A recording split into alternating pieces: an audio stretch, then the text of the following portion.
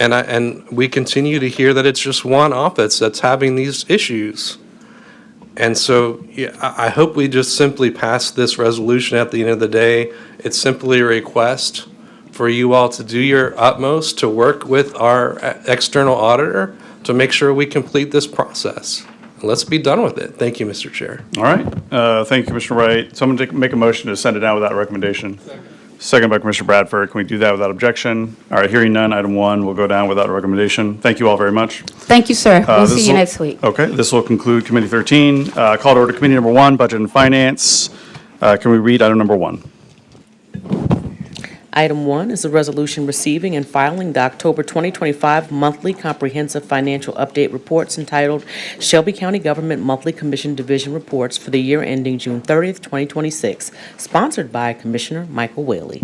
All right, thank you. Item 1 is moved by Commissioner Sugarman, seconded by Commissioner Bradford. Deputy Director Schombaum. Good morning again. Danielle Schombaum, Deputy Director, Administration and Finance. You have before you the October General Fund Operating Statement.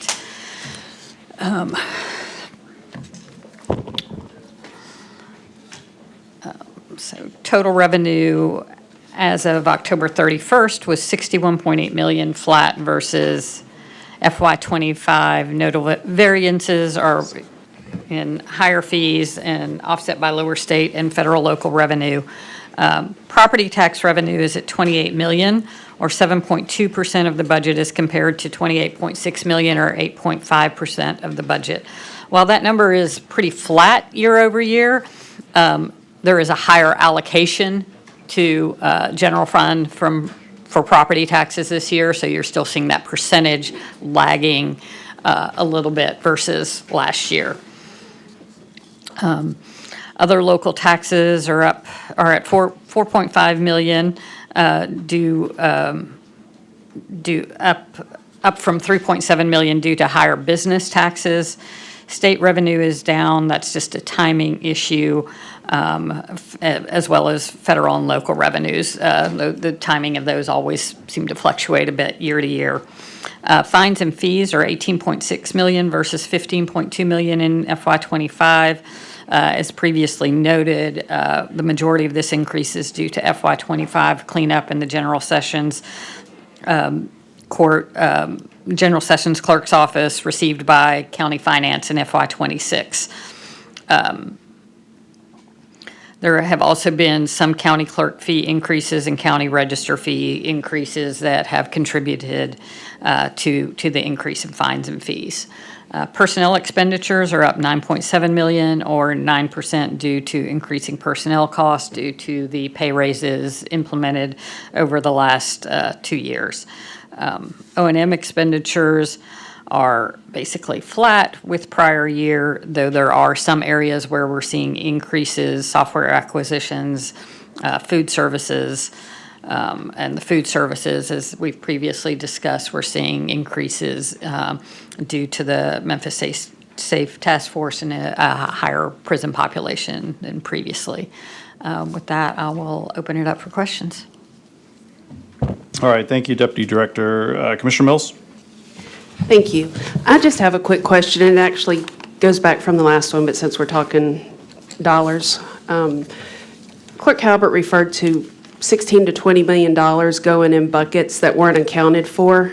Could you speak to that? Danielle Schombaum, Deputy Director of Finance. I think she was referring to something several years ago and perhaps predating when I was at the county, and so I was unclear as to what she was talking about. I mean, we certainly had an increase in wheel tax implemented over, a couple of years ago, and so her revenue should be increasing commensurate with that. But I was unclear what she was referencing. I was actually curious as well. Okay, I think we should follow up on that, $16 to $20 million. So, okay, that was my main question. That fell over, and I didn't want to continue the last item. I mean, so the increase in wheel tax should be in that range on an annual basis. Okay. That $25 increase that was implemented, that should be in that range on an annual basis. So that could be what she's talking about, but Okay, Unclear. thank you. Thank you, Chair. All right, thank you. Deputy Director Shambaum, can you help me with, so the decrease in expenditure year over year on affiliated organizations and grants, which is good. Is any of that attributed to any cash flow management? I mean, that's something that we've talked about in the last few months and, have implemented a revision to the policy that, ensures that we're managing cash in a prudent way during this time of year. So that's down about 2 million, if I'm reading that correctly. Is any of that because of that type of cash flow management around affiliated organizations and grants? Let's see if I can. So it's 23.9 million versus 25.9, 26. Yeah, I see what you're asking. I'm trying to look at my more detailed statements.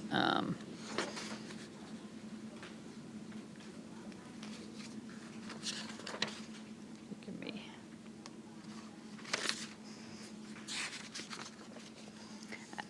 I do believe that's cash flow management, but if you'll give me just one Okay. second.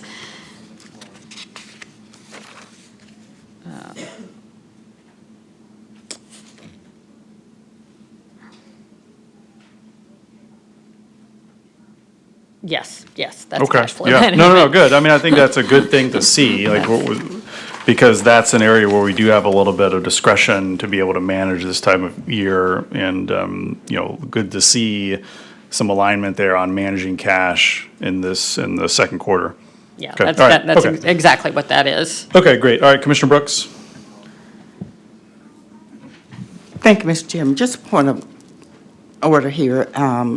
I just want to say, since there are some questions in reference to what Clerk Halbert knows and what she doesn't know and what she said and what she didn't say, since I think it would be best to send a letter or email Clerk Halbert and ask those questions of her, as opposed to sitting here making assumptions and maybe misrepresenting or making a mistake about what was said.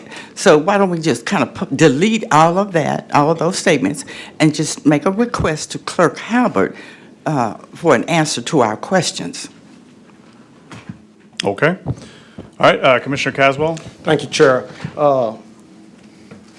Good morning. Director, one of my questions was to your point about the food increase with the jail. I know that on last meeting, we voted for $2 million that came from a fund that the state gave to the sheriff department, and they was going to use $2 million of that dollars to pay for food and other items. Is that included into this figure, what you're saying about the increase? Danielle Shambaum, Deputy Director, Administration and Finance. That would be reflected in a revenue portion, and I don't know line by line what revenue we've received and haven't to this point, but generally with grants, by the time most of our grants are on a reimbursement basis, so we have to expend the funds first and then receive the monies back. But also, this is general fund, so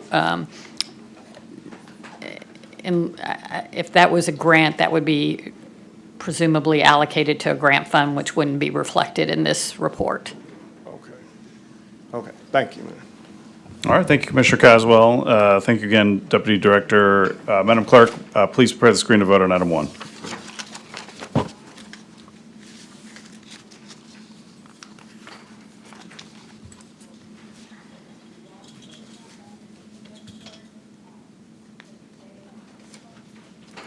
We can close the screen and record the vote.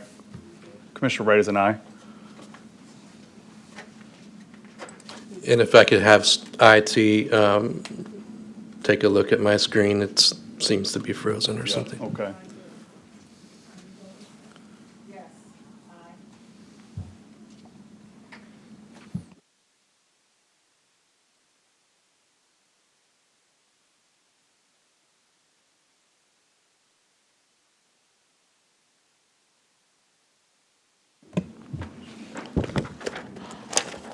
We have aye votes from Commissioner Whaley, Caswell, Sugarman, Wright, Morrison, Brooks, Bradford. We have 7 aye votes. All right, very good. Item 1 will go down with a favorable recommendation. Item number 2.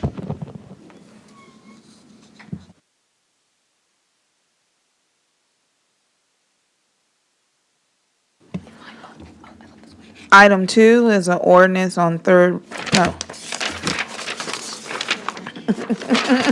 Sorry. Item 2 is a resolution establishing a budget process for the fiscal year FY '27, ending June 30th, 2027, sponsored by Commissioner Michael Whaley. All right, item 2, moved by Commissioner Wright, seconded by Commissioner Sugarman. We've got a comment card. We'll go to that first on this item. Alicia Lindsay, come on up.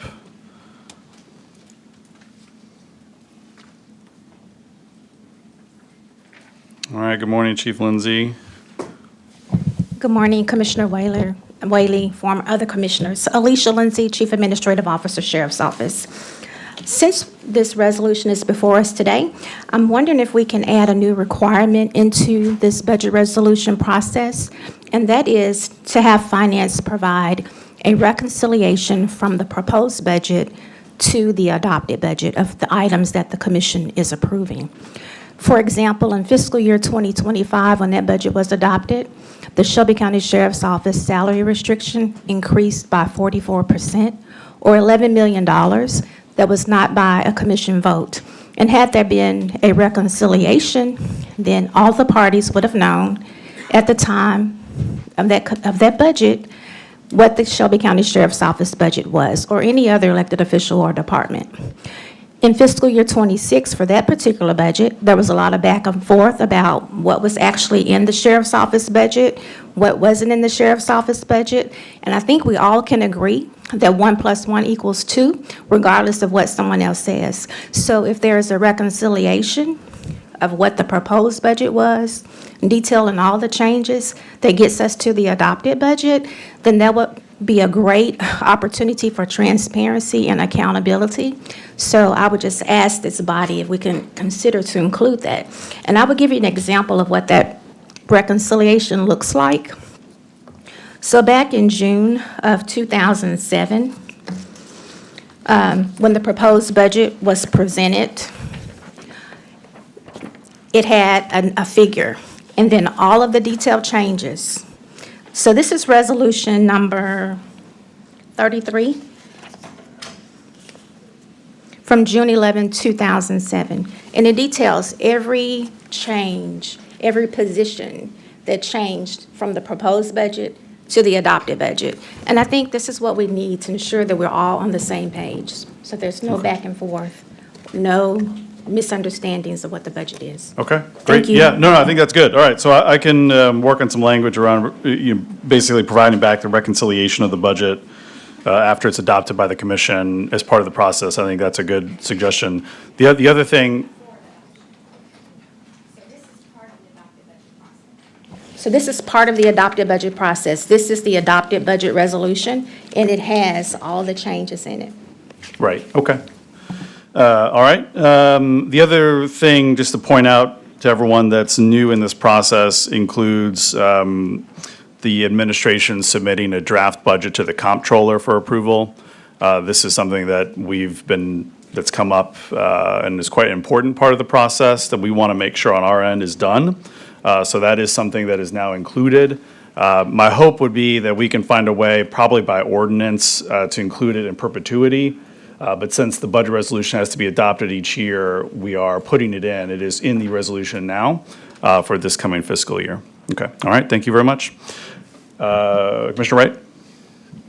So I just want to make sure I understand what you were saying there, Mr. Chair, on that last part, because I've gotten a lot of feedback ever since the comptroller's office, denied approval of the budget.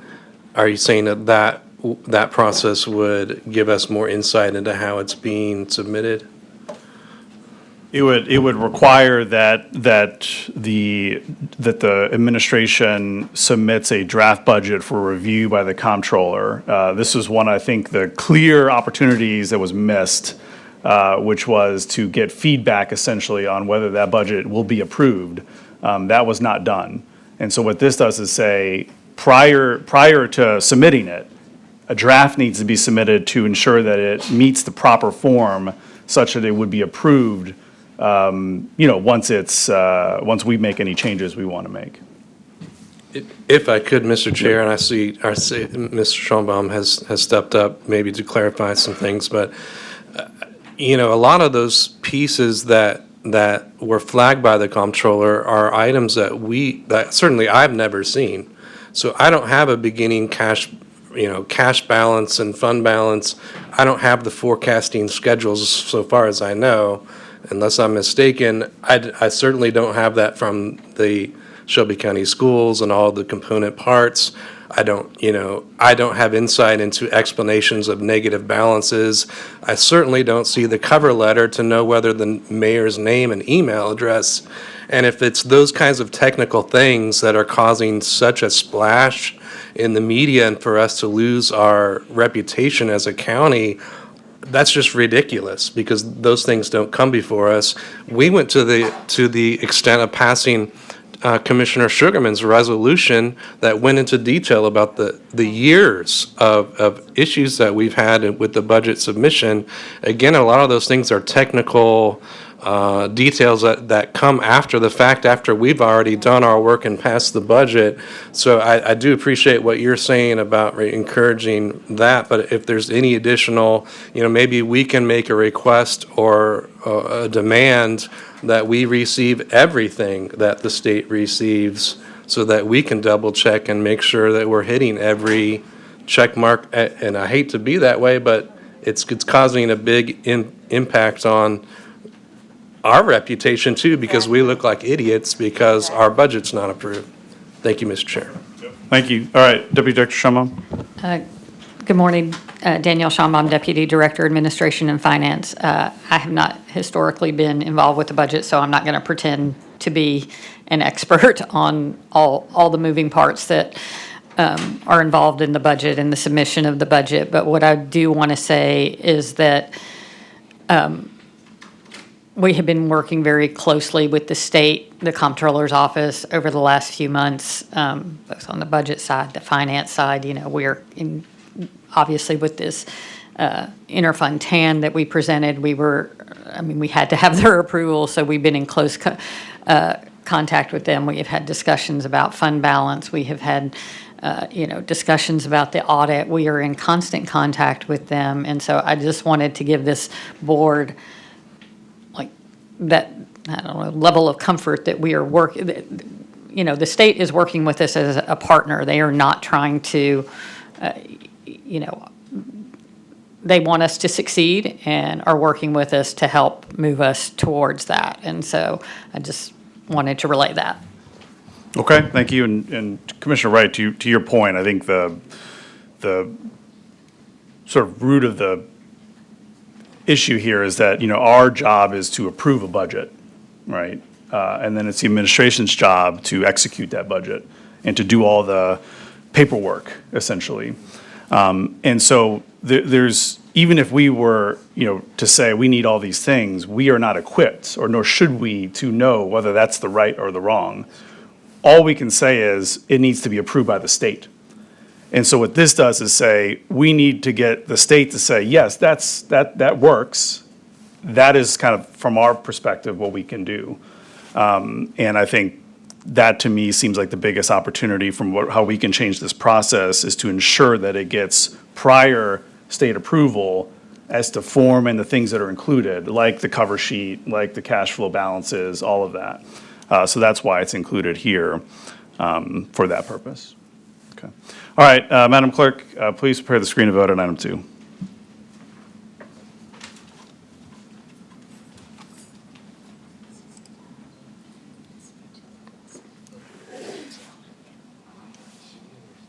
All right, we can close the screen and record the vote.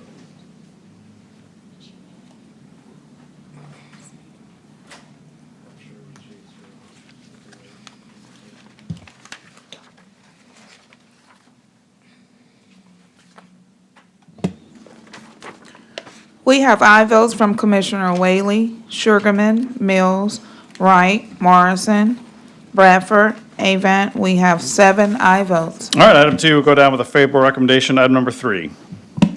Item 3 is a resolution amending the FY 2026 grant budget in the amount of $98,000 to further efforts to secure broadband infrastructure and access to the community in Shelby County, Tennessee through the Broadband Ready Communities Grant Program, funding by the State of Tennessee Emergency Broadband Fund.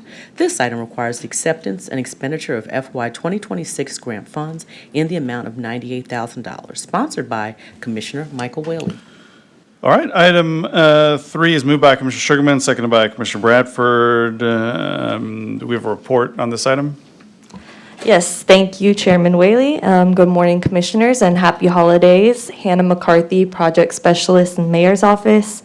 As this is the last committee meeting of the year, I just want to congratulate you and thank you all for, and staff included, the many, many hours of hard work that you put in this year in service to the county. I know that the December meeting tends to run long, so I'll keep my remarks very brief. This item is regarding a state pass-through grant that this body approved back in FY25, I believe February or March. And this is just an administrative resolution amending the FY26 budget to include that grant. Thank you, Chair. All right, thank you. Commissioner Sugarman? Yes, thank you, Chair. And so I just want to say happy holidays to you as well. And I'm glad you're sticking with us because there's been a lot of turnover in that department. So hang in there. Thank you, Commissioner Sugarman. Happy holidays to you. Okay, thank you all. Madam Clerk, please prepare the screen to vote on item number 3.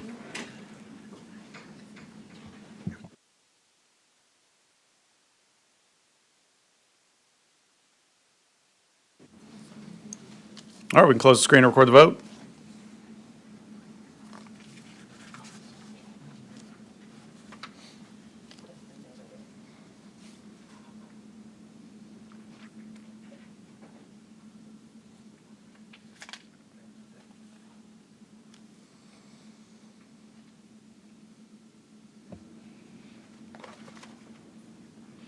We have aye votes from Commissioner Whaley, Sugarman, Mills, Wright, Bradford, Avant. We have 6 aye votes. All right, item 3 goes down with a favorable recommendation. Item number 4.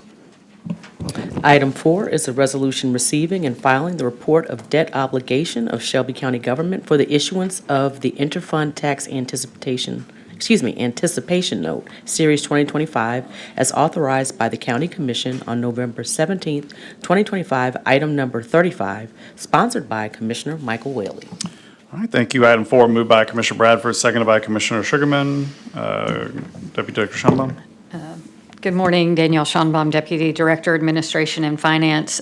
This resolution is just approving the report on debt obligation anytime the county issues debt, even if it's an inter-fund TAN. We are required to report on that debt to the Comptroller's office, and this is that filing. Okay, thank you. Seeing no one on the screen, Madam Clerk, please prepare the screen to vote on item 4.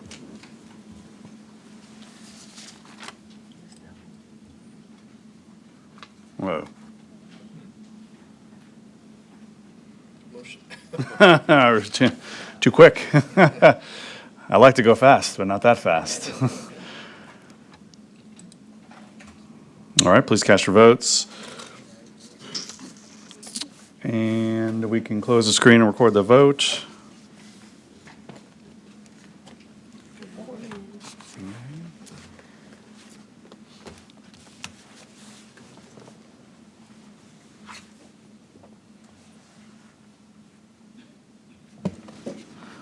Please add me as a yes.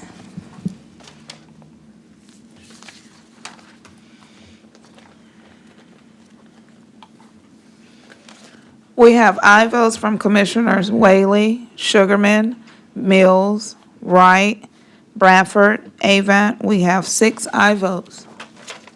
All right, that item will go down with a favorable recommendation. Item number 5. Item 5 is a resolution receiving and filing the first quarter report of the Memphis-Shelby County Schools for the year ending June 30th, 2026, sponsored by Commissioner Michael Whaley. Okay, thank you. Item 5, moved by Commissioner Sugarman, seconded by Commissioner Wright. All right, Chief Langston? Thank you, Chair Whaley. I believe we have a presentation.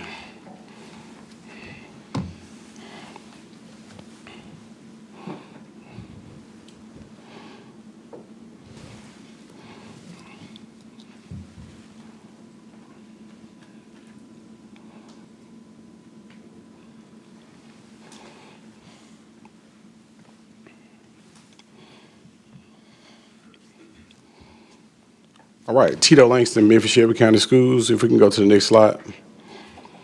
Next slide. So, Commissioners, today I present to you the first quarter financials for Memphis Shelby County Schools. First, the way we set up our financials is the way that we are audited. So we give explanations of anything that's 10% or greater. That's the way that external auditors require us to do it. So I'll give various details of whether we're 10% up or 10% down in major categories. And then the variances will be explained year over year. So first, as the end of the first quarter, our revenues decreased by $33.2 million. And it's a net of some increases and some decreases. First, our local increased by $1.1 million, and it's primarily due to our investment income is up countywide, so that increase is due to our local Shelby County government.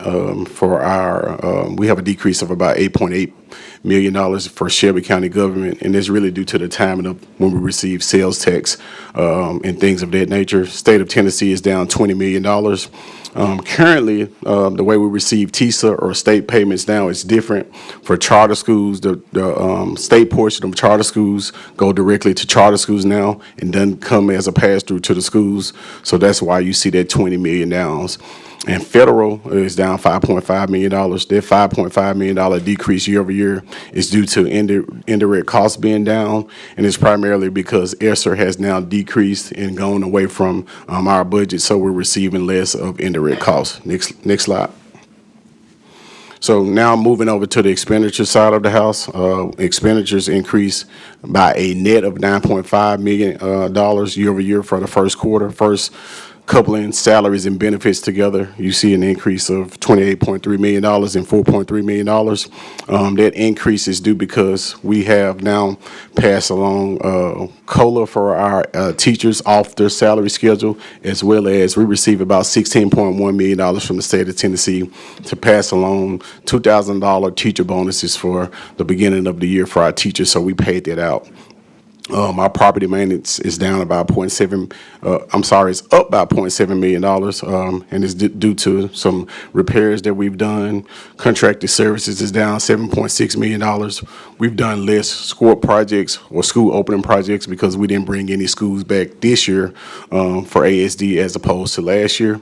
Our other charges are up by $8.8 million. That offset is due to us paying out insurance claims for our retirees and our active employees outside of our Fund 82, where we house our insurance funds. And then you'll see charter schools is down about $30.5 million.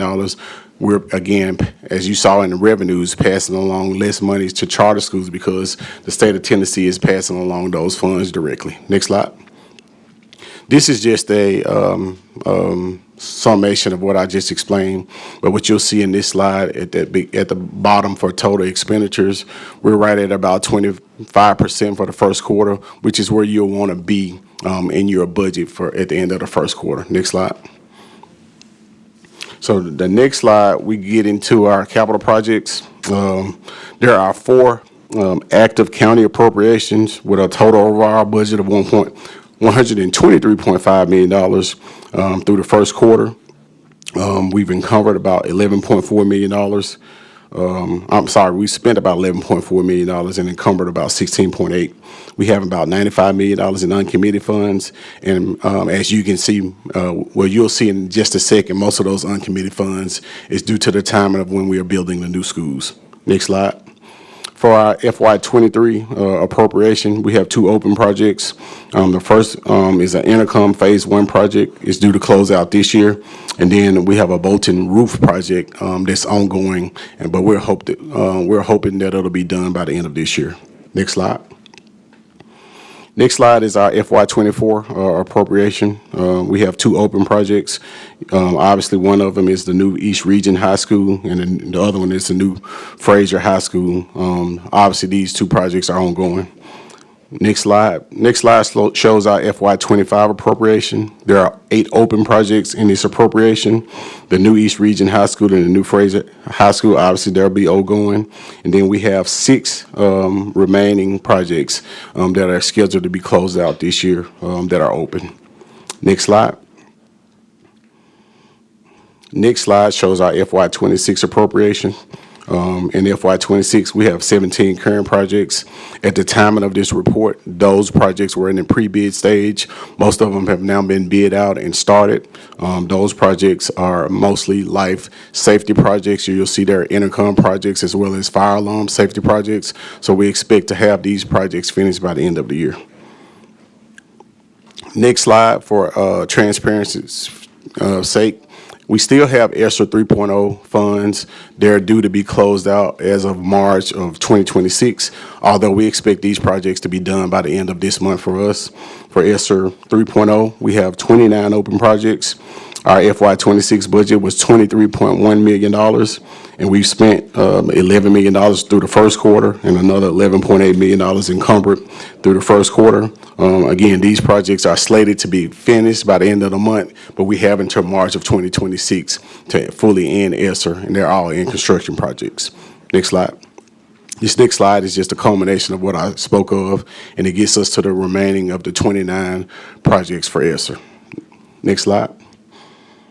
Next slide is our internal deferred maintenance project. So one of the things we do out of our own fund balance is do internal projects.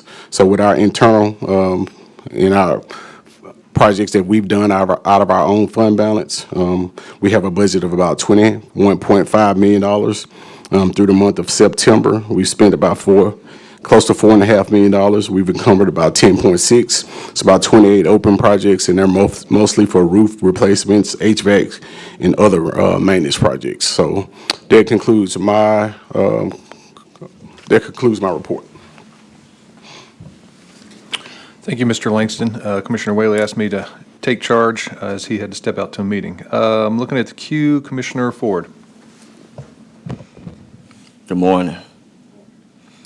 You already know what I'm about to ask, so I'm about to say it on record, okay?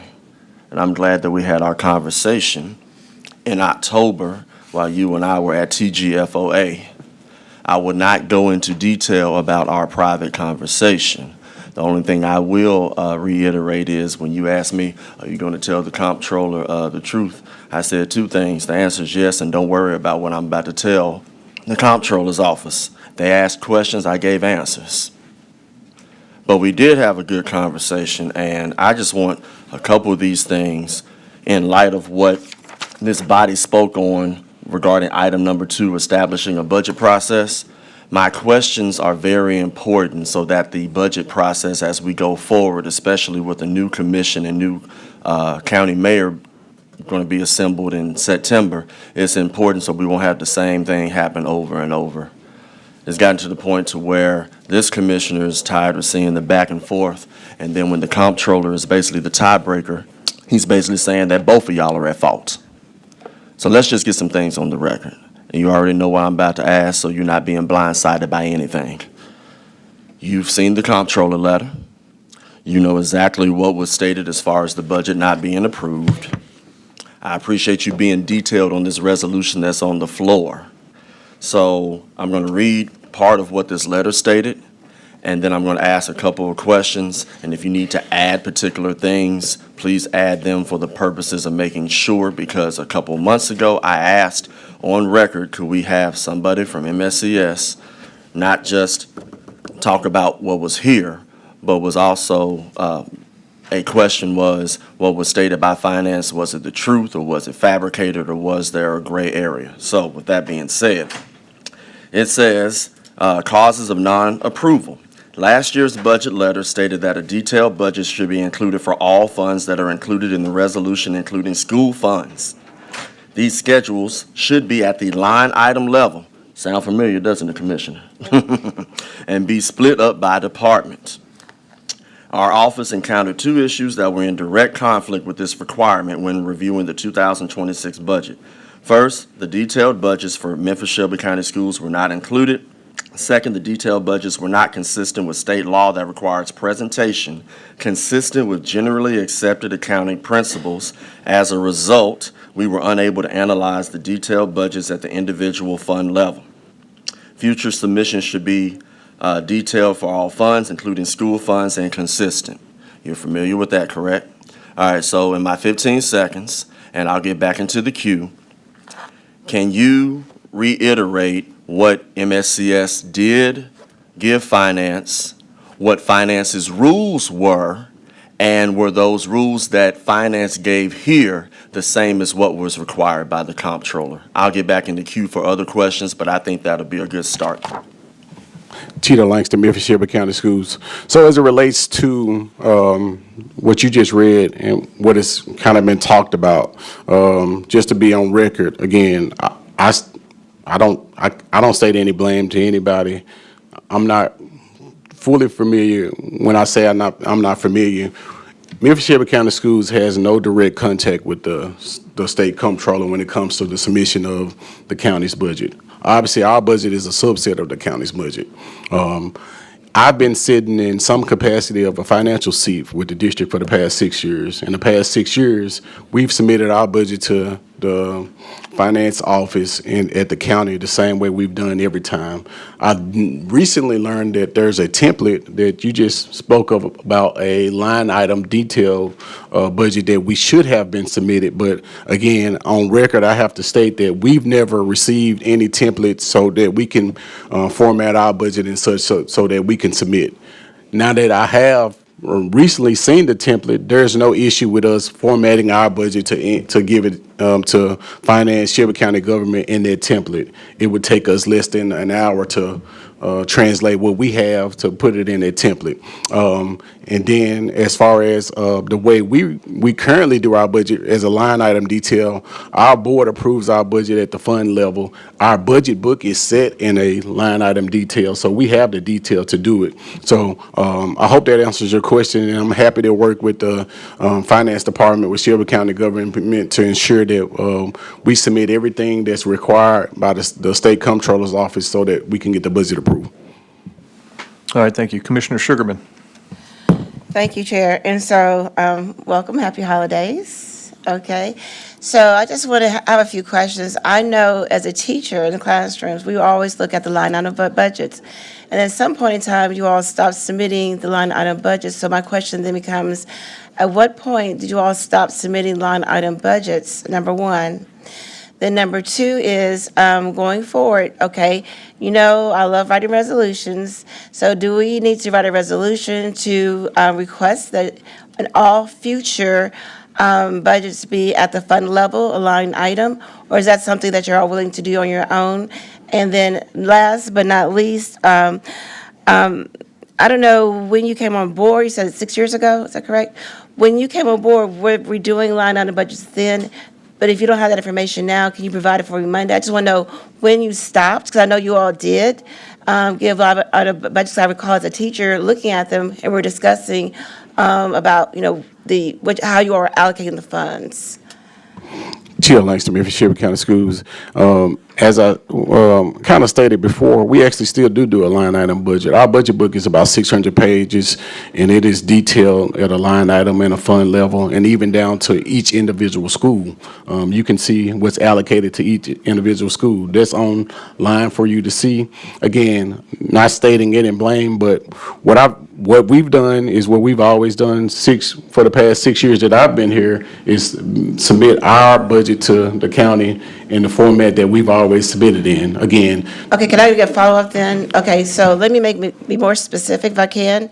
At what point in time did you stop making it public? Because as a teacher, we would pull the budget up, and it was line items. So at that point, yes, I know internally, but as far as making it public, at what point in time did you stop submitting it publicly so the public, not just the commission and not just the administration, publicly, number one, stop submitting it publicly? And then number two, when did you stop, not you, but, you know, Memphis Shelby County Schools, stop submitting it to the Shelby County government? So those are two separate issues.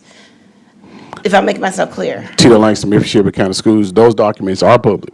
If you go to our website and look under finance, our budgets are outlined for the past 7 years or so, and it's at that detailed level again. But you can literally look at every individual school and see what the schools get by line item, the allocations, positions, so on and so forth, as well as our individual departments. So it is public. We just don't. By the fund level, right? Yes, ma'am. Okay, and Fund, so, yeah. department, So school. then continue to do that and submitting it to the administration as well, the same format as you're already doing it, so that they can say, well, we don't have line item. Because again, we're getting dinged at the commission level, even though that's not our responsibility, we still publicly are holding us accountable to Commissioner Wright's point. Thank you. Commissioner Sugarman, I guess what I'm saying is, I don't have any issue, it's already done. I don't have any issue doing what is already done and passing it along. It's just never been asked for in a format. Again, we don't submit directly to the state of comptroller. Only thing we submit is we submit through E-Plan our budget that is approved, and what's done in E-Plan is just the state is, from our standpoint, checking that the local maintenance of efforts is met. From a standpoint of, again, that our budget is a subset of the county's budget, we have no issue. Again, if you want to do a resolution, I'm fine with that. If you don't want to do a resolution, what I'm telling you is next year, now that I have the template, we won't be an issue for Memphis Shelby County Schools from a line item detail and submit it to Shelby County government. Thank you. Commissioner Thornton. Thank you, Chair. Can someone from finance receive some questions? Because your point about you don't report directly to the comptroller is a valid point. I just want to know to the administration, what type of communications have been received from the state to have avoided the most recent updates from the state. Danielle Schonbaum, Deputy Director, Administration and Finance. So I noted a few minutes ago before you came in that historically I haven't managed the budget, and so I can't fully speak to that but what I did say is we are in continuous contact with the comptroller's office since this issue regarding our audit, regarding our interfund loan offering, budget, et cetera, and that we are working closely with the comptroller's office to make sure that all items that are required are submitted timely and accurately. So it's our understanding, since the notice from the comptroller's office, that we understand what the corrections are and we have everything that we need? Yes, we have submitted a corrective action plan to the comptroller's office with respect to the budget. And what has the response been from that submission? I mean, they have acknowledged receipt. I don't know that there's any specific action that they would take other than when corrective action plans are submitted, whether it's with a budget, an audit, whatever, the follow-up is in the subsequent year item to make sure that those items are addressed in the subsequent year. There's not really anything with respect to a prior year that they're going to go back and change. One of the things that was noted was that we would not be able to go out for debt. We obviously did get the approval and permission of the comptroller's office to go out for debt. We did file our intertan loan and get the state's approval for that. So again, all I can continue to indicate is we are working with the state to provide everything that they require and to provide it accurately and timely. So you mentioned a second ago that you weren't a part of the budget process? Correct.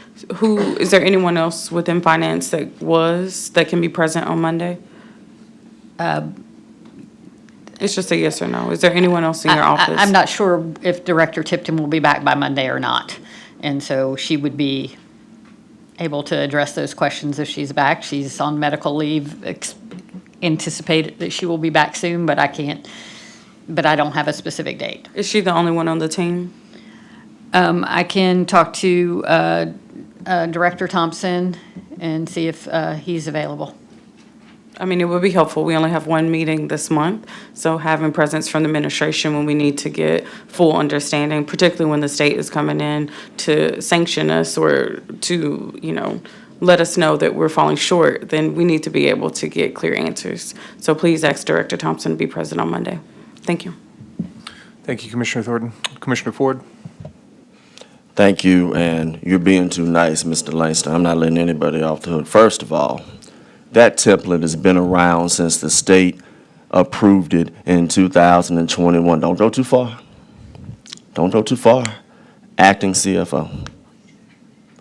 It's been around since 2021, which means whoever was in charge should have taken the liberties, because you all are a component unit of the budget, to let you know what was required.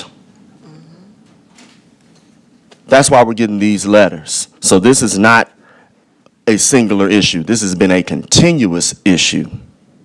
And it's been a big issue ever since this new body has been assembled. We have limits, but there are things that we could and should do. The last time we had a line item budget that was presented by the county, the aforementioned Ms. Tipton was not the CFO. The only thing that we got dinged on was that we turned it in late, but it was complete and we still got a commendation. I have the letters right here.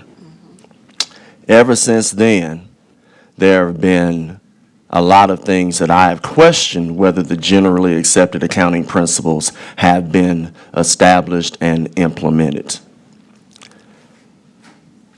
I'm going to take from what you said that you only did what finance asked you to do.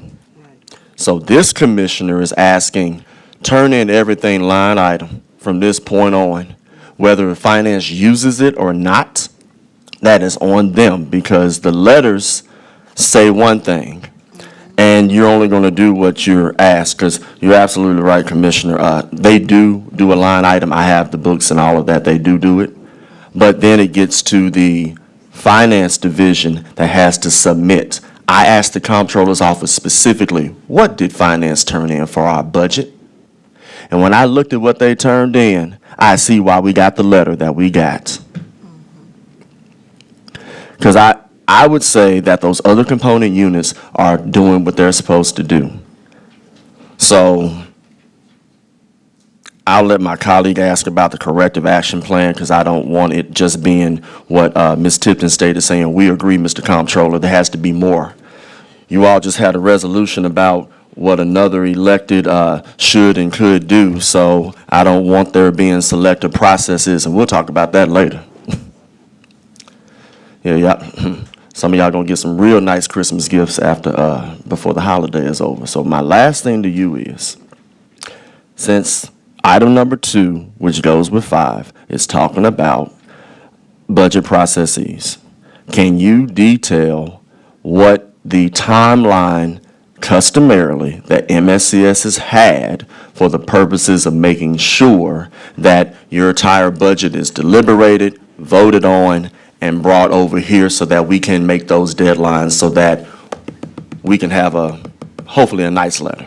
That'll be my last question unless somebody opens the door. Tito Langston, Memphis Shelby County Schools. To be fair, Commissioner Ford, you and I have had this conversation a couple years. I remember us having this conversation last year around this time, and you were passing out the letter. And what I ensured to you, and I gave you my word that I would ensure that our board approved our budget in an early enough time so that we wouldn't get here to this point. So what we did in this process this year is even backed up our budget so our board can approve it in a timely manner, so we can get it to the county in a manner where they could roll it up. Again, I've never seen how they submit the budget to the comptroller because I'm out of that process. But to answer your question, Commissioner Ford, I will, now that I directly know what the template says, I'll be submitting, whether asked or not, our budget from a line item detail from that detail. So if the commissioners want to do a resolution or not, I will be submitting, and I'm stating on record that we'll be submitting ours by a line item detail. And I will have to say that I have been in contact with the Shelby County Government's Finance Administration. I've seen the corrective action plan, and one of the things that I committed to them is that I'll be working with them hand in hand to ensure that we do our part to ensure that we're not they're a holdup to any other letters going forward. Vice Chair Bradford, I'm not getting back in the queue. I just asked Ms. Schonbaum to stay just in case she wanted to reiterate anything. And then just for the record, my colleague who's in the queue next has already put legislation that we supported that the mayor did not sign. I'm not getting back in. I just wanted that to be for the record. And that's why I asked Ms. Schonbaum to stay right there. Thank you. Danielle Schonbaum, Deputy Director, Administration and Finance. I'm not sure that there's an actual question for me. All I can do is reiterate that the Finance, the Mayor's Administration, sees ourselves as stewards of Shelby County taxpayer dollars and public servants, and we are working with the state to make sure that we adhere to all deadlines and requirements. Okay, thank you. Commissioner Sugarman.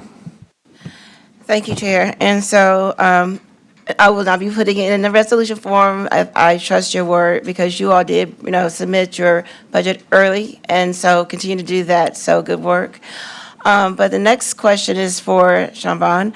And so we received a letter from Director Tipton regarding that you all would be in compliance and there was going to be a corrective plan.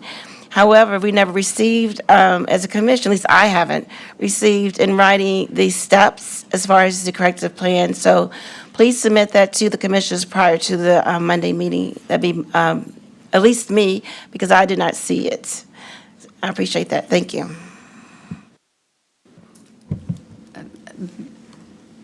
Danielle Schonbaum, Deputy Director. I know that it was submitted to the commission office. I don't know that it was submitted to each commissioner individually, but we can make sure that gets done.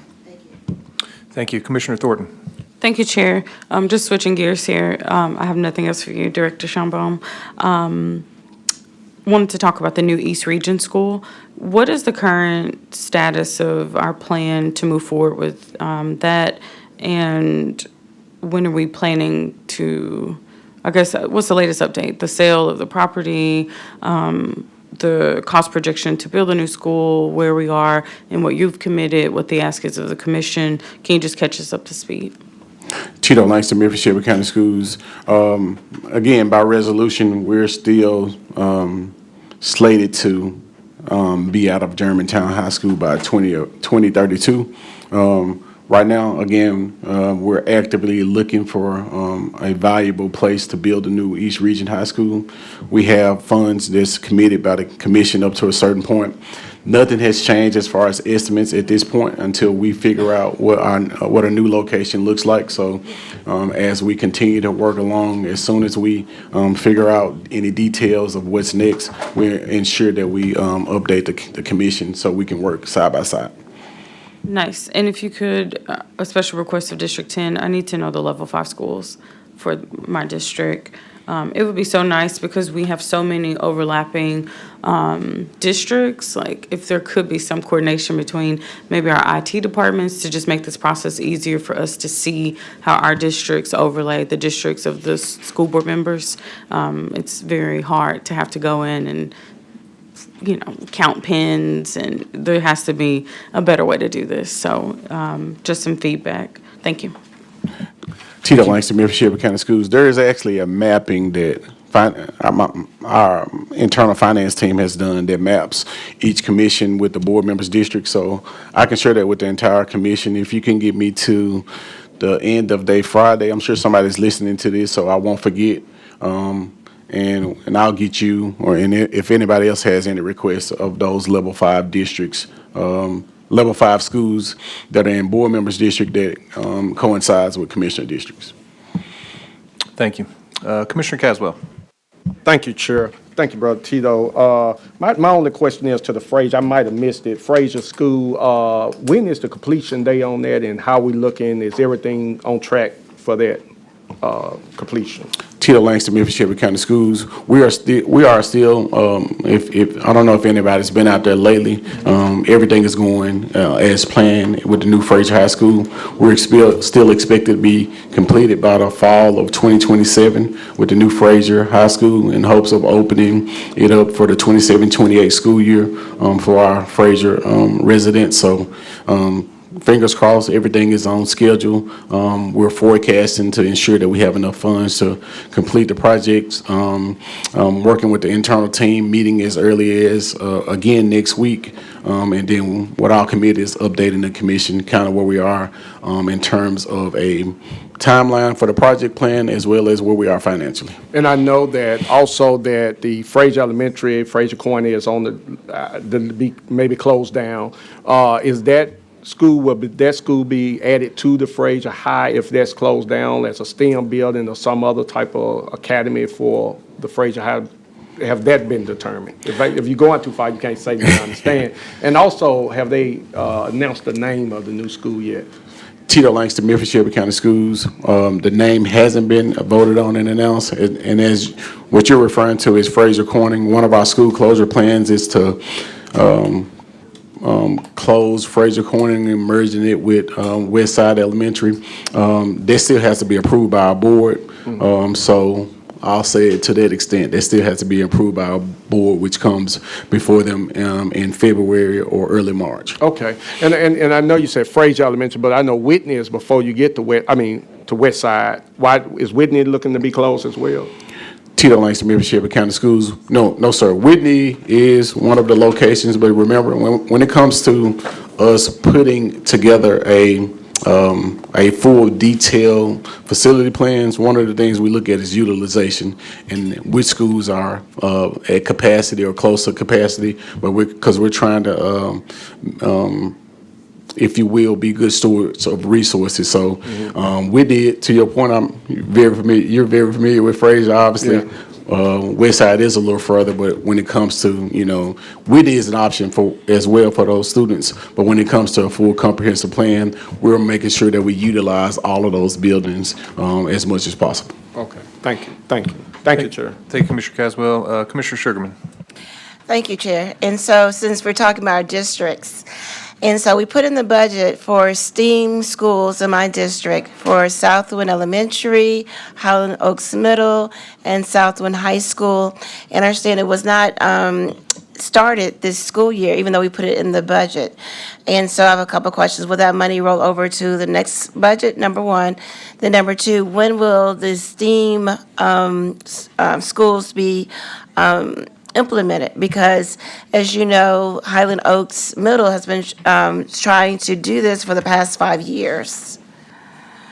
Tito Langston, Memphis Shelby County Schools. To answer your first question, yes, ma'am. So any unspent funds that we don't use, it'll follow the fund balance, and then we'll budget according to plan. I know you've been a stout advocate of that feeder pattern. We're currently using this year kind of as a build-out phase so we can effectively and efficiently roll it out for next year. So we'll be involving you heavily because I know it's something that you have been preaching. So Dr. Richmond did say that he ran into you to kind of tell you about our plans, but we'll keep you along as we continue to plan out this year in hopes of rolling it out to be more efficient next year. Yes, I did see the superintendent. No, he did not tell me about the plans. So if you have some plans, I would love to see those plans in writing.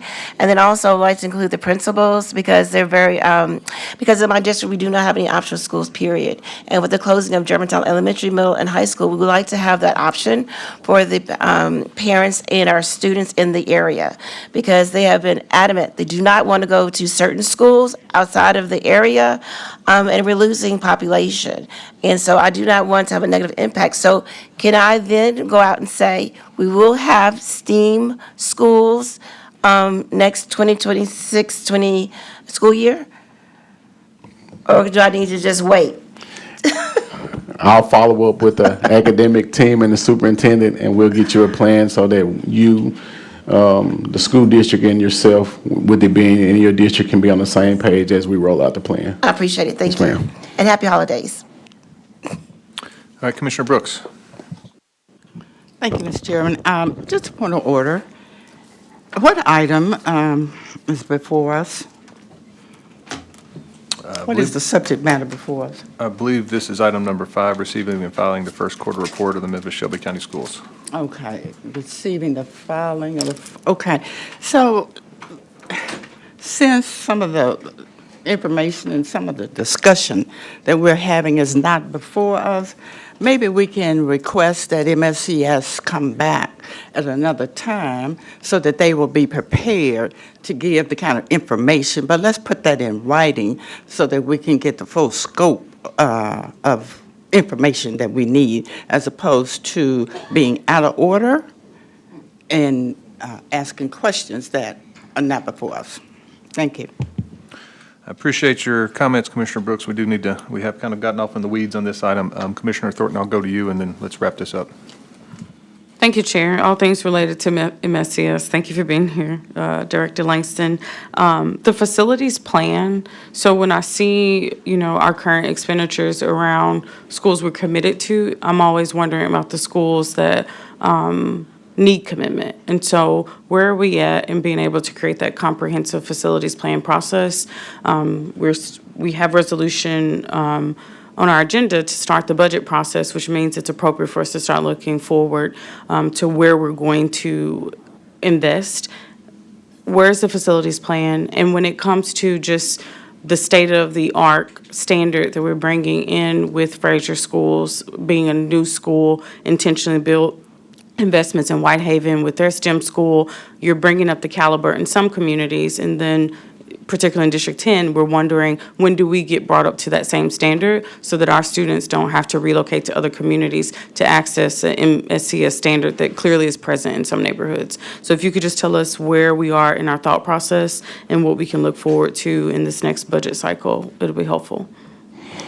Tito Langston, Memphis Shelby County Schools. Great question. Our draft comprehensive plan is due to our board on December 16th, which is next week.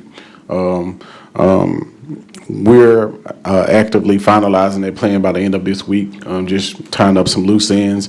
As it relates to what we're doing moving forward and looking at the budget process and being equitable across all districts, that's where our facilities plan will then inform the commission kind of where we need to invest. So as that plan is wrapped up, I look forward to bringing back how we equitably spread across our resources across all districts to ensure that all kids get what they deserve. And if I could just ask, we would want you to have the figure, whatever the figure is, to be able to do it, I would say immediately, within 3 years, 5 years. I know it will be a large figure to be able to jump right in. And then some type of capacity assessment. So if we were to immediately have the funds available in some type of fashion, do we have the capacity to execute on that level of operation? Or is there also some capacity building that we need to build in tandem with to get to whatever execution of the plan is? I really want it to be realistic, not just something that is just done for show. Are you planning on presenting this to us at the next quarter report, or are you going to create a special discussion so that we can just talk about the facilities plan? Tito Langston, Memphis Shelby County Schools. It'll probably be its own special thing. I think it's been asked for a comprehensive facilities plan for some time. In my opinion, it probably should have its own kind of setting so we can dive into it in extreme detail. So please do that within the next quarter. Thank you. Thank you, Commissioner Thornton. All right, let's take this item to a vote.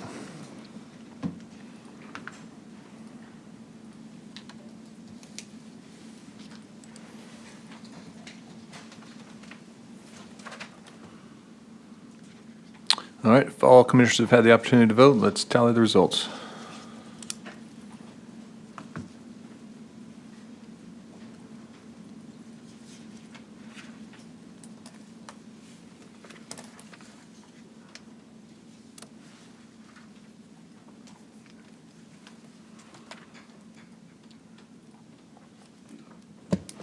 We have aye votes from Commissioners Caswell, Sugarman, Ford, Wright, Thornton, Morrison, Brooks, Commissioner Bradford recused. We have 7 aye votes, 1 recused. Thank you. That item goes down with a favorable recommendation. Please read the last item in this committee, number 6. Item 6 is a resolution to amend the Shelby County District Attorney General's Office FY 2026 Grants Fund operating budget in the amount of $142,780 to expend funding made available from the State of Tennessee's Office of Criminal Justice Programs. This grant is for the period of July 1, 2025 through June 30, 2028, sponsored by Commissioner McWright. This item does not meet requirements of permanent rules. All right, this item was moved by Commissioner Sugarman, and I have seconded the item. As this does not meet our permanent rules, I'll need a motion to suspend those rules. Do we have one? So moved by Commissioner Thornton. Do we have a second? Second. Second by Commissioner Caswell. All right. Any objections to that? I may have to turn it over to the sponsor as to understand why this doesn't meet the requirements of our permanent rules. Did the attorney not look at it, or? Mr. Chair, I will, let me turn it over to Ms. Indigaro because I don't recall. Good morning, Commission. I'm Jessica Nangaro, the Chief Administrative Officer for the District Attorney's Office. Finance did not sign off on it during the normal process, and so legal could not review it officially. All right, thank you. So it does not meet the permanent rules because Finance did not sign off on it, therefore we did not have a legal review. Do we have any objections to hearing this? All right, no objections. Ms. Indigaro, I will turn it over to you to enlighten us as to what this is all about. Good morning again. This is Jessica Nangaro, the Chief Administrative Officer for the District Attorney's Office. Our office is the fiduciary for the West Tennessee Violent Crime and Drug Task Force. The Drug Task Force applied for this grant. This, I believe, I don't really know for sure, but because it falls under VCIF, I believe that the state of Tennessee received a big pocket of money from the federal government and is trying to dole it out as quickly as it can, which is why we have a December 31st deadline on this grant. So, as a result of that, the Drug Task Force applied for $750,000 and was granted that money. The application itself is within Exhibit B, starting just after the signature page. And so you can see it was a pretty bare bones application that was put out by the state. So all the Drug Task Force had to do was to mark which categories it intended to use this $750,000 on. So, in part of this process, what we have done is to show our math on how we intend to spend the $750,000, and that is in FY26, FY27, and FY28. Of course, this commission can only encumber funds for this particular fiscal year, which is FY26. So that is the budget that we are changing, which is to create one position under new grant fund 110. The rest of the budget for that is on the summary sheet and also on Exhibit C, I believe. So in this first year, they intend to spend the money on the one position on Fund 10 and also a passenger vehicle, which is I believe it's a truck of some kind. And that is through a state contract. So that's why the price is so low for that particular truck. So in future years, the money would be spent on this same new position in Fund 110, as well as two other positions that exist on Fund 479, which are grant funded by a separate VCIF grant that ends on June 30th, 2026. So that's the big picture. Thank you. There are a few commissioners in the queue. Commissioner Ford. Okay, first of all, thank you for putting this on and making the on-base deadline because of what we've talked about before regarding this item and many items coming in front of the DA, on behalf of the DA. I stated on record that I'd rather us have the debate in committee regarding any of these items, including the one that's in front of us. And we could always hash it out on why it didn't meet requirements of permanent rules, in contrast to what I have seen has been a practice by some commissioners as well as some people in other capacities where the add-ons we're not even following processes that we have in front of us. But I want to thank you before I go into the breadth of this item. At least the public can see what you all are asking for instead of it being multiple add-ons. And then I'm saying we need to make sure that the public knows what's going on. I mean, it's just accountability and transparency. Some people don't know what those words mean, but this is where I want to thank you. As such, on this item, when did the DA know that these particular deadlines that you just addressed were in place for the purposes of possibly making the finance deadline so that we wouldn't have this item does not meet requirements of permanent rules? Is it something that you all just found out, or was it something that you all tried to adhere to a deadline, but finance just decided, which they have done before, to say, oh, well, it's coming from the DA's office, even if you had enough time to get it together, they didn't take care of business, which has happened ever since that last item. Hi, Ms. Schonbaum, how are you? Good to see you. I want to hear from you. You know there's going to be a rebuttal, but this is information that we do need to know for the purposes of this item as well as future items, because I'm going to assume. So I need to make the decision on, did you all do your due diligence, or was it something to where the due diligence was not done for the purposes of this coming down the way that it's come down? Thank you. Good morning. This is Jessica Ngaro, the Chief Administrative Officer for the District Attorney's Office, and thank you for the question. I do first have to thank the staff of the County Commission, as well as IT, as well as the chairman for helping me to get this in front of you, not as an add-on, which I promise you is my goal every time. But that was a difficult process, and there were a lot of obstacles, and so I just appreciate everybody that helped me with that. You will note on the front of Exhibit A that the date of this memorandum, which is basically what we call an award letter, is November 13th. My boss, the district attorney, received it 1 week later by email from OCJP, and I circulated it the next day. Now, this was the last full week of work before Thanksgiving. So I circulated that because I have learned both to legal and finance on that day. Now, I had flagged an issue, and this was an issue that I knew was going to take some figuring out on this.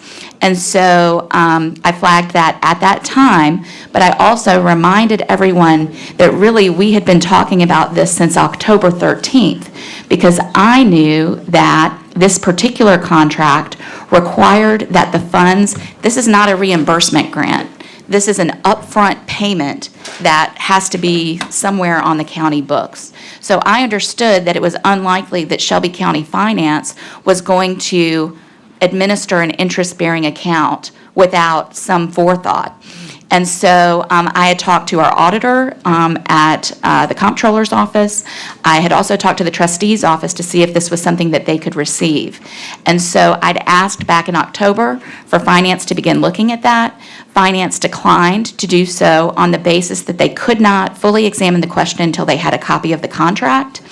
I was trying to be proactive. I advocated that I believed that they should begin looking into this question in advance. The department declined to do so. I understand.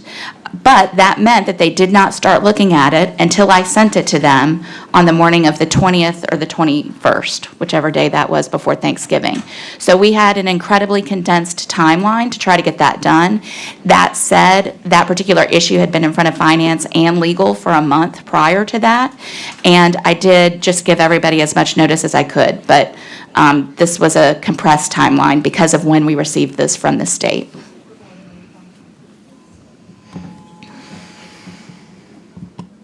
Respond?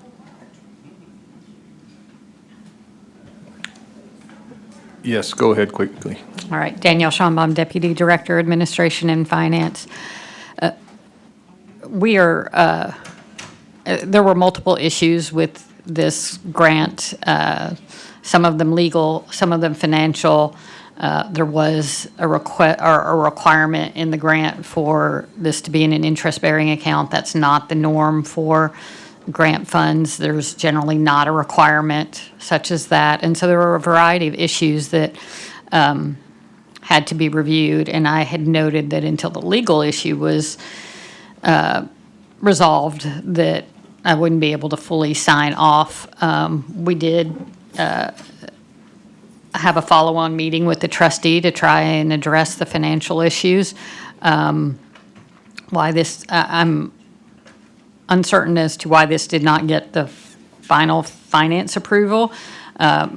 And so I don't, on its face, have an issue with this resolution. My request would be to send this out, down without recommendation for Monday, so that I can just confirm that there's no issues that I'm unaware of. All right, thank you. Commissioner Sugarman.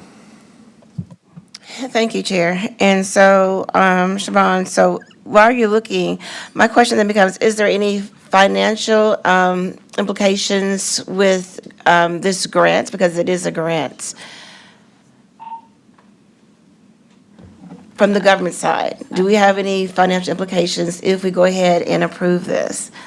Because I'm seeing it as a grant from the state, so I'm just curious.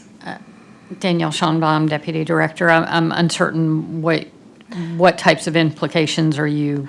Okay, financially, do we have to pay anything out of our pockets from the county government? Because my understanding, this is a grant, and so it's coming from the state. And so I'm just, since there were some questions from finance, my question then was, are we paying anything towards this to implement this grant? To my knowledge, no. Thank you. Thank you, Commissioner Sugarman. Commissioner Thornton. Thank you, Chair. I believe towards the end of what you were saying, you started to explain some of these numbers, but we're funding a position at $60,000 for fiscal year '26. Is that a subsidy? Because in '27, the salaries and labor item line almost triples, or it does triple, quadruples. So can you just explain what is happening in fiscal year '27 with the positions, and then why is it again adjusted in fiscal year '28? Make these numbers make sense for me. Jessica Indengaro, Chief Administrative Officer for the District Attorney's Office.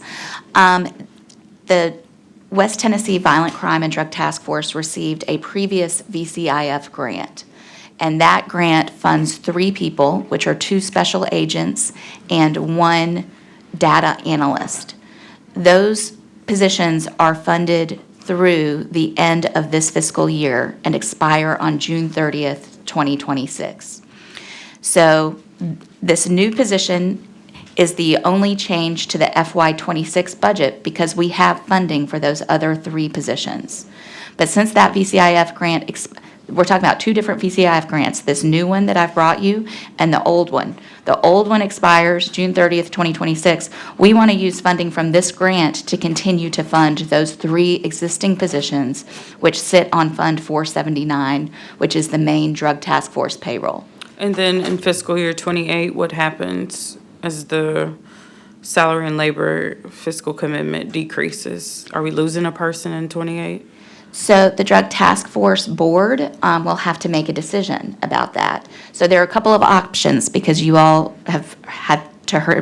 you've had to hear me say this so many times, but Drug Task Force is a self-funded entity.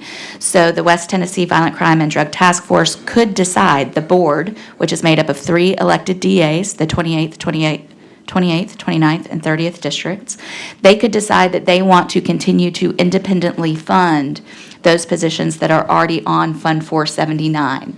For the Fund 110 position, we could, I believe, I'm not sure that I've actually had to do it myself yet, so I don't know if it's really real, but I think that we could move the position from 110 to 479 to continue that position too, this new position that I'm asking you to create. But the Drug Task Force would have to decide. But we also have normal attrition, so it might be the case that somebody resigns in advance of June 30th, 2028, and we just don't refill that position going forward. So and I'll just get back in queue for this, but I just have questions about sustainability and just impact to the public. Thank you. Thank you, Commissioner Thornton. Commissioner Morrison. Thank you, and thank you for that. I had the same question about the salaries flow through. But as Director Schonbaum said, we really do need clarity on Monday about any legal issue and finance issue, because from what I'm hearing, it sounds like that should be feasible to have by Monday. And real specific, not just vague finance or legal issue. And then secondly, this question is for Ms. Indigaro. The passenger vehicle, who's ultimately responsible for that? And is it the DA's office, all the DA's office? How does that work? So I'm going to have to come back to you with a fuller answer on that. This is Jessica Indengaro, the Chief Administrative Officer for the District Attorney's Office. And drug task force vehicles are treated differently in some cases than vehicles that are part of the county program. And that's because we can't commingle. They have to be entirely financially separate. But I just don't really know the answer to that off the top of my head, who is on the title, which I think is what your real question is. It would be a county employee that is driving it. And so, there are all kinds of, I'm flashing back to the county attorney's office, there are all kinds of vehicle, mishaps out in the world. So That's why I'm asking. I just think it needs to be very clear on the front end exactly who's responsible. I will find out. Thank you. Thank you, Commissioner Morrison. Commissioner Ford. Ms. Indigaro, you stated in the first 3 minutes that the item in front of us is not a reimbursement grant. Did you say that, yes or no? Yes. Is part of the reason why you made sure that that was stated on public record is because other grants where you have had to come to the well and address them via resolution, including this one, many of the comments from finance or HR stated, talked about how we don't reimburse particular grants. So my question is, did you make sure that you said that for the particular reasons because of what finance and HR have stated in the past as far as what they don't do? Or were you just given that information? Jessica Indengaro, the Chief Administrative Officer for the District Attorney's Office. I'm not sure that I had a conscious reason for saying that, except that this is different from all of our other grants. The vast majority of our grants are reimbursement grants, where we have to submit an invoice to an entity and then they pay back Shelby County government. But this is an instance where we're going to receive that money up front, which is why we have the requirement that it be in an interest-bearing account. And this is why I'm asking the questions, because at the end of the day, whether a finance or HR or whatnot disagrees on a particular item, whether it's because of what they say on record or whether it's political, this body makes the ultimate decision at the end of the day. There have been things that your office has brought that I have not agreed on, but the majority rules, and there are some things that I've agreed on. I do support this particular item that's in front of us because I've asked particular questions where you gave answers. I just want to make sure that anytime that something from your office or any other office does come in front of us, that we consciously decide to make sure that whatever we do, it is completely a broad brushstroke that is not biased among any individual or entity or any organization. So that's why I asked, because I remember finance, he's not here today, stating we don't do things regarding reimbursement, but there was, before he became what he became, there were entities that did receive similar grants. So I just want to make sure that as we go into next year, we just don't listen to one side. We make decisions using our brains in order to make sure that whatever we do, we are consistent, which close to election year, we haven't seen that. But I support this item that's in front of us. I wanted you to answer that question. So since you said it had nothing to do with the past on this item, I still support the item. You've given me enough information to make my decision. Thank you. Thank you, Commissioner Ford. Commissioner Thornton. Thank you, Chair. And thank you, Chief Indegara. I don't know if you hear it enough, but I think you do your job very well. And I like how you engage the commission and are not ashamed or afraid to approach us with the ask of the things that you feel like you need. So looking at this, my only concern is just sustainability. So it sounds like in fiscal year '26, we have a 4-person personnel. In '27, we have a plan to fund the 4 persons. In '28, the figure drops, and I'm just curious, it sounds like we would potentially, if no funds come in, lose a person. And so is that the proper understanding, or do we have that already thought through, that we can at least ensure in the next couple of fiscal cycles before the new commission comes on and they can recalibrate and figure out how to support the office moving forward? I want to make sure that today we're setting the office up to be well through fiscal year '28. So can you just talk about the fiscal year '28 dip in the salaries and labor item line, and if we will have the 4-person staff complement? If not, what is that impact going to be to the public? This is Jessica Nangaro, the Chief Administrative Officer for the District Attorney's Office, and thank you for that question. There is a slight dip in FY '28, but that is because the $750,000 would not fully fund those additional 3 positions. It would fund the Fund 110 position the whole year, but it would not fund those 3 positions that are currently on 479.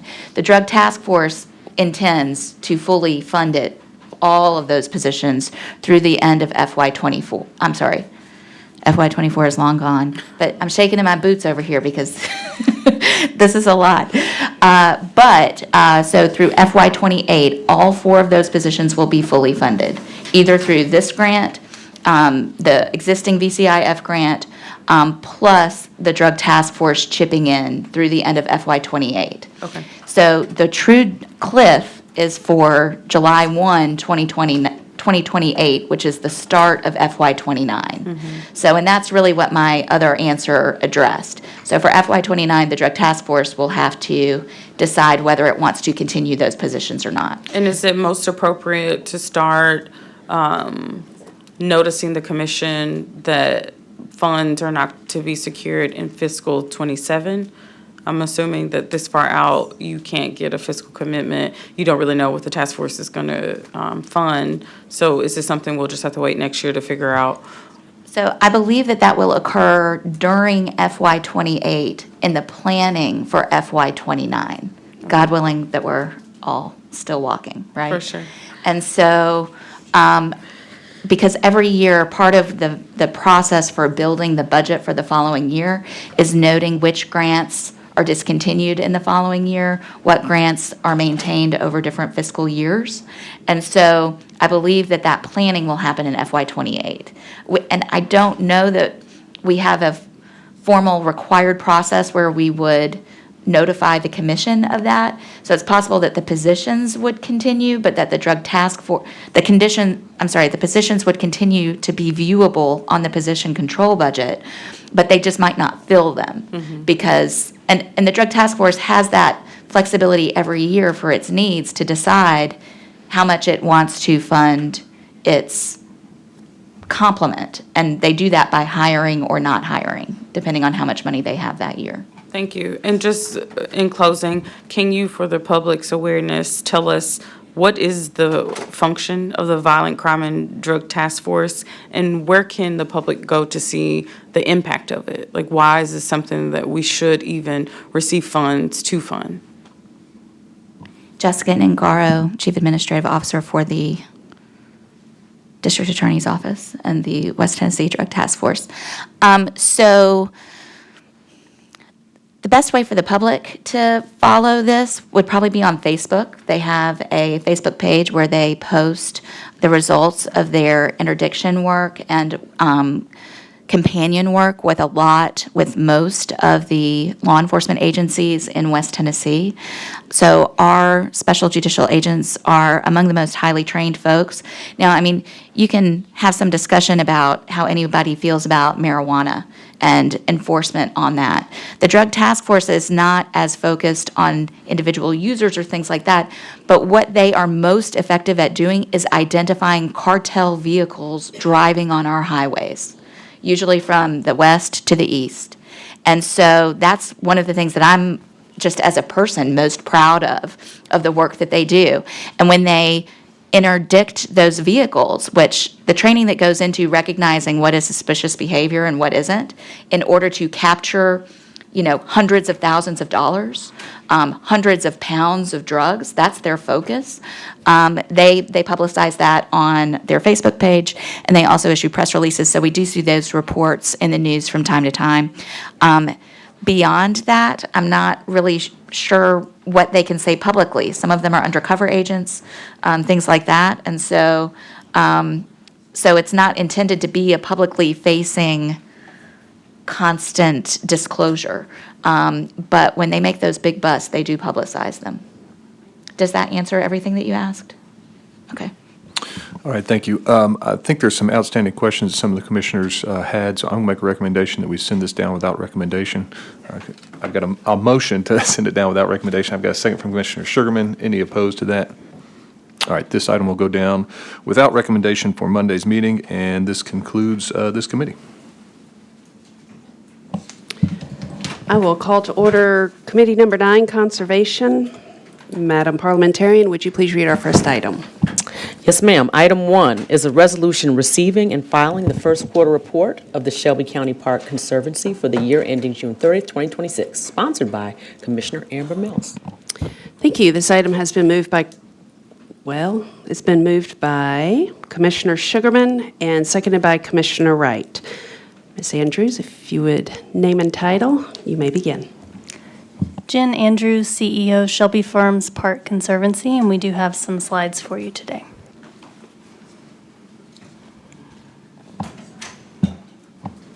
We have someone coming over to set that up now.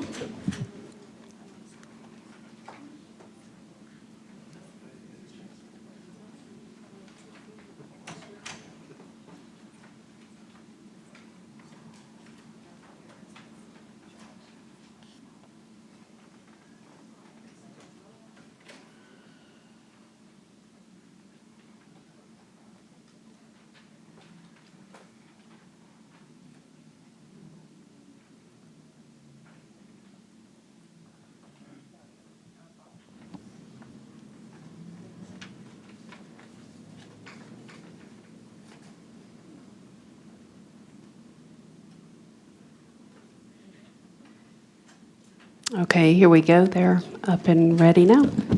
Thank you so much for having us today for a quarterly report. Next slide, please. As I always do, just a reminder that we work together as part of a public-private partnership that enables us to maximize Shelby Farms Park's potential for Shelby County's present and future and for all of the visitors. Next slide, please. This fall, we were able to celebrate the 15th birthday of the Shelby Farms Green Line. Hard to believe that it's been 15 years, but it was an exciting series of celebrations. We wanted to make sure that we took time to acknowledge the important impact that this trail has had on our community, connecting people together, connecting neighborhoods to one another, connecting more visitors than ever to the park, on foot or on bike. Next slide, please. We had a few different celebrations. One was the Buffalo Run 5K and 15K. We had a record turnout for this event. This is our signature trail race that we moved to the fall and held in honor of the Green Line, and it was a lot of fun. This is a fundraiser for the park. Next slide, please. We also were able to cut the ribbon on the latest and final eastward extension of the Shelby Farms Green Line into Cordova. We added 2.3 new miles of trail, and Commissioners Mills and Commissioner Avant were able to join us for this ribbon cutting. It was a great day, and we know that this trail is going to mean a lot to the residents of these neighborhoods. We're very grateful to the county and to the Public Works Department, Roads, Bridges, and Engineering in particular, for their incredible support on both building the trail and helping us get ready for all of these celebrations. Next slide. We also tried something new in asking local businesses that have popped up along the Green Line to help us celebrate. We did this at Hampline Brewing, Sheffy's, Wiseacre, El Mero Taco, and Meddlesome Brewing. Each of these locations held a party in honor of the Green Line's birthday. They invited their network, we invited our network, and this was a way to raise funds. Most of these businesses donated a portion of the proceeds of this day's sale to the Green Line. Next slide. And the celebrations culminated in a free public festival at the park. We had live music, food trucks, kids' activities, and one of our sponsors held a dog costume contest, which was a lot of fun. And it was a great day and a great way to wrap up a meaningful series of celebrations for a community asset that we know means a lot to Memphis. Next slide. This year, we hosted the TSSAA Cross Country State Championships. This is the first time that this event has been held in Memphis, and this really matters because we had heard from local running organizations that a lot of our local runners who would be eligible to participate can't always travel to East Memphis or elsewhere in the state where this event is held, so all the Memphis kids got to run this year, which meant a lot to us. We'll also be hosting this event next year, which we're proud to do, and if you get a chance, you should come out and see it. It is quite an event. Hundreds and hundreds, probably thousands of runners all descending on the park for a great day. Next slide. Starry Nights has launched. This event starts every year the day after Thanksgiving. This year we're running through January 3rd. This is our drive-through holiday light show, a big tradition at the park and one of our largest fundraisers that we count on every year to keep operations of the park going. I know that some of you got to join us for our preview party, and if you didn't, I hope you'll come out and see the lights with your family this holiday season.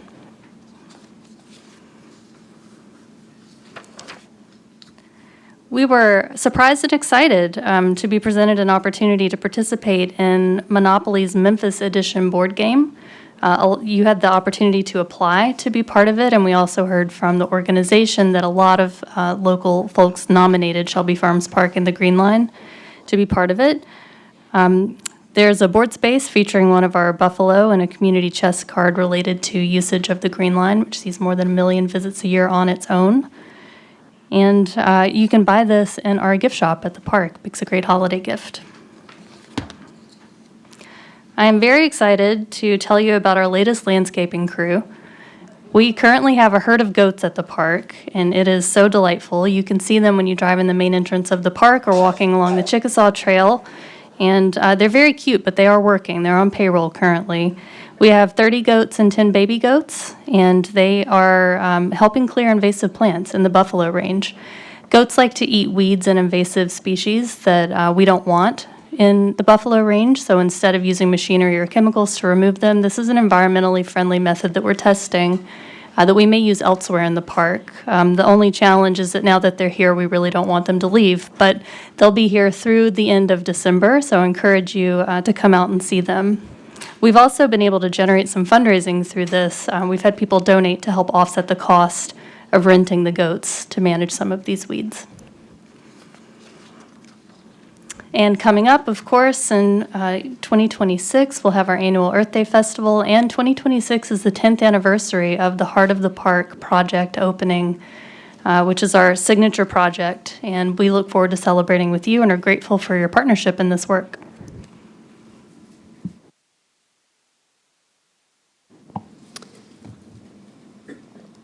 Thank you. Okay, great job. Y'all had a lot of activities out there. Seeing no commissioners in the queue list. Well, we've got one. Commissioner Thornton. Thank you, Chair. Sorry, I was trying to click off the screen. This is like our usual, I love everything you do, and it's inaccessible from my district. So about an hour and 52-minute commute from the district with 51 minutes of walking to get there if you have to use public transit. No part of the Green Line touches District 10, so this is less about you. It's outside of your scope, but it's always something that I want your leadership and anyone from your team listening to just be mindful of. It is great for those who can access it, but for those who don't know it exists, for those people who, would love to follow through with the advertised programming to come and experience it, but don't have parents willing to ride the bus and walk with them, it is truly a frustrating gem within our county. And so I think that as best as possible and as willing as possible, I would love for your entity to fight for a more accessible resource, because we know that the opportunity to have a frustrating day at work and walk around, a beautiful park with the sun setting on it, to be able to just release your mental stressors, it makes a difference. And that's just not the experience that my constituents are having on the other side of the county. So I do think that we need to always present a balanced narrative. And when we talk about it being a great community asset, we need to consider how it is accessible or not. And so a question that I have is just, are you having any conversations with MATA to be able to talk through what more direct routes to Shelby Farms could look like? Or has it been initiated? Has there been any interest from MATA? Like, if you could just give us an update. Thank you, Commissioner. We agree access is so important for all parks and green spaces. We have talked to MATA many times over the years, many different iterations of MATA, different leaders that have been there.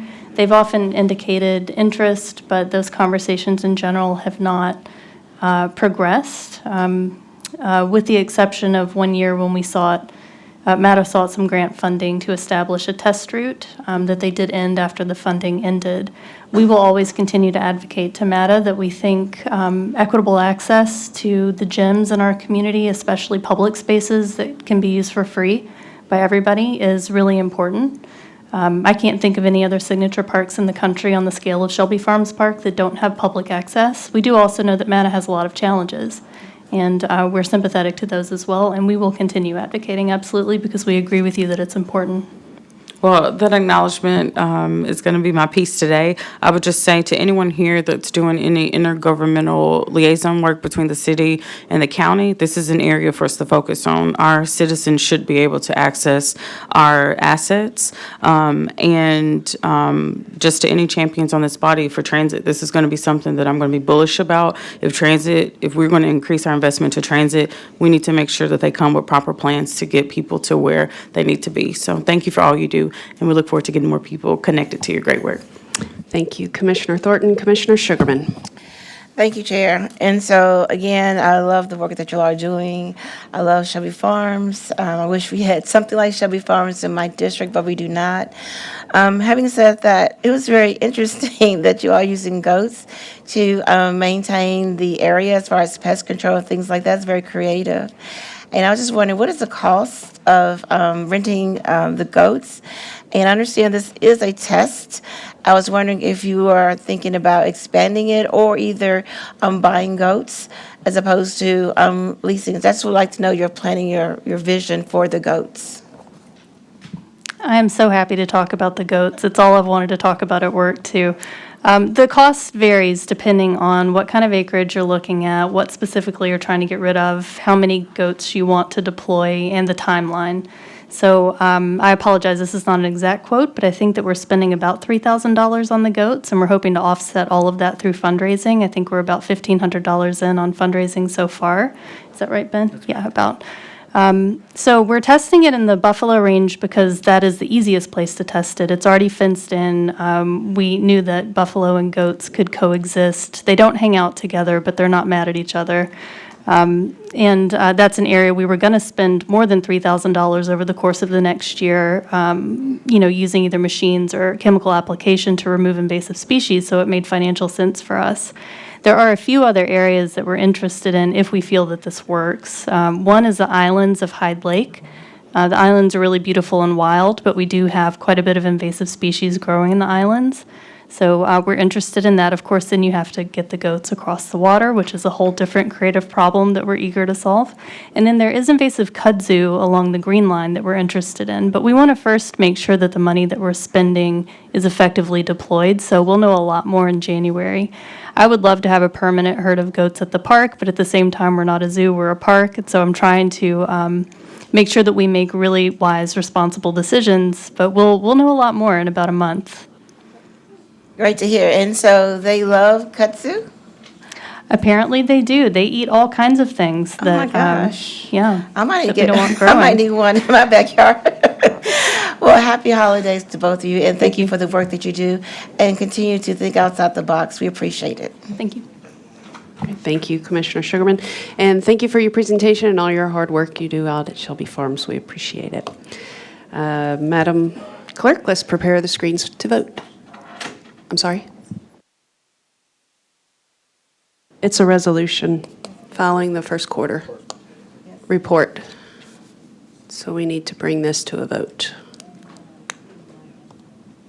9:45, Committee Number 9, Item 1.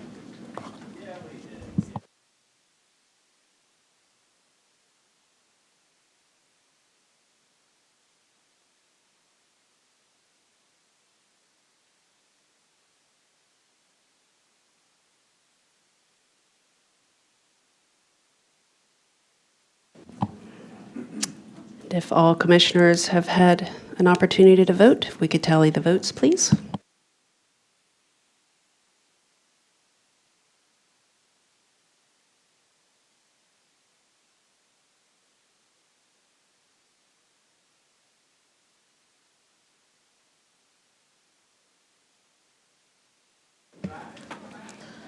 We have aye votes from Commissioners Bibbs, Caswell, Sugarman, we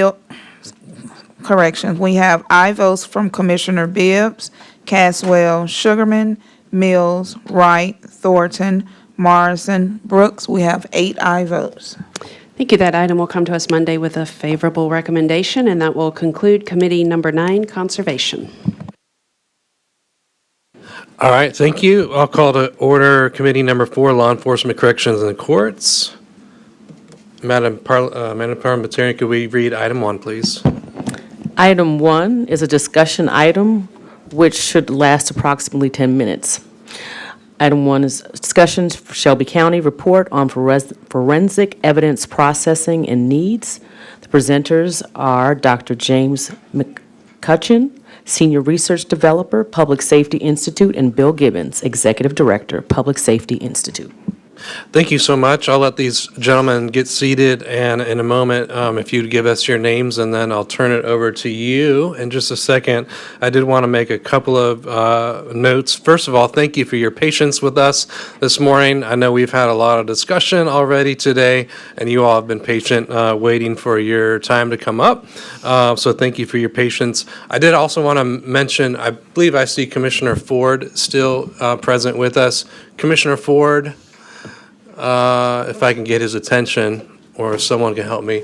Commissioner Ford, I just want to make sure you're aware of this item. This, I believe, correct me if I'm wrong, came at, because of a resolution that was sponsored by Commissioner Ford originally. So that's what got us to this point. So I just want to make sure that you are aware of that, Commissioner. But I'll turn it over now to you if you would again give us your names, and you'll have the floor.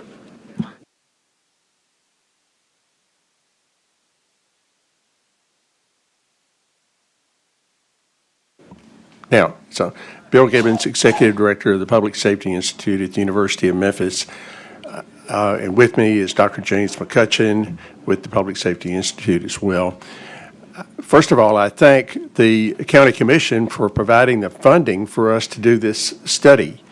As you pointed out, Commissioner Ford had been kind of a driving force behind it. He and I had had several conversations.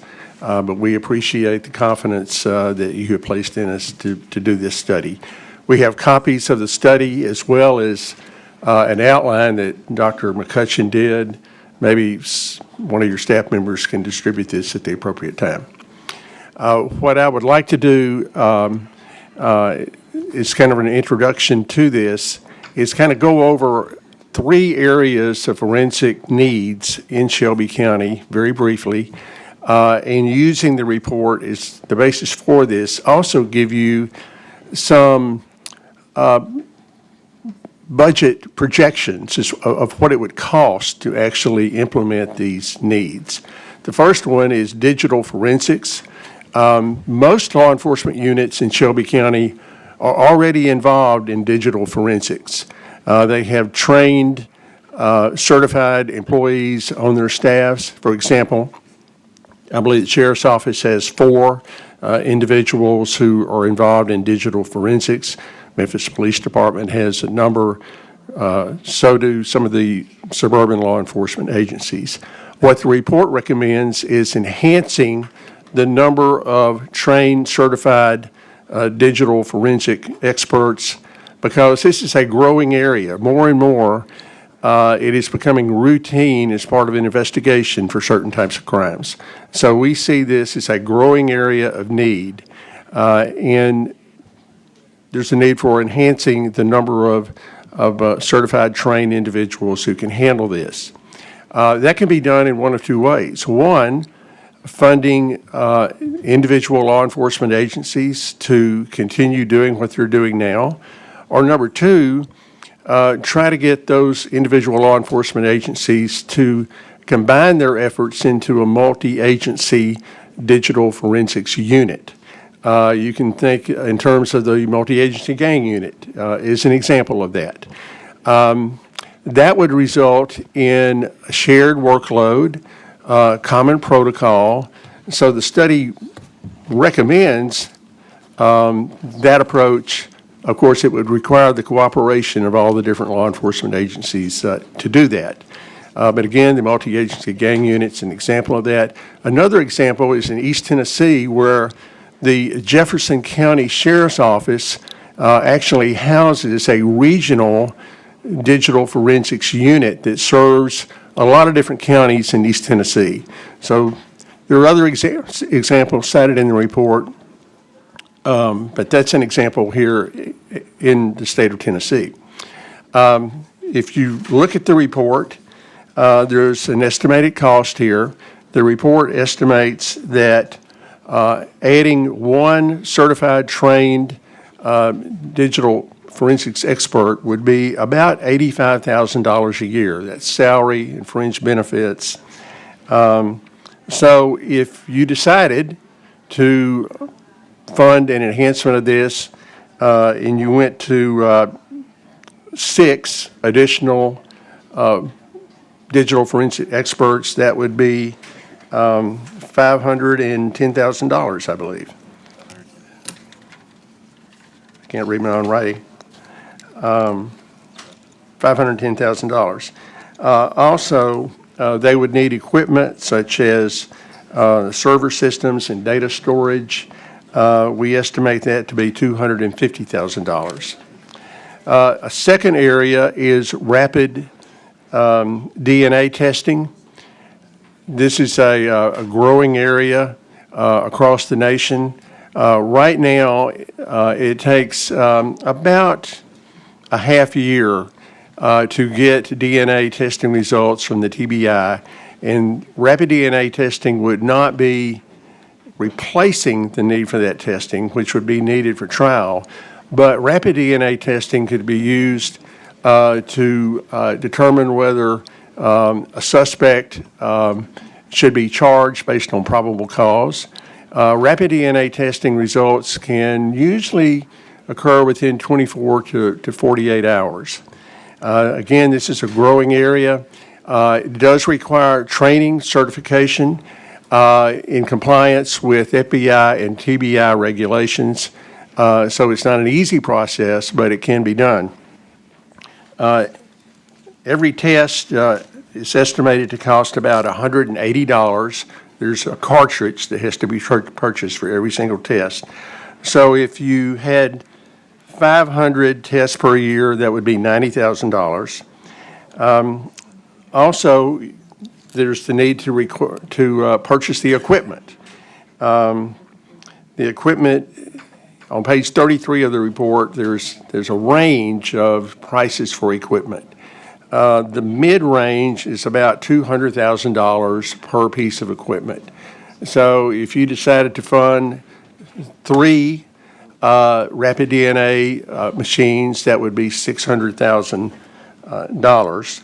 Also, the estimated maintenance per piece of equipment is about $15,000 a year, so it'd be a total of $45,000.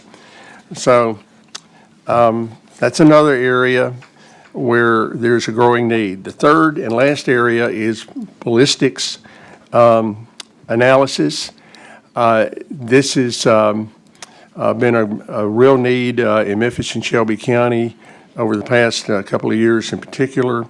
The good thing is that the city of Memphis has already entered an agreement with the TBI under which the TBI will dedicate one ballistics analyst to Memphis Police Department cases and a second analyst to really examine DNA evidence related to firearms.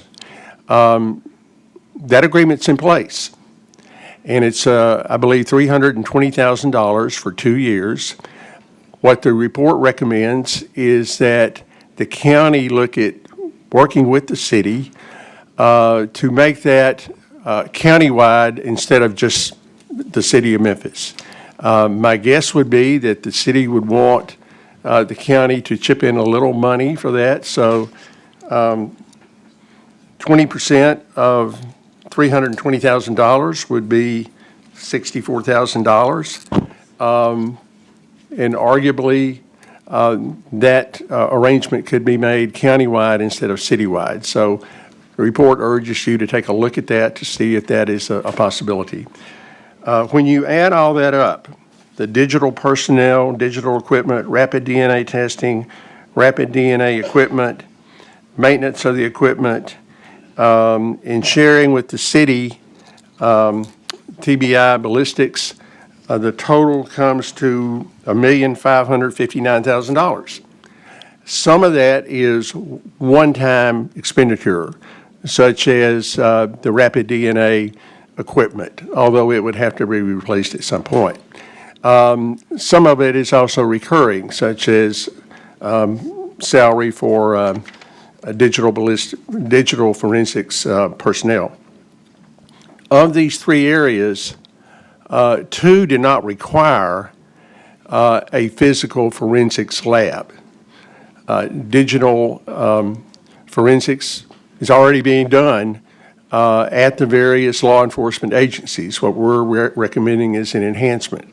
Rapid DNA testing does not require a physical forensics lab. Ballistics testing does, but again, the city of Memphis already has an arrangement with the TBI to do that at the Jackson lab. What I would like to do now is turn it over to Dr. James McCutcheon, who was the lead researcher on this project, and he can correct anything I have misstated as well as add to it. James McCutcheon, University of Memphis, PSI. So what I wanted to kind of cover that I think is crucial here is understanding storage of evidence. So when evidence is taken or collected, it is then has to be processed. But before it's processed and sent off the lab, it's stored here locally. Most of the time, evidence is going to stay here if it's not being tested. Right now, there are certain locations across the city and county where evidence is being stored. Some of those places were never designed to hold DNA evidence. This means that the report suggests that we should look at potentially bringing someone in to assess this that can certify whether we're doing this correctly. In addition to that, even if we're not bringing someone in like ANSI to determine whether or not these certifications, we would pass certifications in holding evidence, we should at least have a task force developed to actually go to these sites to make sure that DNA evidence is preserved. DNA evidence has to be held at certain temperatures, depending on what it is, and also certain humidity. And some of this evidence is being held at 201 Poplar, or a lot of it is, and it happened to have a lot of AC issues in the last year, and it doesn't take a lot of time for DNA evidence to degrade. So those are things that we need to look at first before we even engage in the discussions of an overall lab. What do we do with the evidence that we have before we send it off for testing? That's point one. So I urge the commission to look into this.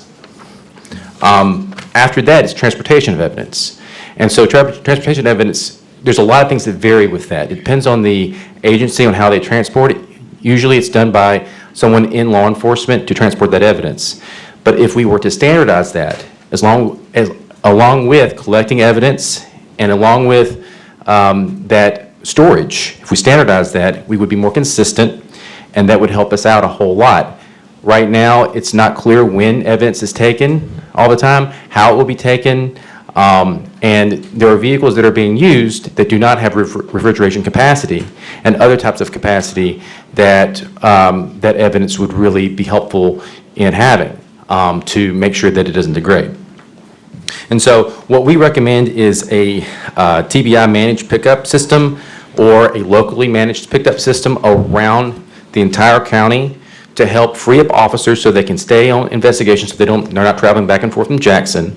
But in addition to that, folks that would have that contact, that high degree of contact with both TBI and also the folks who are first collecting the evidence so that we can have that communication at hand, because sometimes investigators don't know what evidence to send to actually be tested because they may not have been at the scene of the crime.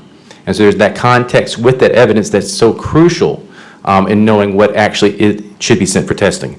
So that would be one of the larger issues to sort of double down on digital forensics.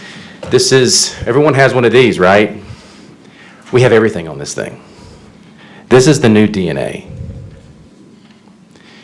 Right now, we're very selective on what cases we use this evidence for.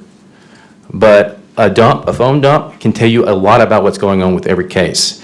And I'm not the only one who knows that. You have defense attorneys know that, and prosecutors know that, and they're continuing to increase the number of requests for cell phone dumps. That is why it's so crucial that we get ahead of this issue. Especially with AI moving forward on this, we have to get ahead of this issue. It takes a lot of time to dump a phone, especially if you're just doing a large dump, and if you don't have the password, it can take months to get this phone dump to happen. And so it's important to have a centralized location, a standard system of certifications across the county to make sure that we're treating this evidence properly. Also, sensitive information is on this phone, right? Kids have these phones. They share pictures of themselves. And so our servers, those need to be protected. So that is part of the privacy issue as well. So certifications, standards should be upheld. I'm not saying that standards aren't being upheld now, but the way we're currently doing it, it's not consistent between agencies. Rapid DNA, everyone we talk to, whether it's TBI, it's moving in this direction. Even folks who work at a lab see this as another sufficient way of moving forward. Now, obviously, it's not going to substitute traditional lab testing, but it's a good way to get ahead of the game on knowing who you have. A local database can be built, and if we work with TBI, we can have access to a larger database to determine whether or not these folks are, who we just arrested, is connected to any other crimes. A lot of other agencies move in this direction, like I said. I don't think that as much as storage of evidence or digital forensics, this necessarily needs as much of a catalyst through this report, because I think we're going to have momentum on this no matter what. Ballistic analysis. Right now, if you look at DNA, Memphis, Shelby County, when it comes to Jackson testing, usually 6 months turnaround, maybe a little less than that. That's actually very close to industry standards, if not better. Ballistics were still a little slower. I would say it's over a year for that turnaround time. And even when putting that ballistics expert in place today, if that happened today, it would still be another 1 or 2 years until we saw the benefit of that. So you're going to still potentially see a delay in the turnaround time for ballistic evidence. That being said, reasonably speaking, this should help some. Let's see. Anything else? No. We'll be glad to take any questions or comments that you have. All right, thank you, gentlemen. I do have several commissioners in the queue. We'll start with Commissioner Ford. 3 minutes won't be enough, but I'll just simply say, Director Gibbons, I'm used to saying general, and Dr. McCutcheon, you all stretched out that $50,000 allocation. You spent every penny, pennies that we don't make anymore. But I will say that this raises a lot of other questions, comments, needs, and concerns. And I do want to thank a couple of my colleagues when it was budget time.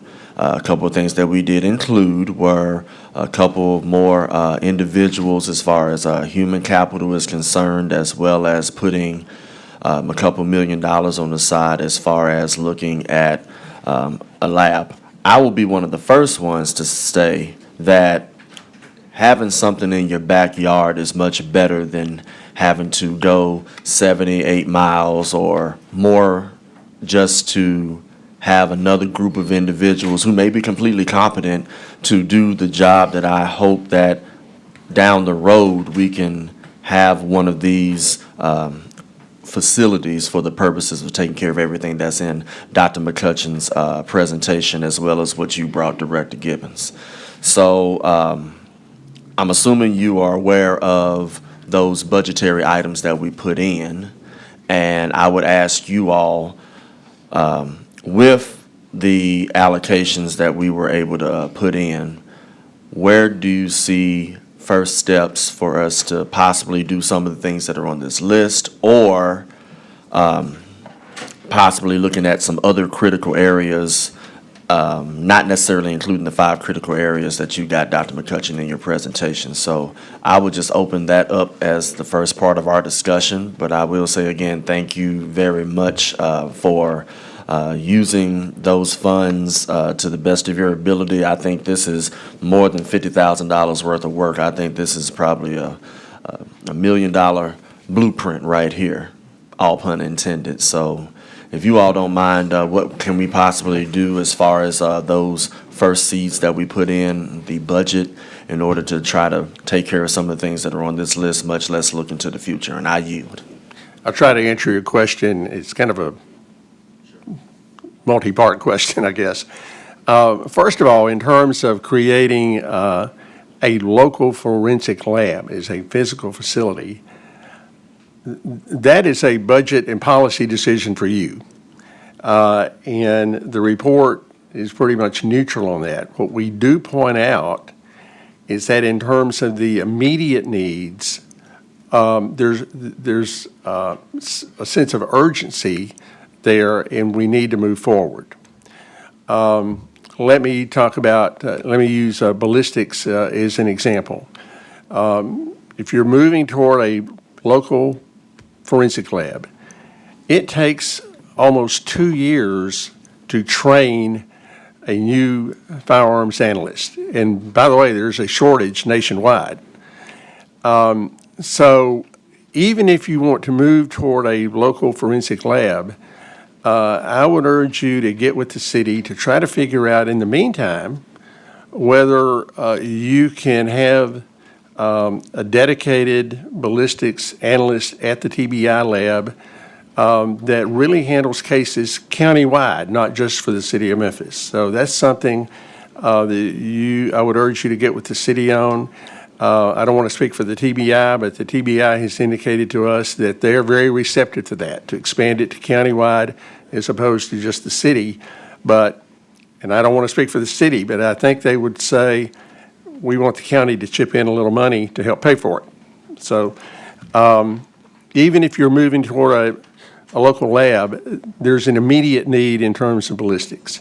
As I mentioned, the other 2 immediate areas, rapid DNA testing and digital forensics, do not necessarily require a physical lab, although they could be part of a physical lab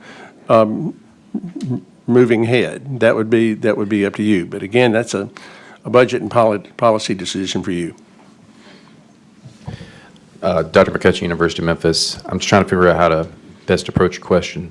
I think that, like Director Gibbons said, this is a very neutral report on this. However, you can walk and chew bubblegum at the same time, right? So while we're building toward the immediate actions and immediate needs, if the desire is to move that toward a larger lab, that can be done. Now, that will take years, 5, 10 years, coordination with city and county, all stakeholders. And we talked to folks in Nashville about that. It took them really, honestly, 10 years to get this off the ground, what they have going there. They still have backlogs they deal with. They still rely on TBI. The first day they started, TBI said, well, here's all those sexual assault kits. And so they started with a backlog. So now, proximity does matter. I agree with that. But at the same time, if you're looking at it from a counterpoint of view, the state does provide a large liability protector here. So every place I went to when we looked at labs, they had someone who had recently done something incorrectly, and then all those cases, all that evidence has to be retested, and that person is fired. That's millions of dollars right there. This is why there's an accreditation process. And that is why that if we're talking about actually doing a lab, it takes buy-in from the community and also support from TBI as well as we make that transition. So I would say that while it's up to the commission to do what they would like on that, I think there are immediate actions here that can be taken, and that I would definitely stress the need to look at what we do with our evidence right now when we have it in our hands. I think that's an important one. And like I stressed before, also digital forensics. I worry about how we treat, when a individual is assaulted and there's DNA evidence collected, we owe that victim, that survivor, the most. And if we're collecting evidence, especially if it's off their body, taking care of that evidence, not just for 1 year, 2 years, or in this case continues to go down the pipe, we need to honor that. And so the locations that this evidence is being housed right now, there are concerns. And I would say that having a committee or having some sort of task force to look at these locations is needed, and sort of even if we have to bring in an outside body. I think those are the two pressing needs here. All right, thank you. Commissioner Ford will get back in the queue. Let's go to Commissioner Morrison. Thank you both, Director Gibbons. Thank you, Dr. McCutcheon, for really a great comprehensive report. And so I'm really impressed at how you went across so many municipalities and did this comprehensive review. And I'm hearing the sense of urgency around the storage of the data, regardless of this lab, the storage of the data, the transportation, the rapid DNA, and the digital forensics. And so I'm trying to understand, the funding it's complicated because there's so many parties to it. And so I guess what I would like to hear is, I'm going to again commit our District 4's CEP resources, that's $200,000 for further study on all of this. But I would hope it would include your looking again at all the funding, the federal through state grant funds, and TBI, just the most efficient way to get the answers to what Dr. McCutcheon says you need today. Because I would think that the federal through state dollars are there, but you just have to access them. It sounds like everybody's in agreement with this comprehensive need, and that's more pressing today than the lab, even though that's pressing. We can, as you said, walk and chew gum at the same time, but we gotta walk. So I don't know that there's a question in there, but if you have a response, how else today this body can help you. But thank you for the report, supportive. So I'll let you go first on the health part. I'll let you go first and then I'll. Oh, okay. Bill Gibbons, Executive Director of the Public Safety Institute. I'm sure, Commissioner, there are grant opportunities. I think the question would be who is the proper applicant. I would submit that the county is likely the proper applicant because you're serving so many different jurisdictions, all with needs, that it makes sense for the county to be kind of the driving force behind that. We're glad to help identify grant opportunities. And we're glad to still be involved in the research aspect of that. But in terms of where the grant funds should go, I would think that the county would be the proper source. So, as you know, this body has public safety as our number one legislative. We support the safe community plan and everything around that. And so, if you would point us to how we can assist specifically, we are here to do that. Dr. McCutcheon. Yeah, sure. Well, the other part of it, and of course, you've already taken steps on this, to the extent there are not state or federal grant funds available, the county commission needs to look at providing the necessary funding. And again, you've already provided some funding for this current fiscal year. I don't know if that's been allocated or not. I have no idea. Dr. McCutcheon, University of Memphis, I would say that, in coordination with the agencies too, because what they're doing, obviously, they're the ones taking the evidence, they're the ones that are collecting it, storing it, they are the ones transporting it. So I think that's, talking to folks there, I think that's the first real step here. I've had those conversations. Those conversations tell me that there's some inconsistency, and as well, there are some concerns in how we hold evidence, especially digital evidence, DNA evidence. And I think that, like I said during my discussion here, I think one of the best things to do is to have maybe a task force of individuals to go to these sites where we're holding evidence, or an accrediting agency body. Like I said before, ANSI does this. They are the lab accreditors, but they will come out and also look at storage of evidence as well. Having them come out and sort of see if we're up to standards and how we're holding our evidence before we transport it and test it. And get it tested, because it will return back to us, and we are holding it until we send it. And I think that's crucial. I'll also say that investing and looking into the digital forensics side of this, a centralized location where other agencies are already working together on digital forensics. That's just the truth. Why not have a space for them to do that? Would that not be led by the Sheriff's Department? In my opinion, that would make sense, because the Sheriff's Department serves the entire county, so that would be logical, in my opinion. Thank you. Before I go to Commissioner Caswell, I did want to drill on that question as well. You mentioned the agencies, which I'm guessing you mean the law enforcement agencies in our county. I thought the criminal court clerk's office retained some of that as well. They do. That is correct. Yes. Their third floor, yes. The criminal court clerk's office is obligated under state law, as I understand it, to retain evidence used in disposed cases. So once a case is tried, the criminal court clerk's office has to keep that evidence. What's happened over the years is they have started keeping other pre-trial evidence as well, although they're really not obligated to do so. And I don't want to speak for the clerk's office, but I think they would welcome the opportunity for some other entity to maintain that pretrial evidence. Again, they're not obligated to do that, but they are obligated to keep the post-trial evidence. Okay, thank you for that clarification. Commissioner Caswell. Thank you, Chair.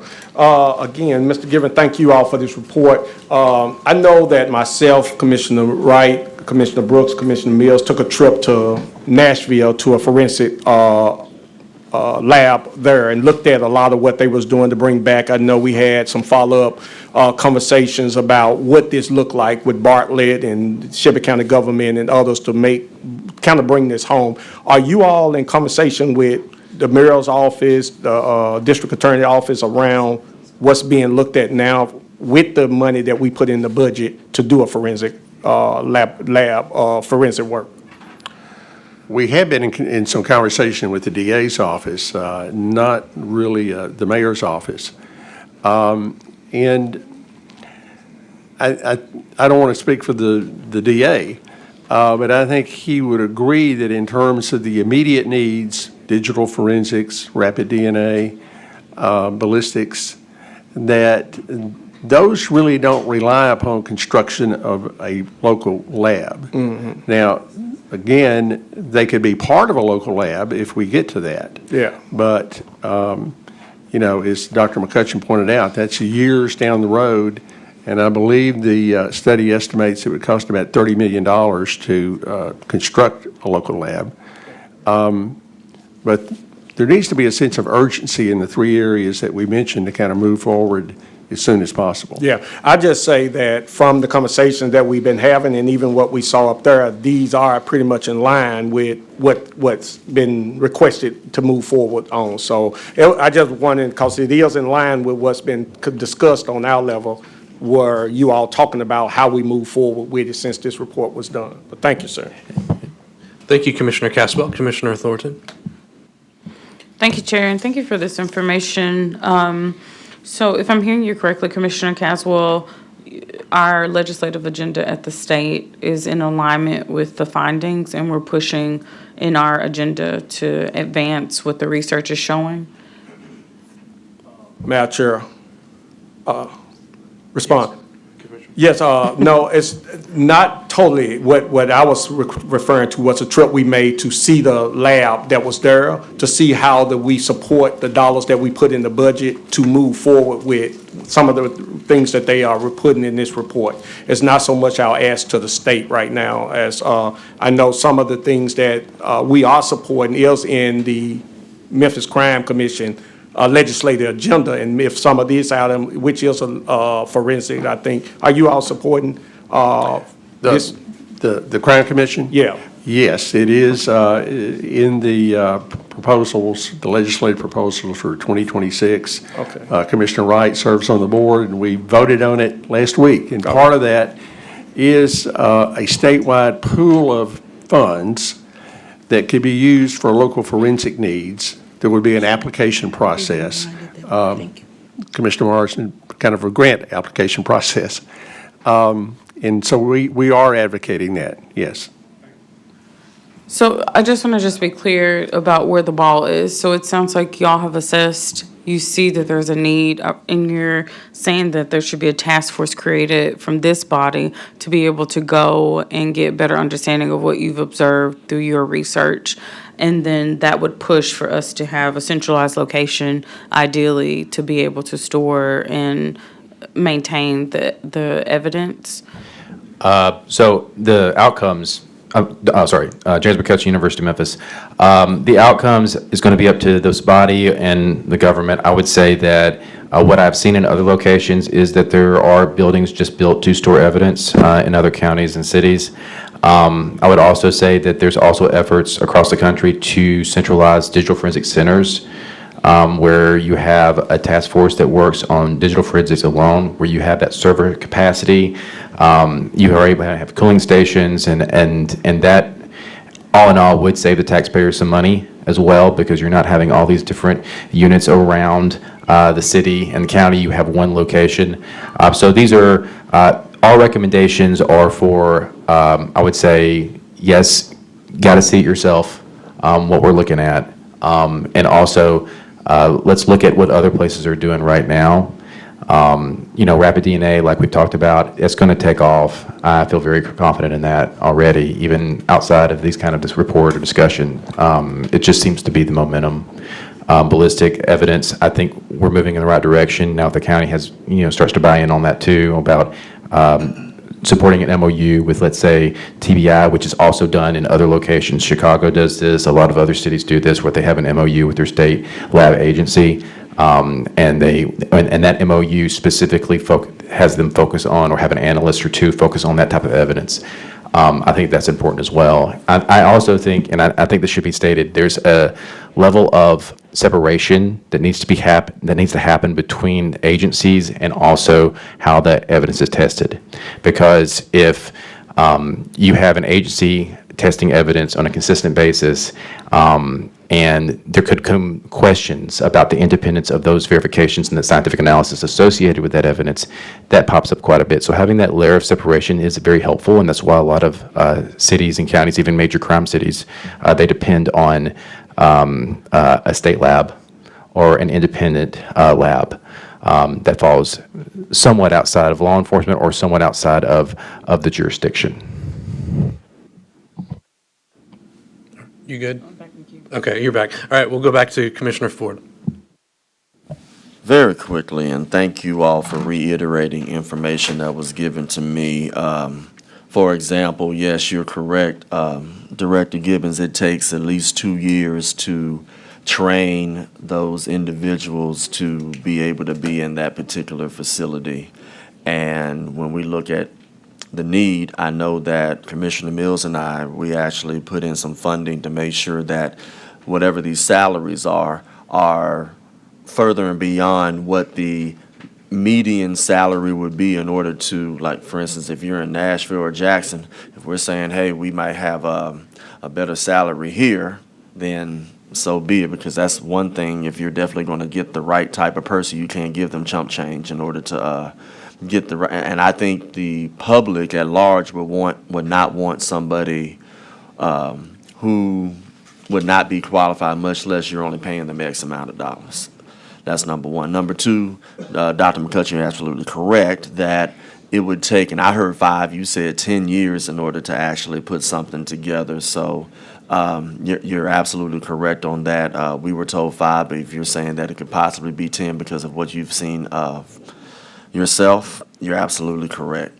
So to go back to the item that's in front of us, I would ask, I'm looking at the 5 critical areas in the PowerPoint here. And if we have not been given an electronic copy, I would love to have an electronic copy on this. So when I go to the community in 2026, there's actually a group of people that would love to see, and yes, I'm putting it out there even though I got 260 days left, they would love to see a forensic lab in District 9.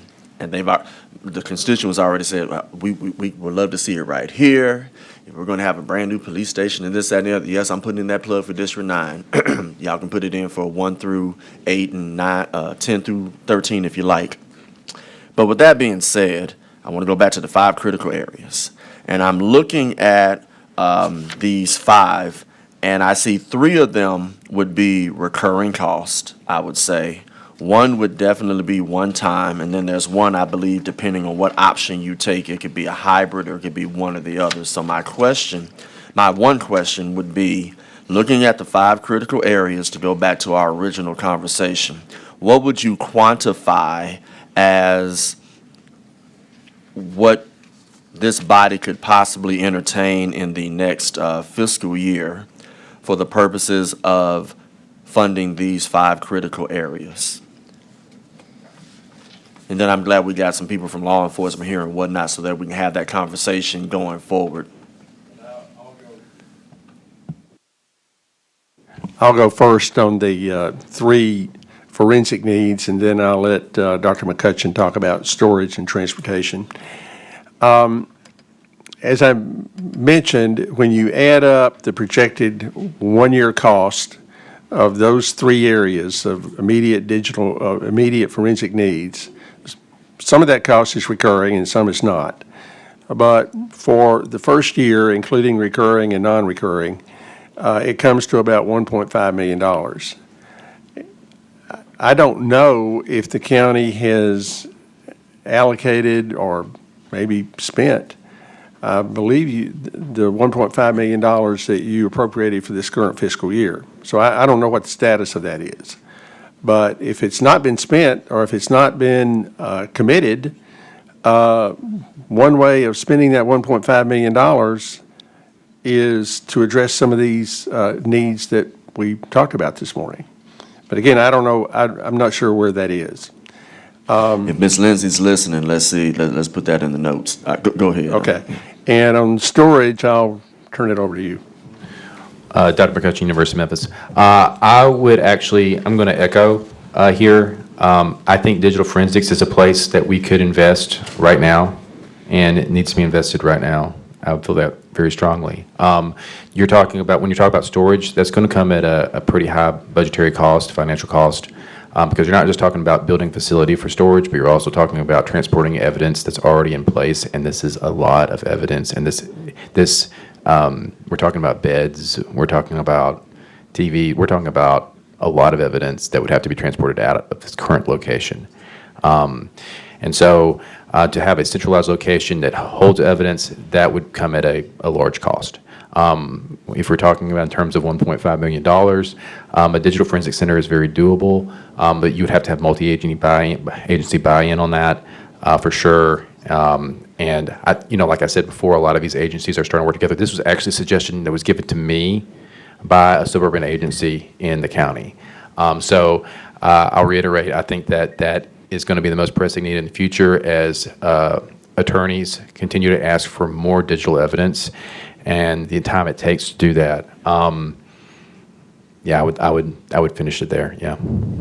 Chair Wright, as I close off, when you, Commissioner Mills, and I came to the table regarding some budgetary items that dealt with things that were within the scope of what we're talking about today, if it appears when we go to Nashville that there may not be necessarily an appetite in order to look at a forensic lab year one, I don't want that money to be not spended. So maybe with what Dr. McCutcheon and Director Gibbons have stated on record, maybe there might be an appetite to reorganizing that money to satisfy some of these items in the short interim in order to, and I'm talking to both of you all since you're the legislative commissioner, at least we have that in the budget. We go up to Nashville, we see what the appetite is. If they're saying, well, you might have to put some more skin in the game later, at least we can look into what we voted on in order to satisfy some of these things.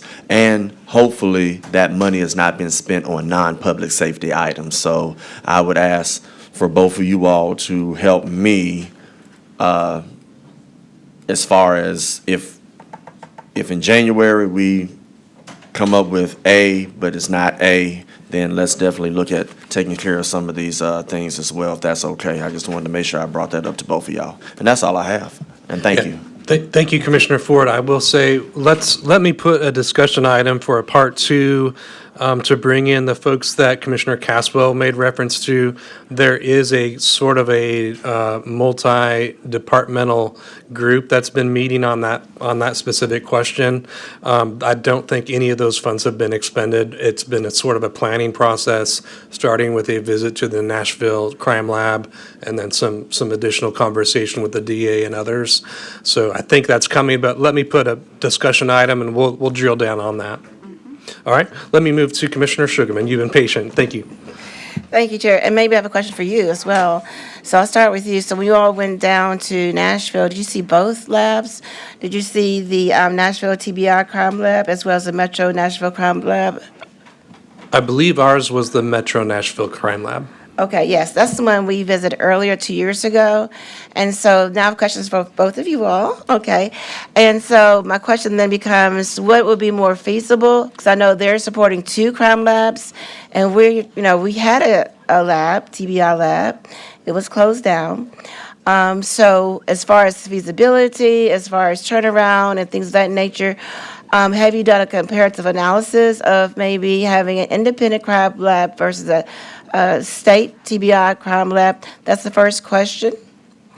Then the second question, not just the cost, I'm talking about turnaround as far as the reporting and things like that, because I've heard that, for example, as far as dividing up what evidence each lab receives and how they process, the processes are even different, and the turnaround is even different. So I would like maybe an analysis of both. So when we decide to go forward, and I'm hearing that we do want to go forward eventually on a crime lab, what should that look like?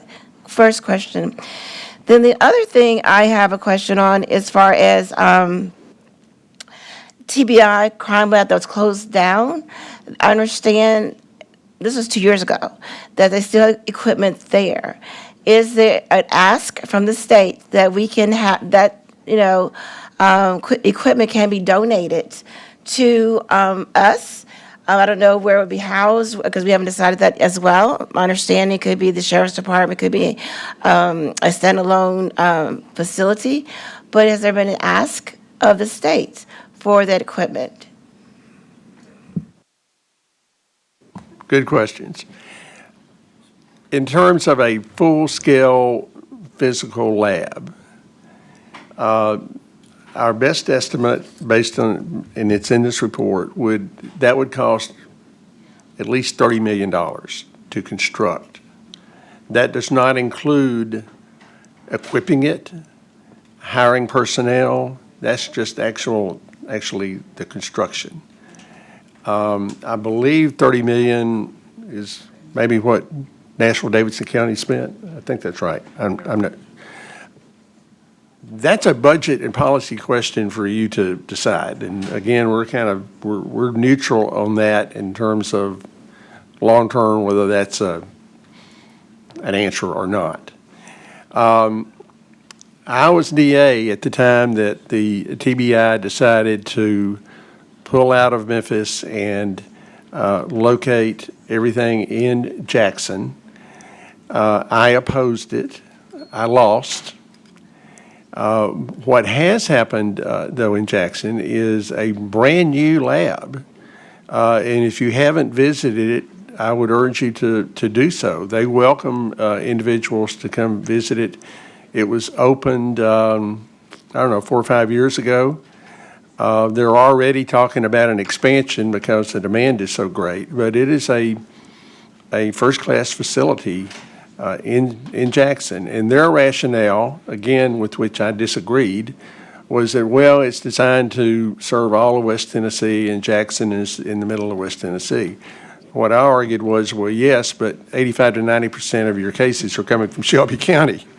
But again, that's the reality of it. That's where it is.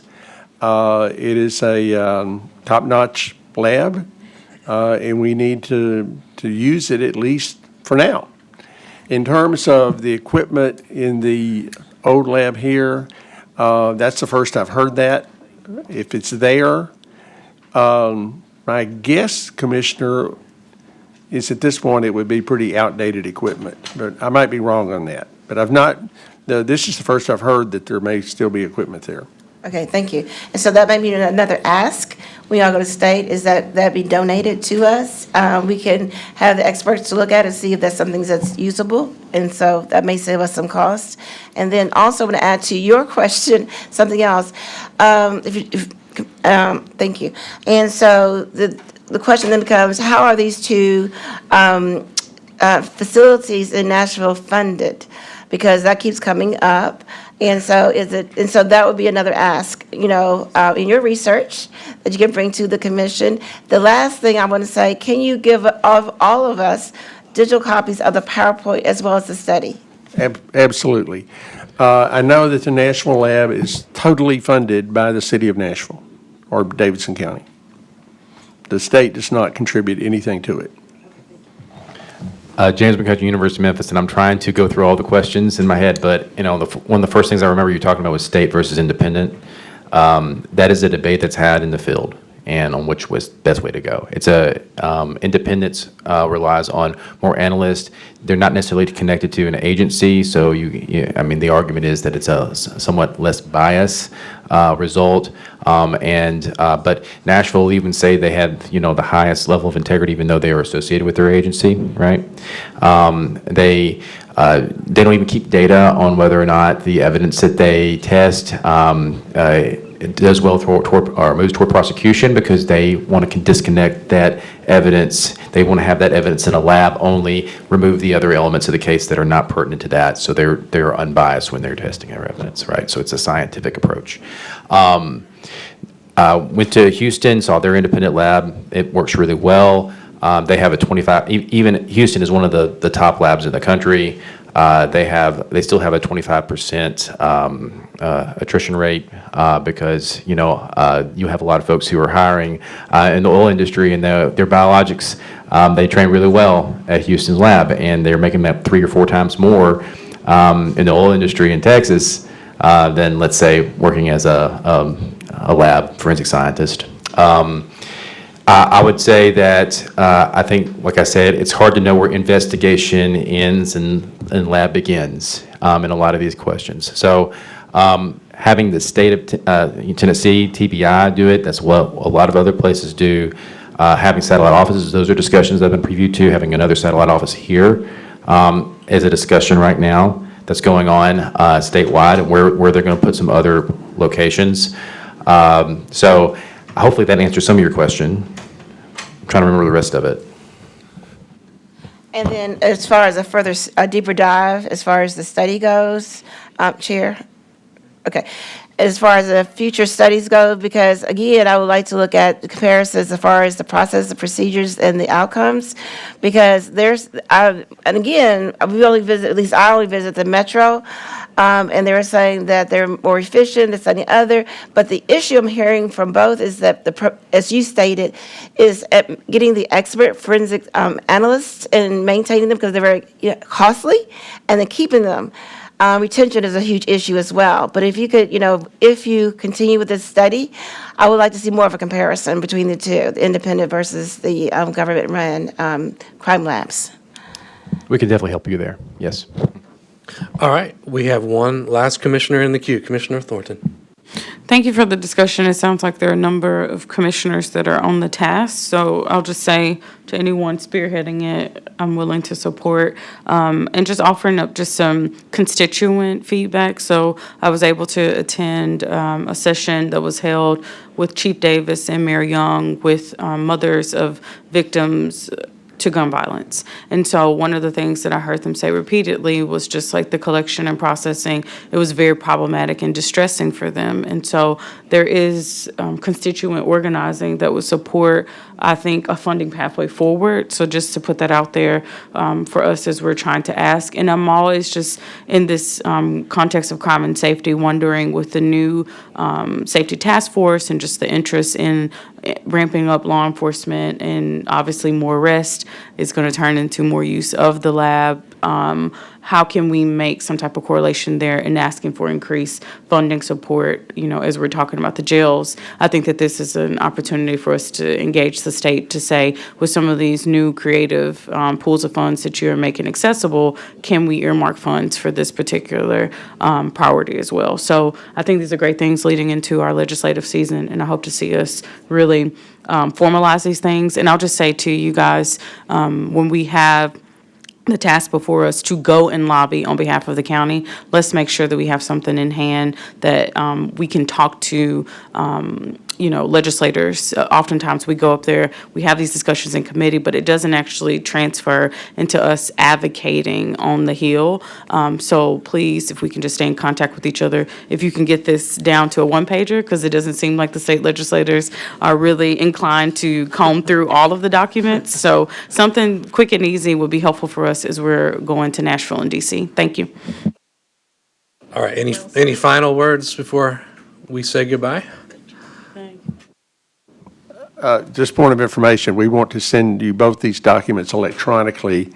Should we send them to you, Commissioner Wright, and then you make sure your colleagues Yeah, if you do get it? that, I'll make sure all commissioners get that. Yeah, thank you so much. All right, thanks, everyone. That will conclude that discussion. Thank you, gentlemen. And believe it or not, we do have other items on the agenda. So let's please read item 2. Item 2 is a resolution to amend the FY 2026 operating budget to expend grant funds from the State of Tennessee Department of Safety and Homeland Security Tennessee Highway Safety Office. This item requires appropriation and expenditure of federal through state grant funds in the amount of $35,000, sponsored by Commissioner McWright. Thank you. This item has been moved by Commissioner Thornton, seconded by me. Chief Lindsay, good afternoon, and please give us your name and title. Good afternoon, Commissioner Wright. Alicia Lindsay, CAO, Shelby County Sheriff's Office. Thank you for the opportunity to talk about this resolution, which authorizes the acceptance of $35,000, a grant from the State of Tennessee Department of Safety and Homeland Security. The grant will run from October 1, 2025 through September 30th, 2026. The funding will support targeted enforcement and awareness operations aimed at reducing pedestrian fatalities in Shelby County. Pedestrian safety continues to be a significant public safety concern. The funding will allow the Shelby County Sheriff's Office to conduct high-visibility traffic enforcement, increase public awareness related to the pedestrian safety, and focus on crash prevention and fatality reduction. There is no match requirement. The grant is 100% grant funded, and it does not require or create an obligation to the general fund whatsoever. The Shelby County Sheriff's Office respectfully asks for your favorable recommendation on this item. All right, sounds great. Seeing no commissioners in the queue, let's take this to a vote.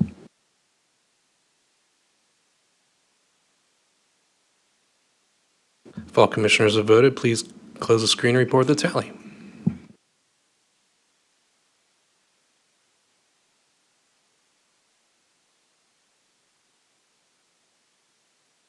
We have aye votes from Commissioners Mills, Wright. We have 2 aye votes. Thank you. That item moves down with a favorable recommendation. Item 3, please.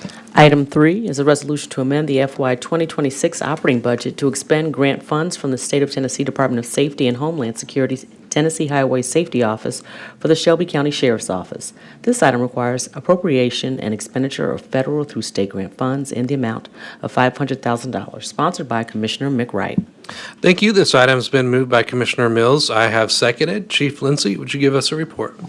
Thank you. Alicia Lindsay, Chief Administrative Officer, Shelby County Sheriff's Office. Commissioners, the resolution before you is to accept and appropriate a $500,000 grant from the Tennessee Department of Safety and Homeland Security, Tennessee Highway Safety Office, or THSO. These funds will support high-visibility traffic enforcement operations aimed specifically at preventing and reducing impaired driving crashes in Shelby County. Impaired driving remains one of the leading causes of serious injury and fatal crashes. This grant will allow the Shelby County Sheriff's Office to conduct targeted DUI enforcement events, increase public awareness and deterrent, deploy additional deputies during high-risk times and locations. And the goal is for fewer crashes, fewer injuries, and fewer lives lost. The grant will run from October 1, 2025 through September 30th, 2026. If funds are available June 30th, 2026, those funds will be carried forward to fiscal year 2027. This grant will support overtime reimbursement, safety supplies and operational materials, training and related travel, professional and contracted services, vehicle maintenance, and heavy equipment, as detailed in Exhibit B. Again, there is no general fund impact. There is not a match requirement for the general fund and no long-term obligations. The Shelby County Sheriff's Office respectfully requests your favorable approval of this item. Thank you. Thank you so much. Seeing no commissioners in the queue for item 3, let's take this to a vote.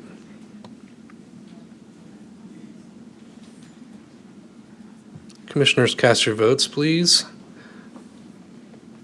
If all commissioners have voted, let's close the screen and report the tally.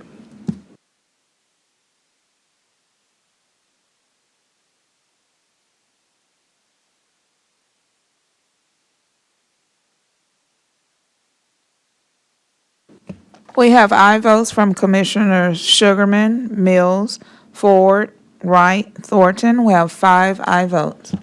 Thank you. That item moves down with a favorable recommendation. Item number 4, please. Item 4 is a resolution approving the expenditure of Shelby County Sheriff's Office grant funds in an amount not to exceed $86,685.04 for the purchase of 2 laser scanners to document crime scenes using 3D scanning technology. This item requires the expenditure of FY 2026 Shelby County Sheriff's Office grant funds in an amount not to exceed $86,685.04, sponsored by Commissioner McWright. Thank you. This item has been moved by Commissioner Mills, seconded by Commissioner Sugarman. Chief Lindsay. Thank you, Commissioner Wright. Alicia Lindsay, Chief Administrative Officer, Shelby County Sheriff's Office, and forgive me for not introducing Ms. Katie Mack, who's our grants manager. She's been with me the last 2 items, and we also have Captain Jason Valentine, who will answer any technical questions that I may slip up on.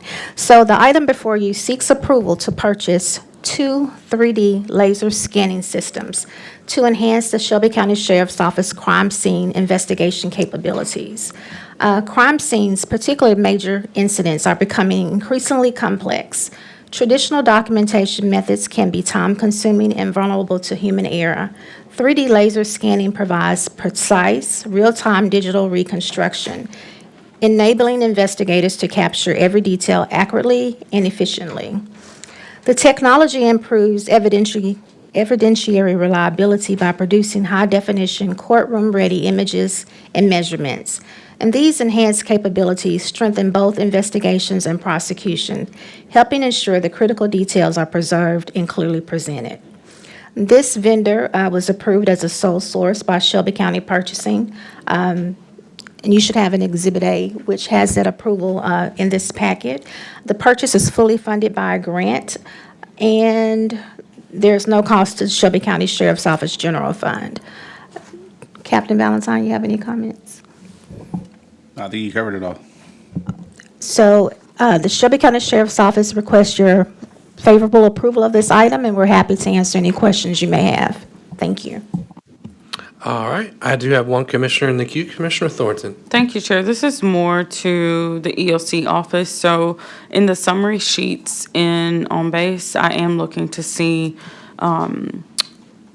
information related to each of the contracts. So if we could make sure that that's uploaded for each of the contracts on our agenda in advance of Monday. It is important for us to know if these are local vendors and what the solicitation process was. I heard you say this is a sole source, but just making sure that that information is still accessible to the public. Thank you. Thank you, Commissioner Thornton. And I had a question about, so this is documenting the crime scene itself. Is this more or less taking a 3D picture of of a room, so to speak, or what are we talking about here? Captain Jason Valentine, Shelby County Sheriff's Office. Yes, sir, Commissioner. This machine, you set it up on a tripod. It can do outdoor crime scenes. It can do indoor crime scenes. It's got a distance that it can go out to, maybe say 75 feet, depending on conditions, and then you move it on down the road. You're doing inside a scene. You set it up in the kitchen. You scan the room. You place markers. You move to the den. You scan the room, and then you come back to a computer, take all these images and data points and merge them in together to build a 3D rendering that also, not only does it give a rendering like you would see with architects or something like that, but it also captures all the evidence and can give you three-dimensional measurements of how far this piece of evidence was from this piece of evidence or vice versa. So it's indoor and outdoor use, yes, sir. And is this a new technology for the county, or is this just additional equipment? Captain Jason Valentine, Shelby County Sheriff's Office. We've been using this type of equipment, measuring scanning tools for probably 25 years. Going back to total stations, the 3D scanners came on probably within the last 10 years. We've used this company in the past. They're a sole source. They're the ones that make this, the scanner and the software all combined. We've been using those for at least the last 10 years. We've used them not only in GIB for criminal investigations, but our traffic division also uses them for critical and fatal crashes to recreate that scene to see what caused a crash that can then go into court proceedings and such. So it's been used my entire career. Okay, all right, great. There's no other commissioners in the queue. Let's take this to a vote, please.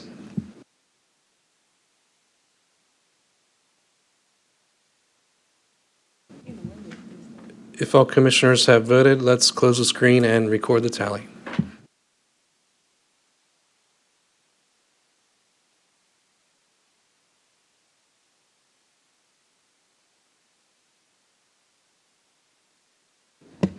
We have aye votes from Commissioners Caswell, Sugarman, Mills, Wright, Thornton. We have 5 aye votes.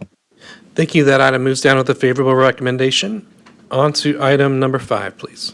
Item 5 is a resolution to amend the FY 2026 operating budget to expand grant funds from the State of Tennessee Department of Safety and Homeland Security Tennessee Highway Safety Office.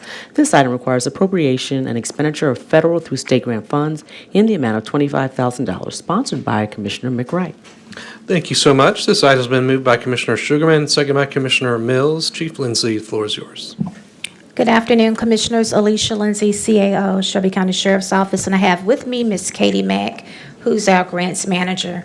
The item before you is to accept and appropriate a $25,000 grant from the Tennessee Department of Safety and Homeland Security Tennessee Highway Safety Office, or THSO.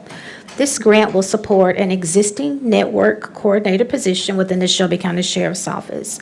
The coordinator works collaboratively with other law enforcement agencies across West Tennessee to increase public awareness of traffic and vehicle safety and to help reduce vehicle-related injuries and fatalities.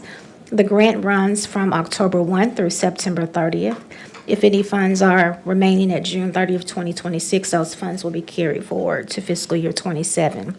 The allocated funds will be used for overtime reimbursement, travel, training-related items, and materials and operations.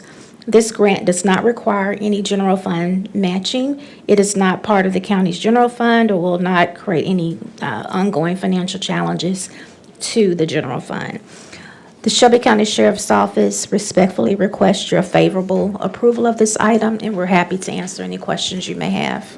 Thank you, Chief Lindsay, and I will just say it's always a pleasure to get an email from Katie Mack because it means we're getting some free money in the county, so we'll take that every day. So let's take this item to a vote, please.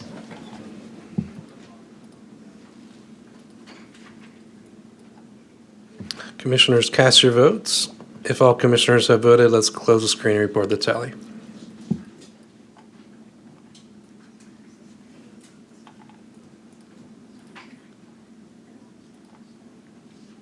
We have aye votes from Commissioners Caswell, Sugarman, Mills, Wright, Thornton. We have 5 aye votes. Thank you so much. That item moves down with a favorable recommendation. Item 6, please. Item 6, the resolution to approve the transfer of one Shelby County Division of Correction fleet vehicle to the City of Millington Police Department.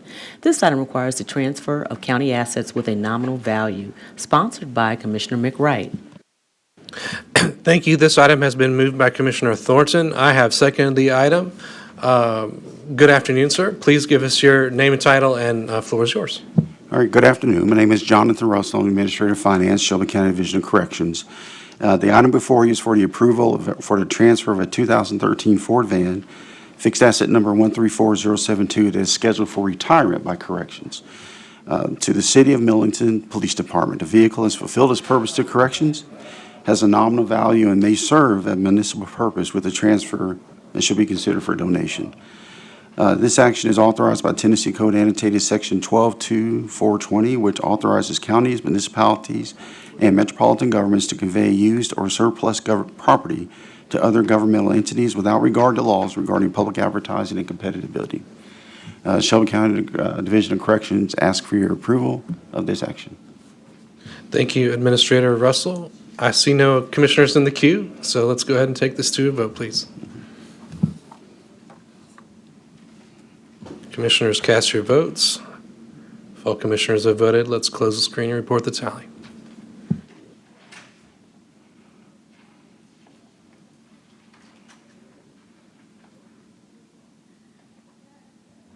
We have aye votes from Commissioners Caswell, Sugarman, Mills, Wright, Thornton. We have 5 aye votes.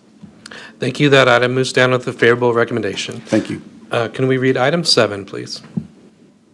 Item 7 is a resolution approving a purchase from Allen J. Automotive, Inc. in an amount not to exceed $237,825 for 5 fleet vehicles to provide transportation service for residents of the Shelby County Government Division of Corrections and Youth Justice and Education Center.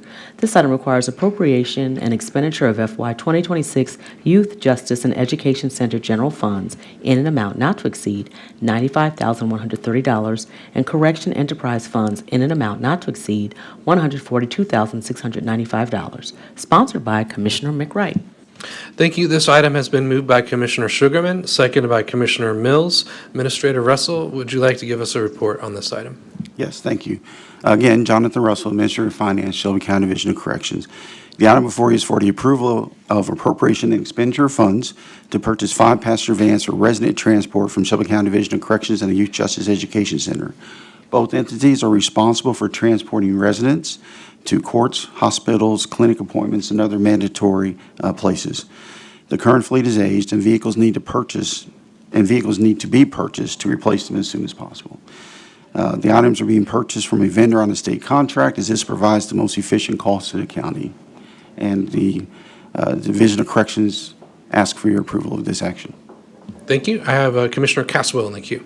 Thank you, Chair. I just was wondering, are the residents being transported now, and how are you all transporting them to court now? The residents are being, you're talking about for Youth Justice Education Center, Yes, right? sir. Yes, the residents are being transported now with the vehicles that we have. But we need to supplement that, right, because of the aged fleet, as well as our continued responsibilities for long-haul transports to Little Rock and Jackson for U.S. Marshals. Thank you. Thank you, Commissioner Caswell. Commissioner Thornton is next in the queue. Thank you, Chair. I see that we're using a non-local vendor. Can you just say more?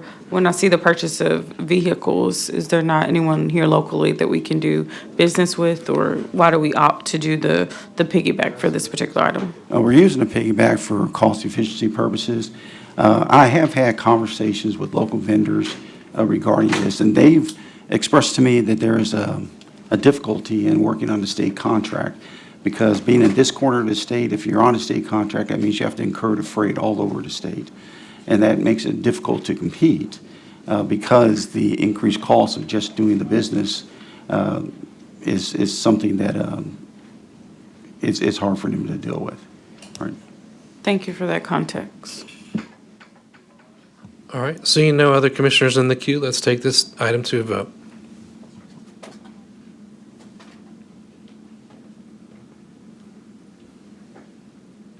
Commissioners, please cast your votes. If all commissioners have voted, let's close the screen and report the tally.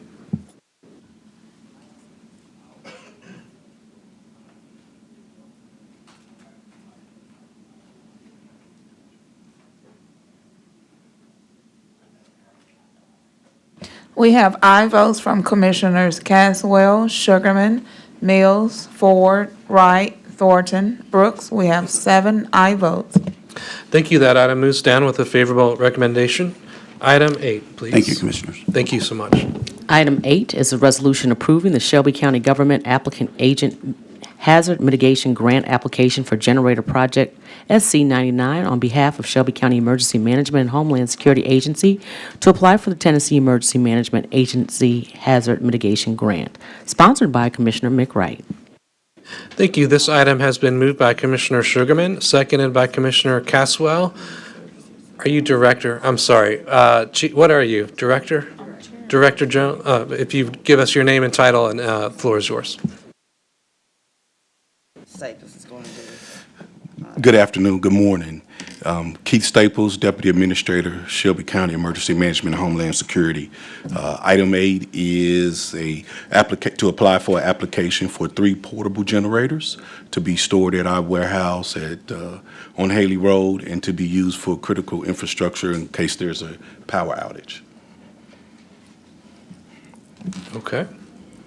I have no commissioners in the queue. As of now, is that all you have for us? Yes. Okay, all right, let's move to a vote then. Commissioners, please cast your votes. If all commissioners have voted, let's close the screen and report the tally.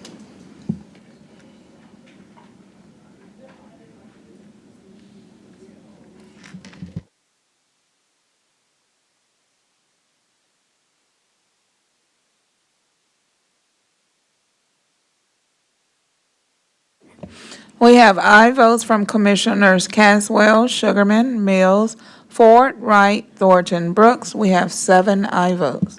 Thank you so much. That item moves down with a favorable recommendation. And then finally, is that right? Item 9, are we on 9? Okay, item 9, please. Item 9 is a resolution approving the Shelby County Government Applicant Agent Hazard Mitigation Grant Application for the National Oceanic and Atmospheric Administration, NOAA, Weather Radios Project SC100 on behalf of Shelby County Emergency Management and Homeland Security Agency to apply for the Tennessee Emergency Management Agency Hazard Mitigation Grant, sponsored by Commissioner Mick Wright. Thank you. This item's been moved by Commissioner Thornton, seconded by Commissioner Caswell. You have the floor. Once again, Keith Staples, Deputy Administrator, Shelby County Emergency Management and Homeland Security. We're requesting approval to apply for hazard mitigation grant application for 6,500 NOAA radios to be used and distributed to the public as an early warning notification. All right. I don't have any commissioners in the queue. Let's go ahead and take this to a vote. And thank you both for being with us today. Commissioners, please cast your votes. If all commissioners have voted, please close the screen and report the tally.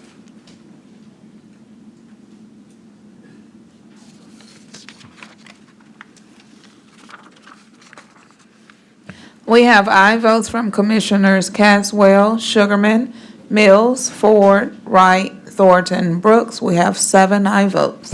Thank you. That item moves down with a favorable recommendation. That concludes Committee 4. All right, thank you, Chair. Now we'll go to Committee number 8, Community Service. Read item number 1.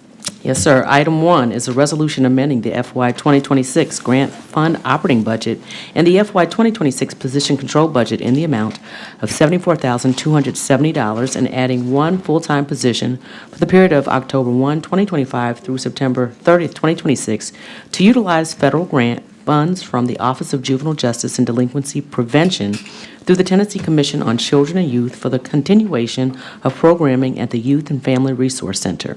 This item requires the appropriation and expenditure of FY 2026 state grant funds in the amount of $74,270, sponsored by Charlie Caswell Jr. Missing the commissioner, by Commissioner Charlie Caswell Jr. Thank you. This item been moved by Commissioner Ford, second by Commissioner Sugarman. Commissioner Sugarman, you're in the queue, or do you want to go to the Director? Speaker. All right. Director. Good afternoon, Sandy Bromley, Director of the Division of Community Services. The A.C. Wharton Jr. Youth and Family Resource Center is under the Division of Community Services. This is a grant that our Director, Amy Kalb, who's with us today, and my Deputy Director of the Division, Megan Gwaltney, are here. They wrote in order to essentially cover some funding. So much of our Youth and Family Resource Center is funded by ARPA funds. So in the next year, we're scrambling to try to make sure that these services continue. And so they worked really hard to get this grant in, and luckily, the very first one they wrote, they got. So one of our youth advocates is now being covered under this, or will now be covered if you all approve this, under this grant in order to keep the work going at the Youth and Family Resource Center. Happy to answer any specific questions you have about services. Thank you, Director. Commissioner Sugarman.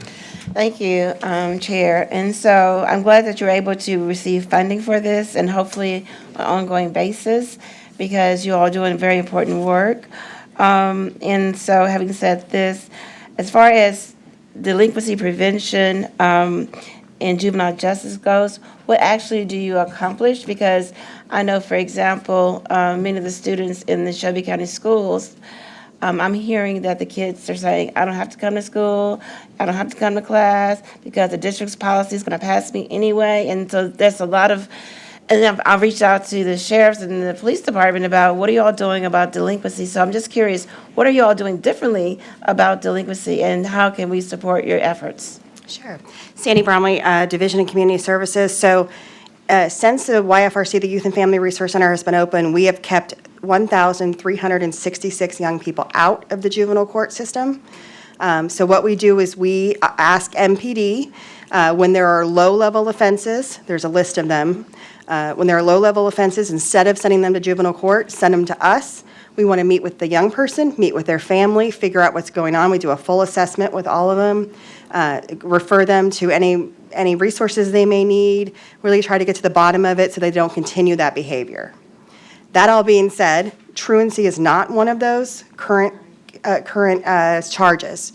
It is something we've been in conversation about, but if you're talking about adding truancy to one of our charges, I've got 3 youth advocates over there. I just told you we just finally got one refunded or ongoing funded, I should say. So we just really don't have the capacity to add truancy at this point, Okay. but we are aiming towards it. Okay, and then other question in, because you said about 1,000 young people, so those that you are not able to support or help, what resources are you providing them, if any? Then the second question is also, the commission passed a couple of ordinances dealing with justice of all youth. Are you also educating them about, for example, if they're incarcerated or even in the process? For example, if they are questioned by the law enforcement, it's required by law, because we passed an ordinance, that there is a recording before it was optional, and also that the fact that we passed an ordinance stating that it's required to have an attorney present. And then the third component that we passed as a commission was, do they know the process as far as having their records expunged? So are you also doing an educational component as well for those who you can help and those that you're not able to help? Thank you. Sandy Bromley, Division of Community Services, yes. So when young people come to us, they are not detained, and so those ordinances that you spoke about are really about being detained, law enforcement interviews, that kind of stuff. Instead, they're coming to us as a sort of a pre-judicial system intervention. So we don't necessarily have to talk to our young people at that point around what you're talking about. However, our youth advocates, and Amy and her team, they work really closely with juvenile court. In fact, we're on a large multidisciplinary team trying to figure through how to better educate all of our young people on these rights, but also now that the Division of Corrections has taken over the detention center, how can we put the Youth and Family Resource Center more into the detention center process so that some of this education can happen earlier on? So we're certainly working towards that as well. I'll get back in the queue. Thank you, Commissioner. Commissioner Thornton. Thank you, Chair. I am curious, the grants office that we're standing up, do you have any information on when that office is going to be operating? Sandy Bromley, Division of Community Services. The office exists and it has been operating. They work, Dabney Ring, and she's got two other folks with her, with DCAO Young Griffin, and they have been pulling together. I mean, that's more, if you think about grants, that's more of a sort of back-end administrative support for us, for our departments. So our departments are content experts, so they still need to write the grants, they still need to effectuate the grants, write grant reports, et cetera. That all needs to happen on a department or division level, but the grants office supports us in making sure that, for example, the Youth and Family Resource Center doesn't apply to the same grant that maybe our Division of Corrections applies for, and they're actually competing with one another. The grants office is doing back-end work to help us with that. And who's sourcing the grants? Is that on the departments? Yes, ma'am. So, okay. Because I just wonder, like, how strong our independent sourcing is. Like, I'd just be curious, just from your office, if you could just kind of like probe just to see if there's additional supports that are needed that possibly the grants office could pick up as a function. I don't know which one has the bigger budget. I'm assuming the grants office may for these type of functions, but just curious about that. And then what data can we get from the Youth and Family Resource Center that lets us know this 1,300 these 1,300 juveniles, where are they coming from? Yep. If you could just send each of the commissioners whatever district specific data that you have, it'll help us as we're obviously starting to look towards the next fiscal year, just figuring out where our data case is for what we need to advocate for the next fiscal year. Absolutely. Thank you. We'll do both. Thank you, Director. Commissioner Wright. Thank you, Mr. Chair. Good afternoon, Director Brumley. It was an honor to be with you recently at the renaming, ribbon cutting, whatever ceremony that was, and proud of you and your work. Thank you for being with us. To the Director, I thought maybe you could just give us briefly, I know this was just accepting the grant. You stated the over 1,000 youth served. I guess that's in the totality, that's the sum. Is there a trajectory that you could just, in general, give us? Is it steady? Is it going upward? And then as far as capacity, where are we at on capacity? Thank you. Good question. Sandy Bromley, Division of Community Services. So yes, the 1366 was number since inception, so almost 3 years. I can certainly get you data by year. We have not increased our capacity year over year, though. We've had 3 youth advocates, and hasn't changed. So each of our youth advocates are serving roughly 220 young people a year. And so they're, like I said, they're doing the full assessment, ongoing case management, that kind of stuff. Commissioner Thornton asked about zip codes. Our top zip codes are 38109, 38116, 38127, and 38128. That does not mean that more youth crime is happening there. I want to be clear. What that means is that we have a great relationship with the precinct station in that area, and they refer to us. So we just want to make sure we're accurate about data and how we're talking that through. But the Rain station, as an example, is just a really great state. They just love referring to us. So that's been a really great partnership. Austin P being the second largest referral source. You had a second question, and now I'm blanking on it. If you could repeat the zip codes for my neighbor. Yep. And I was asking about, is there a trajectory? Has it just been, I guess you were talking about as far as staffing, that's been stable. But are more kids coming in for services, or has that been even? And then as far as capacity, do we have, with those three, are we serving are we taking care of all the needs that are referred to the center? Sandy Bromley Division of Community Services. I wish I could say we were always taking care of everyone's needs. The nature of our jobs is we're never going to meet everyone's needs. There's always more demand than there is service capacity. That being said, the Youth and Family Resource Center over the years, and I'll get back to your zip codes, the first couple of years, when we would get referrals, we would get about 50% of the people who were referred to actually come in the door. And that felt low, but nationally it was actually on track with other assessment centers across the country. Amy has worked so hard that they're now at 59%, so almost 60% are coming through the door now. So we're getting a better reputation. More people are coming.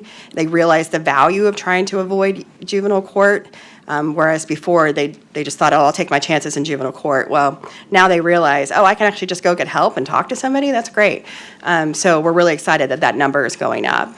And Commissioner Thornton, the zip codes are 38109, 38116, 38127, and 38128 are our top four. All right, thank you, Commissioner Wright. Director Commissioner Brooks. Thank you, Chairman Caswell. Just a couple questions. Going back to zip codes, do you have any referrals from 38017, 38139, 38138? Those three. Sandy Bromley Division Community Services, I only have the top four. I only have the dashboard in front of me right now. As soon as I get back to my office, so I can email you the rest. Okay, so let me say another thing also. In reference to referrals, whether or not a child is going to be taken to juvenile court or somewhere else, Black children have historically always been taken to juvenile court, whether it was a minor offense, truancy, or what have you. Non-Black children are always taken back to their communities. And as of 2012, when the DOJ investigated and found that practice of disparity, it was supposed to have been eliminated. And it may have been eliminated for a while. I guess when the administration changed, they went back to discriminatory practices. However, police departments, when they pick children up for minor offenses, those children should not be taken to juvenile court and picking up a record. They're supposed to be taken to a community center, or they can take them to a church, or they can take them to your location. And maybe you all need to get your word out that you are where you are, because we don't need to have children picking up a record for dropping gum on the sidewalk.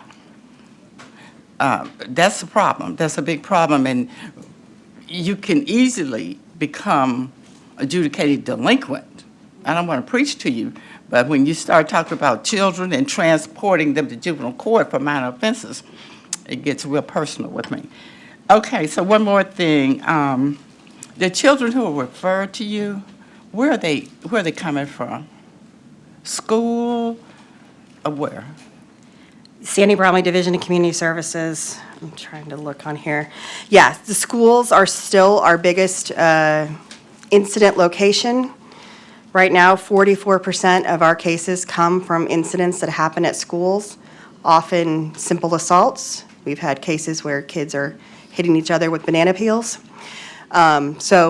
Right, which is why it's important, right? This is why we work so hard, Commissioner Brooks. What you just said is absolutely key. That's why we work so hard to create this entity, and we want it to expand and continue, because we want MPD to send people to us. We don't want them to go down to juvenile court.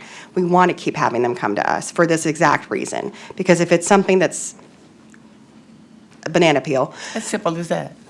It's simple assault, though. And so, but if they can come to us, we can talk it through, we can learn our lesson, we can move forward. The other thing, I'm out of time. Okay. Please get a notice out to all of our schools to let the schools know that you're there so that they will not call the police when a child starts to raise their voice or maybe having a bad day, forgot their medicine. Just let them know where you are and what you do so that they can take advantage of you. And maybe somehow more funding may come your way. Thank you, Mr. Chairman. Thank you, Commissioner. And I just say this is one of the items we did push at the federal level with Congressman Cohen last year, also asking for more support of. So I'm glad that a federal grant did come through and hopefully more come through. I know we even had this in public safety ad hoc to talk about you all in all 9 precincts really want this. Chief Davis and others are pushing all of their precincts. I guess it'll be more education to the colonels to really get them to buy in, because I know my colonel is bought in. I heard you talk about Range Station Colonel is bought in really to doing this type of transport to your office instead of going to jail. So thank you there. Commissioner Sugarman. And thank you so much, and thank you for the work. And so having said that, to Commissioner Brooks' point, I'm going to just take it personal. I have a grandchild who's autistic. And so the way he was in the Memphis Shelby County schools, he had an episode. As a result, they called the police. Luckily, my daughter-in-law was at home, was able to get there before the police. Same child, different setting. He was at Collierville. He had an episode. Instead of calling the police, they came around. They had professionals, they had teachers, counselors, et cetera, who talked him down off his episode. So my point is that we also need to change policies. I'm a policy person. I would love for you, and I can facilitate it as well, or, give, testimonial from teachers, parents, et cetera, about the policy in the school system. If that you could work with them with some type of policy, not just informing, educating the teachers, and not only maybe a PD, but also policy needs to be put in place so that the first response is not PD. You're talking about kids, under the age of 14, and this is traumatic for them, okay? Having said that, there is a policy in place. It's maybe not written, but it's a policy that if a fight breaks out, as a union member, we tell teachers do not intervene. The reason is because when we intervene, what happens is ultimately teachers are terminated. And so our hands are basically tied. And so it needs to be a policy, some type of policy that the police are not the first responders, and maybe they can reach out to you. This other thing is building capacity. We need to build capacity. And again, last year we worked on trying to ask money from the federal government. I would love to do that again. And I was wondering if you get more long-term data. I don't know, when was the inception of this program, and then how has it progressed? Do you all see return of these individuals, young people? Is there a lot of recidivism, for example? What kind of service or programs? And which programs are there you see the most utilization of? Those kinds of things, if you could provide, not just me, but all the commissioners, along with the zip codes, that would be extremely helpful. And again, I do want to support your work, as I have so in the past, and wish you a happy holiday. Thank you. Thank you. Commissioner Ford. Very quickly, well, good afternoon. I missed you at the ad hoc, but I know that you were busy. But I sent something. You did. As a matter of fact, that's a segue what I was about to say. Not only did I receive that, I did add that to the presentation when I went to Evanston to that symposium. I won't say the name of the symposium, but you know which one I'm talking about. The South region was represented very well with the work that was being done as far as CSA is concerned. So my one question is, with this resolution in front of us, as far as it talking about the continuation of programming at the Youth and Family Resource Center, would any of what is in front of us could or would it be added to the information that you gave me not too long ago in preparation for the ad hoc. And the reason why I'm asking is because my staff person and I are working on the final booklet, and after this item is over, I want to show you what the state of New Jersey has already put together. So we're sort of behind, but at least it gives some context. So my question again is, can any of the programming that is referenced here in the caption, can it be added to what we're doing in the ad hoc? Sure. Sandy Bromley, Division of Community Services. So what I had provided to the Racial Equity Ad Hoc was our Youth Connect program, which is our free youth mental health services that are also operated out of the Youth and Family Resource Center, but that is separate and distinct from the Assessment Center function, which is the early intervention diversion program. But we certainly can provide all of this information. Like I said, I've got a dashboard that I can give all y'all, but I also have, we're a little behind this year, but we're going to get you an FY26 annual report for the Youth and Family Resource Center, and that will have all of those things that Commissioner Sugarman just talked about, referral sources, not only who refers to us, but what's effective when we refer out to people. And then I would love to hear more about New Jersey and figure out how we can maybe combine that. I have a whole book after this item. We dispose of it. I'll show you the highlights, and we'll go from there. And anytime you mention 38109 and 116, I'm always going to, you already know, so. But again, Sandy Bromley, Division of Community Services, I want to reiterate that these are not the number, that doesn't mean there's more crime happening in those zip codes. I know. It just means the precincts are doing a really good job at referring to us. Exactly. That last part, 38109 and 116 are doing great. That's all I wanted you to say, and I yield. Thank you. All right, Commissioner Thornton. Thank you, Chair. Just kind of going on the other end of the spectrum, so assuming that more impoverished districts would actually have referrals to be made, if they're not priority zip codes or high referral zip codes, are you looking into data that might show where the most youth crime is happening and how that corresponds with the referral precincts? Like, I'm trying to figure out where the gap is here, just not hearing District 10 zip codes be a priority and just wondering where the breakdown is. So when you send us the data, aside from just showing us the strongest referrals, can you also include in the data where youth crime is actually occurring across Shelby County? And then I'm just curious for the public's understanding, where would that data be collected and reported to the public? Yep, Sandy Bromley, Division of Community Services. So what we would have to do is cross-reference our data with juvenile court for them. Well, actually, no, juvenile court maybe not even have that. MPD data to tell us young people in certain zip codes how much crime they're committing. So we can certainly try to find that data from MPD for you. I want to go back to something you. Just to pause right there. Is there currently a liaison with an MPD to be able to have that data relationship? Yes, ma'am. Okay. Sorry. Sandy Bromley, I want to go back to what you said about priority zip codes. These are not priorities. These are the number of people that these are referrals that come into the door to us.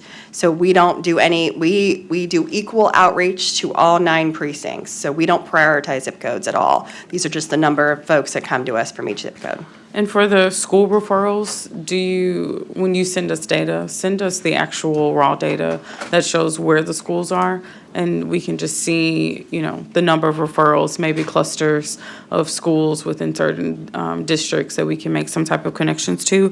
When it comes, I'm always fascinated with second-gen strategy here, knowing that at-risk, high-need youth is going to probably be connected to a high-needs parent. What are we doing and what are we seeing? And more importantly, how are we coordinating services that if my youth brings me to the Youth and Family Resource Center, how can you meet me as an adult at that center?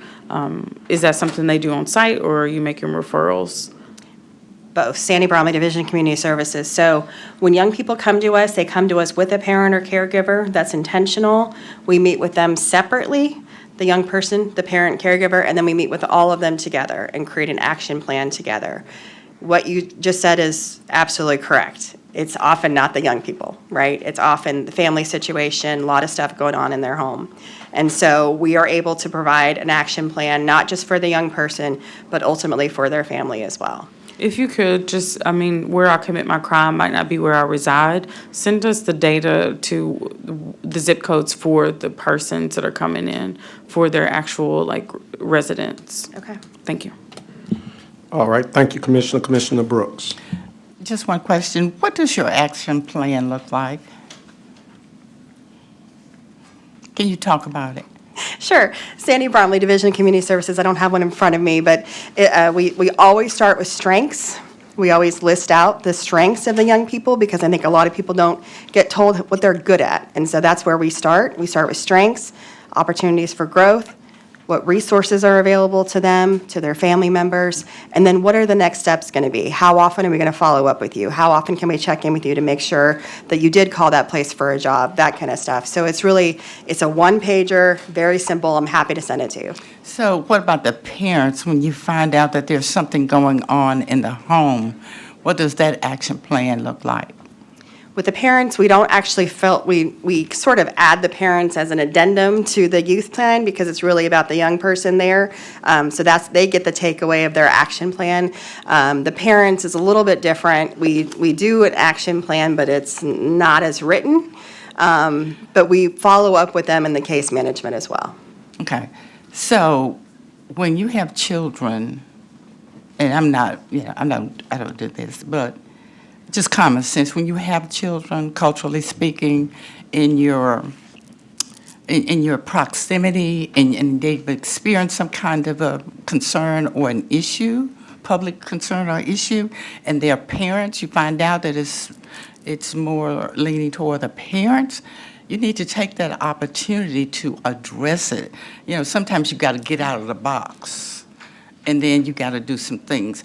So, you know, maybe you're getting the child, getting their behavior going in a different direction going forward, but you haven't addressed, the origin of it. So, you may want to redesign your little paper to deal with that. Okay, thank you.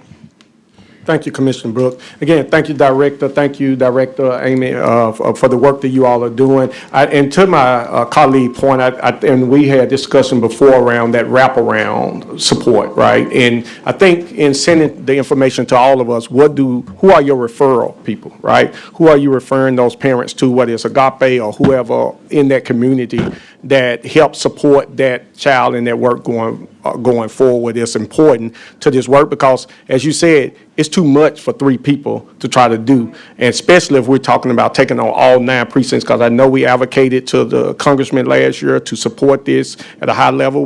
We will continue to push for this because we know even before the task force got here, our young people was in trouble in a big way, and they was out here committing a lot of these crimes. We need alternatives, and the earlier we can catch them and give them support is going to be important to this work even going forward further. To that point, I just end by saying what Commissioner Sugarman said, just making sure that we are able to tell the story, right? Because we already know it's cheaper this way than it is to lock them up and getting them the help early. And so if we can tell that story and be able to make it plain with the resources that they are putting here now, I believe we can get what we need to further this work. So thank you all. Let's take this item to vote.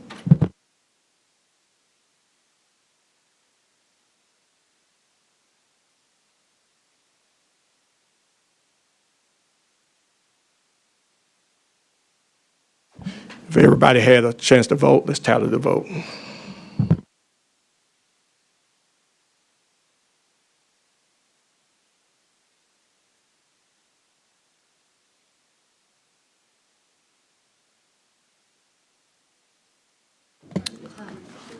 We have aye votes from Commissioners Bibbs, Caswell, Sugarman, Mills, Wright, Thornton, Brooks. We have 7 aye votes. Also, correction, we have aye votes from Commissioners Bibbs, Caswell, Sugarman, Mills, Ford, Wright, Thornton, Brooks. We have 8 aye votes.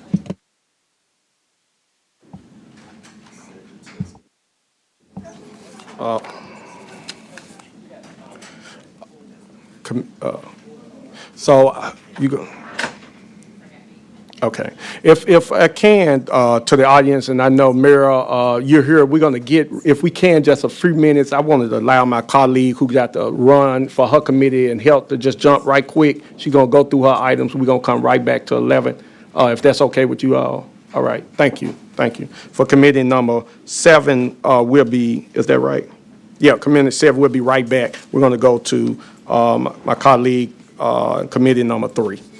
Thank you so much, Commissioner Caswell, and to those who I know are waiting on an important item. I am going to only do items 2, 3, and 4 of hospitals and health, so that way we can get through those and then come back to more discussion.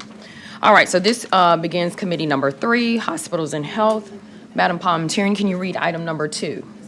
Yes, ma'am. Item 2 is a resolution to amend the FY 2026 Shelby County Health Department Grant Fund operating budget in the amount of $23,572 for a total contract amount of $2,560,400 to support the Community Health Access and Navigation in Tennessee CHANT program for the period beginning July 1, 2025 through June 30, 2026. This item requires the appropriation and expenditure of state grant funds in the amount of $23,572, sponsored by Commissioner Miska Clay Bibbs. Thank you, Madam Parliamentarian. This item was moved by Commissioner Sugarman, a second by Commissioner Thornton, and I will hand it off to Dr. Randolph. Good afternoon. Bruce Randolph, Interim Health Director and Health Officer, Shelby County Health Department. And I have with me Deputy Director Lori Brooks, and she will present. Good afternoon, Commissioners.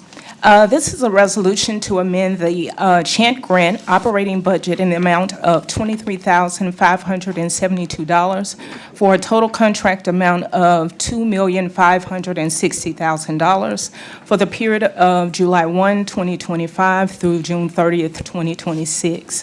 The CHANT program provides medical and social referrals for maternal-child health outcomes. It is for children and youth with special health care needs from birth to 21, as well as pregnant and postpartum adolescents and women. Thank you so much for your presentation. I don't see any commissioners in the queue for this item. Commissioner Thornton? Turning off your mic. Thank you. Just for clarity, so the total budget for this CHANT program is the $2.5 million, and this $23,000, say one more time, we're receiving a grant, or? Lori Brooks, Deputy Director for the Division of Health Services. We received an additional $23,572 to add to our current grant. And so what I was saying is that those funding will be utilized for maternal and child health outcomes for referrals. So what happened is that we received additional dollars to compensate for the general adjustment that was received by the county employees. And so this $23,000 we're asking to add to our current grant. And currently, the CHANT program, how is it impacting each of our districts? Do you have data that shows who the beneficiaries are, the $2.5 million? So yes, we can provide information regarding zip codes. What this program is an actual referral source.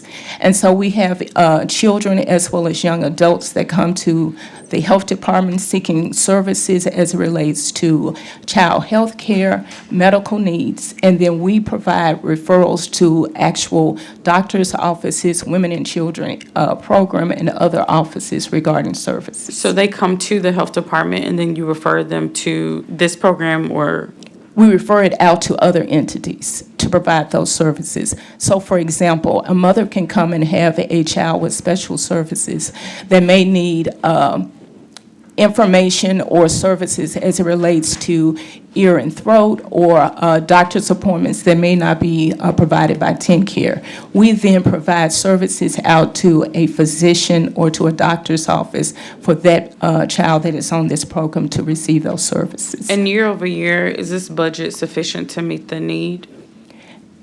It is the amount that we receive from the Tennessee Department of Health. We do not receive any supplemental funding. So the question was, is the $2.5 million sufficient to meet the need? No, it's not. Do we know the gap that we would need to So it would be so helpful each time we come for us to talk about the total need and the cost so that we as a body can see if this is an issue of priority, how much do we need to advocate for to actually meet the need? So if you're saying that it's insufficient, that means that you have more people coming in needing referrals than we can actually refer. And I'm actually not quite sure what the 2.5 million is actually being expended on. So they are coming into the health department and meeting with our staff. Where's the 2.5 million actually being expended? So we can actually provide a cost of what that amount is. So when you ask about the referral information, we can give to you the number of individuals that we see and the individuals that come for referrals that we're not able to meet that need. So we do have like the eligibility criteria as well as the referrals that are received. And then we also have a staffing component that is within this grant. So we have 17 care coordinators, 5 supervisors, as well as a training supervisor, 2 clerical support, as well as a manager and an RN that is a part of this program. And they're responsible for providing those referrals throughout the Shelby County. I'm back in queue, Chair. All right, just for purposes of what you were just referring to, can you please just kind of send us that breakdown via email so that people can have it to refer to and reference at any other point in time? We can get that information sent out to you, Commissioner. Absolutely, thank you.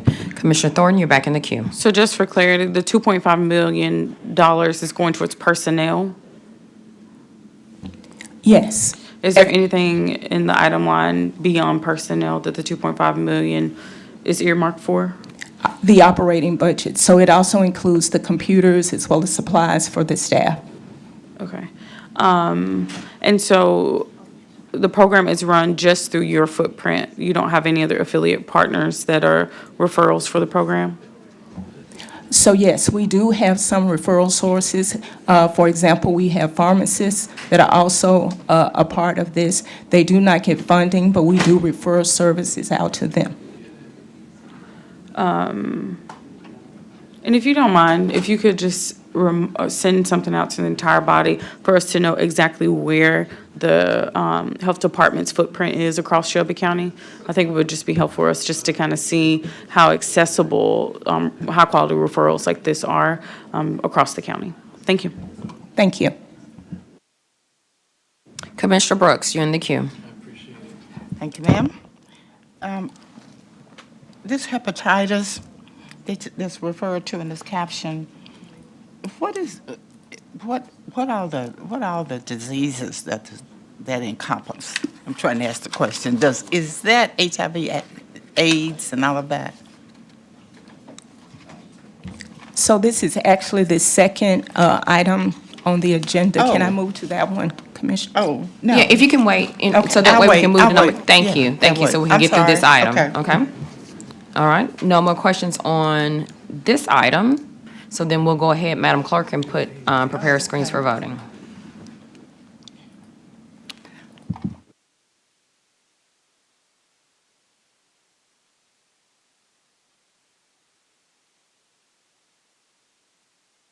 Madam Clerk, can you please tally your votes?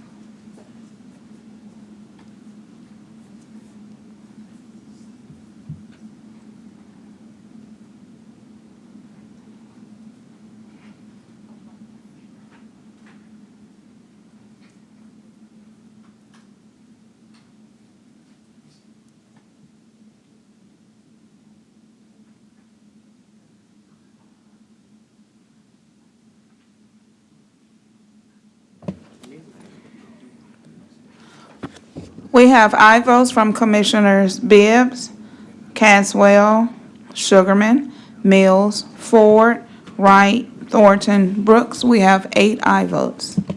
Thank you so much. This item goes down with a favorable recommendation. Madam Parliamentarian, can you read item number 3, Chair please? Bibbs, real quick, are we doing all of hospitals and health? We're not doing the discussion. Okay. We're just doing the action items, which is 3 and 4.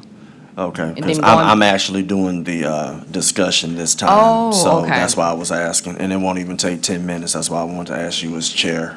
Well, I did make the gentleman's agreement with Commissioner Caswell so that we can go back and hear the Bartlett item. So if, Okay, so we'll probably just go through wherever we need to go through, recess, and then go back to the original. I'm fine, I'll be here, so I was just asking, thank you. all right, thank you. Item number 3, Madam Parliamentarian. Item 3 is a resolution to amend the FY 2026 Shelby County Health Department SCHD Grant Fund operating budget in the amount of $9,000 for a total contract amount of $99,000 to support the SCHD viral hepatitis program beginning July 1, 2025 through June 30, 2026. This item requires the appropriation and expenditure of state grant funds in the amount of $9,000 for a total contract amount of $99,000, sponsored by Commissioner Miska Clay Bibbs. Thank you, Madam Parliamentarian. This item was moved by Commissioner Sugarman, a second by Commissioner Thornton. Commissioner Brooks, you're in the queue.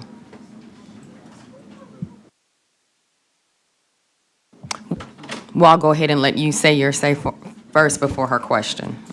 This is a resolution to amend the viral hepatitis grant operating budget in the amount of $9,000. The $9,000 amendment will increase the budget from $90,000 to $99,000 for the period of July 1, 2025 through June 30th, 2026.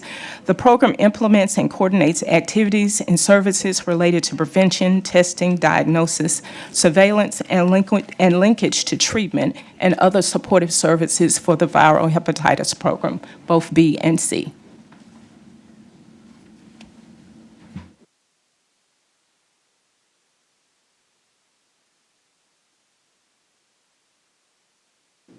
Commissioner Thornton, I'll go to you first and then come back to Commissioner Brooks. Thank you, Madam Chair. Just curious, when it comes to, is there any way for us to, I don't know if the data would show this, where you can see a prevalence of a certain type of disease that would warrant, I guess, kind of like a more strategic allocation at certain locations within the health department? Or is this just kind of like, you know, spread across each of your locations evenly as an intervention?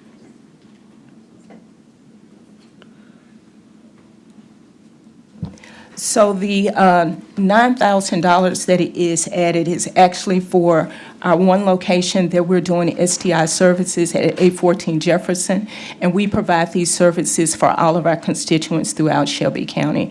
And we can provide a dashboard of the, not necessarily the individuals, but by zip code individuals that we are providing services to for the Shelby County Health Department.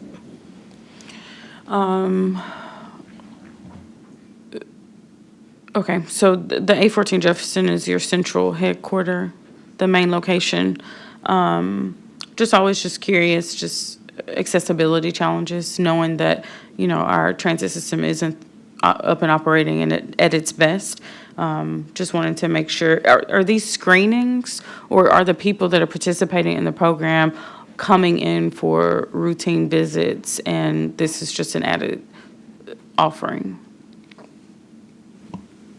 Bruce Randolph, Interim Health Director and Health Officer, Shelby County Health Department. So this is a program, this is more of a surveillance program, so we are provided the results from whenever someone have testing of Hep B, C, and particularly if it's positive, then this person is responsible for following up, making sure that they're in treatment. And if they test positive at one of your satellite locations from the central location, the surveillancer will still... We'll contact them, yes. Okay. And we get results not just from our locations, but it's countywide. Okay, thank you. Yeah. Thank you, Commissioner Thornton. Commissioner Brooks? Well, I guess I should have come out of the queue because I went to Google to find out what I needed to know. Thank you. Commissioner Sugarman. Thank you, Madam Chair. And so, happy holidays. And so my concern is with what's going on at the federal level with the debate with hepatitis B. I was wondering also, were you all also considering educating the public about the importance of having their, babies immunized? Because there is such a debate going on at the federal level. I don't want it to impact us at the local level in our work that we're doing here. Bruce Randolph, Interim Health Director, Health Officer, Shelby County Health Department. No, one of the things that we are committed to is being transparent and informing the public about health issues, in which this one, as well as any other that come up, we would want to inform them so that parents, so the direction it looks like it's headed is that parents would make an informed decision and request or not request that their child be immunized, right? But we want to educate the public about the benefits, as well as any potential risk, right? Right. So that they can make a decision. Right, and so, as far as an educator and working in the school system, and I know Dr. Taylor has come down before us in talking about the number of individuals from ages, I believe it's 14 or 15 to 25 with HIV. And I was wondering if you've gotten together with maybe the superintendent as far as policy, because there's so much we can talk about and so much we can't talk about with, sex education. But as far as informing, educating the parents, so that's something we can look into. And I was wondering if you all have started that conversation. Lori Brooks, Deputy Director, Shelby County Health Department. So yes, we have begun that conversation. We actually have a memorandum of agreement with Memphis City Schools. We've started a Spark program with some of the schools with Shelby County Schools, where we meet with not only the students, but also the parents to talk about setting healthy goals, talking about STIs, HIV, and then also talking about projections past what they see now, the grade level that they're at now, college, and what choices they make now, the effect that it will have on them in subsequent years. That's wonderful to hear with Memphis Shelby County Schools, but what about the munis as far as their superintendents? Have you started a conversation with them as well? We have not started that conversation at this point because the grant that we have, we only have one person on that grant, and we don't have the capacity to move out past Memphis City School System. So we need to get another grant. I know Dr. Taylor was very, able to get so much funding through the grant process, and I know as the interim director, you're probably going to look into that too. But if we could expand that, so that we can educate and inform not just the teachers and parents at Memphis Shelby County Schools, but also the municipalities as well, that'd be great. Thank you, Commissioner Sugarman. Madam Clerk, can you please prepare our screens for voting?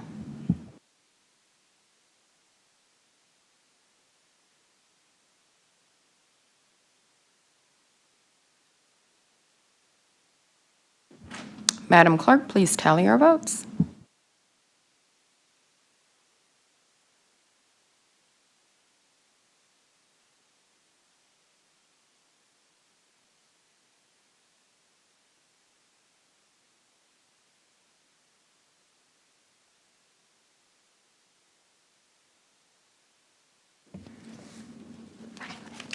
We have aye votes from Commissioner Bibbs, Caswell, Sugarman, Mills, Wright, Thornton, Brooks. We have 7 aye votes. Thank you, Madam Clerk. This item goes down with a favorable recommendation. Madam Parliamentarian, can you read item number 4, please? Item 4 is a resolution to amend the FY 2026 grant funds budget for FY 2025 carryover funding in the grant fund restricted fund balance for the Shelby County Health Department Violence Prevention Program in the amount of $969,870.66 for a total of $1,436,492.66 beginning November 1st, 2025 through June 30th, 2026. This item requires the appropriation and expenditure of FY 2026 grant funds in the amount not to exceed $969,870.66 for a total amount of $1,436,492.66, sponsored by Commissioner Miska Clay Bibbs. Thank you, Madam Parliamentarian. This item was moved by Commissioner Sugarman, a second by Commissioner Thornton, and Dr. Randolph, I will hand it off to you. Dr. Bruce Randolph, Interim Health Director and Health Officer, Shelby County Health Department. And I have with me Mr. Rudolph Gray, who is the Chief of Staff also. So what we're seeking is asking that there are carryover funds of the amount of $969,870.66 be carried over to increase our budget to $1,436,492.66 to cover expenses from November 2025 to the end of the fiscal year, June 30th, 2026. And the reason we need this is because currently we only have about $466,622 remaining to carry us over to cover 4 full-time employees, which was budgeted for $263,133. And we also owe the sub-recipients the amount of $430,657.55. We need this additional funding to be able to carry us over. Matter of fact, when I came on board, I paused the work for the sub-recipients because of the lack of funding. I wanted to make sure that we could retain enough money to be able to cover the salaries of our 4 employees for at least 2 years.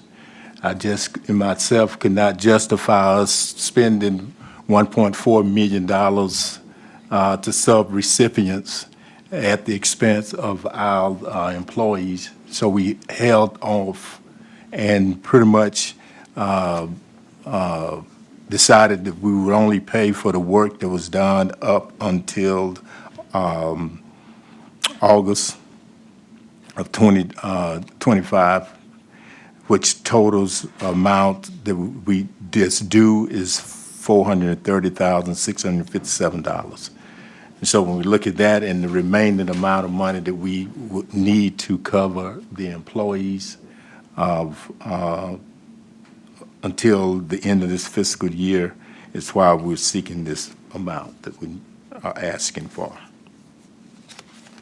All right, I'll go to the commissioner set in the queue. Commissioner Ford. I got a couple of questions. So just for clarity, this resolution is being requested upon us for all, is 100% for personnel? Not 100%. About how much out of this But large number? Well, put it this way, to carry us for the remainder of the year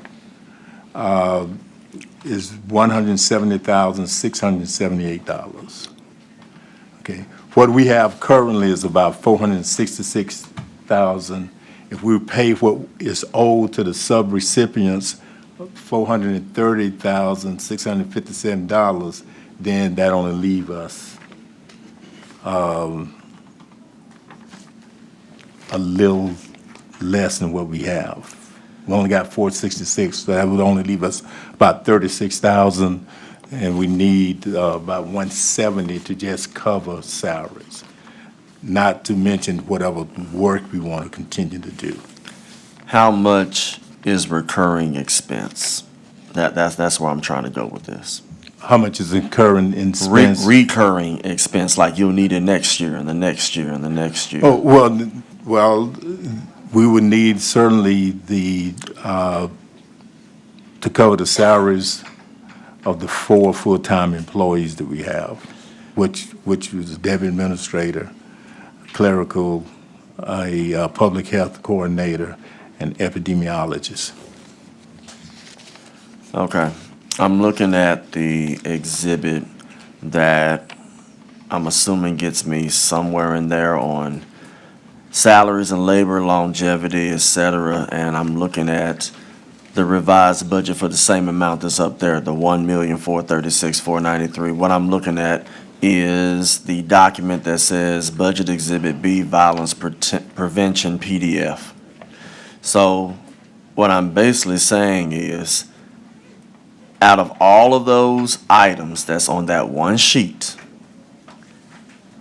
a reasonable person can say that every single one of these items is a recurring expense, and the largest one is your professional services, which is over $1 million. Can you elaborate on what these professional services would be, since the current budget was for $50,000, and now you're asking for a budget amendment in professional services to add another $960,000, making it $1,014,730, according to your exhibit that's in the computer. And I'll get back in the queue, but I need the answer about the professional services. So the professional services per contract and the issuance of the bid was for 3 entities: Youth Village, Methodist Labana, and Rafa Institute. Each one of these entities were awarded Youth Village $470,617. Methodist Labana, $475,000. Rafa Institute, $459,195.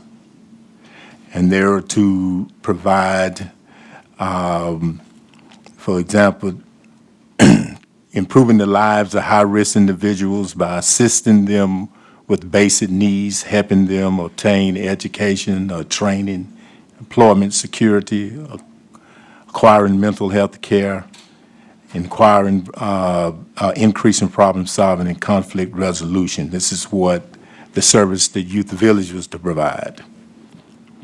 Ages 17 and older, in zip code 38116. Methodist Labana, working with Block Squad 901, and should I say Youth Village, worked with Memphis Allies. Methodist Labana worked with Block Squad 901, awarded $475,000. They're to provide intensive case management, trauma support, linkage to needed services among victims of gun violence and their families, ages 0 to 17 years of age, zip codes 38116, 38106, 38114. Rafa Institute awarded $459,195. The goal there was to follow accountability and restoration conference process for juvenile participants, to identify their needs related to social support, economic opportunity, education, housing, health care, and identify trauma-responsive community resources, ages 12 through 17 years of age, Shelby County. Number of participants: Youth Village, 22. Methodist Labana, 47. Rafa Institute, 1. And so after I saw this, it's one reason why I said we need to put a hold on this, reserve the money, make sure we got money to pay for our staff, but we need to re-examine what we're doing and our approach to violence prevention. All right, so our chair had to step out, and so I'm stepping in, but let me go ahead and, well, first of all, let me say, because I work with one of those groups, I will have to recuse on this item, I think. Let me go to Commissioner Caswell. Again, I was going to speak on that. I'm glad he broke down, because I have worked with some of those organizations, so I'm going to recuse myself from this item. All right, thank you, Commissioner Caswell. Commissioner Thornton? Okay, so many thoughts. I don't even know where to begin. So I'm gonna eventually make a motion for this to go down without recommendation. To the public listening in, you need to pay attention. There's a lot that was just discussed. So I'm just gonna stay on the item at hand and the documents that we have access to. So it goes from 50K per Commissioner Ford up to $964,000 for the budget amendment in this professional services category. When he asked that question, then you listed off 3 entities that had a total figure of about 1.2 million. So that exceeds any of the figures that we have access to. So the full budget amendment is going towards those 3 entities. Is that what you're saying? Bruce Randolph, Interim Director and Health Officer, Shelby County Health Department. Not exactly. We have the option to renew or not renew the contracts. I'm saying that we need those resources to even fund the preventive program if we want to do even something else. Right now, I want to make sure that we got enough money to maintain our staff. That's my main concern right now. So for Then whatever is left over, right? So let's assume if it's 1.4, we pay off what we owe those sub-recipients who've done work already, and we then secure the $170,670 we need to carry us over into this fiscal year. That would leave us with about $600,000 to do some work that we determine is needed and that we determine would be a more effective expenditure of the resources. Okay, I want to clear this up for myself and hopefully for the public. If you're following, it's a little bit confusing here. So for your fiscal year 26 budget, you planned for $1.4 million towards this particular item? The budget that was for fiscal year 2026? Yes. Okay. It was actually what entered into, and this is the problem, is that what was budgeted was just the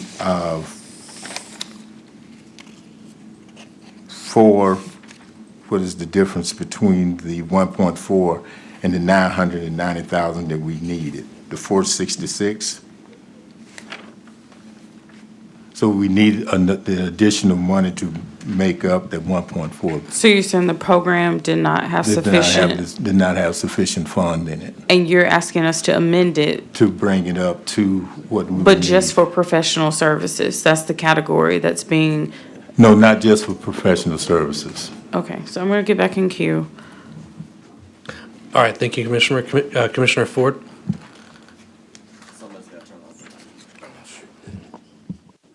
Thank you. My initial concern was that, looking at this spreadsheet, you stated 170 on record as far as salaries and whatnot, but this sheet doesn't say 170, it says 263, 133. When you include retirement benefits, et cetera, et cetera, et cetera, you're basically looking at about $400,000 coming out of a restricted fund balance. That's why I asked the question, recurring versus one time. We have been taught multiple times that if you're going to use a fund balance, whether it's restricted or unrestricted, you don't use it for recurring expenses.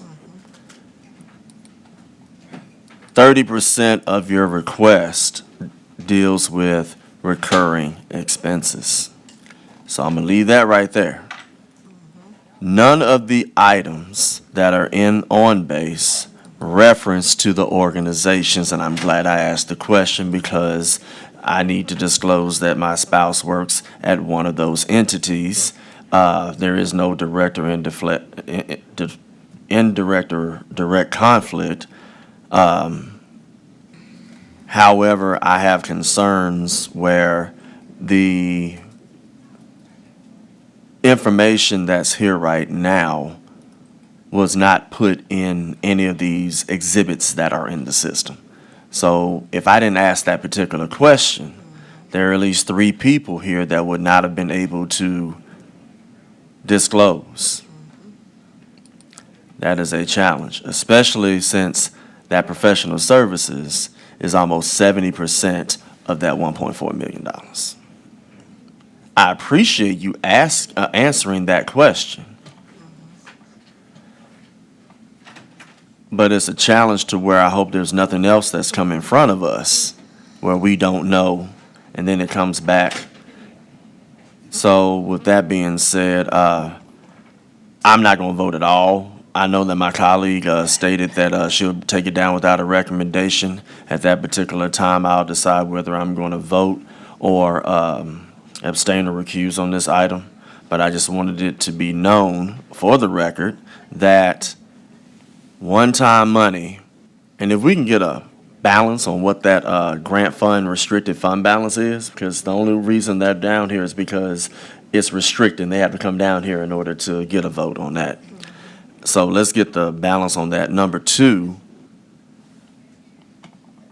well, you know what? There's really no number 2. We can have that information. That'll help me determine whether I'm going to vote on this item since there's no indirect or direct conflict, or whether I'm just going to do like what my colleague stated, because you gave us a lot of information that was not in the system. So I'll leave it right there, and I will yield back to whatever my colleagues would like to do on this. Thank you. Thank you. Commissioner Sugarman. Thank you, Chair. And so I understand that you want additional funding on top of what's been budgeted. And so my concern is, number 1, I would like to have a breakdown of the dollar amount that each of these entities are getting. For example, I know that in the previous, there was there's non-disclosure as far as the entities that were subrecipients, and one of the subrecipients didn't even know he was included in the grant. That's an issue for me. And so I would like a breakdown not only of the subrecipients as well as what they're utilizing the money for and how much they're receiving. And then also, I'm very interested in the outcome because, again, I want to make sure that we have to be very careful of every dollar. As you know, we're broke. The county's broke. We did not raise property taxes like the other municipalities. We are broke, and we are broke. I'll be very clear about that. So every nickel and dime that we spend, we have to be accountable for. So I would like to see also, they have to report to you, is that correct? As far as compliance, being in compliance and things of that nature? Correct. Okay, I would like that as well. And if you have received money in the past, I also like to see, make sure that they're in compliance before, because I know that I have some CP dollars that I've given some entities, and they have not sent in the reports, and now they want additional funding. And so I'm hoping that you all are not funding individuals who have not had their year enclosures, as well as what did they do with the funding. And I see a lot of personnel. And so my concern is, how is that impacting the violence prevention program? What are the outcomes of these programs on the preventing? So do y'all have like a data, or do they keep the data? Because I want to see, how are they impacting our districts?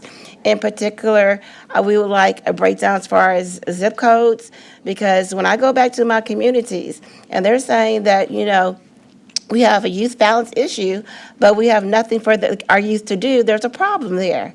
There's a problem when they're saying there's no place for them to go play basketball, there's no community center in my district. What they do is they stay after school at Southwind, have fights. That's a game, entertainment for them. That's unacceptable. So I would like to know specifically what are they doing with the funds? And then, again, I'm very concerned about individuals not being disclosed as far as subrecipients. That's a huge issue, especially when I talked to a particular individual, and he said that he was using the grant, but he was not aware of any of the funding. So thank you so much. Now, actually provide some clarification. One of the things is when I refer to the $170,000 that's needed, that's for the continual, from now to the end of the fiscal year. The total amount that was budgeted for salaries was indeed the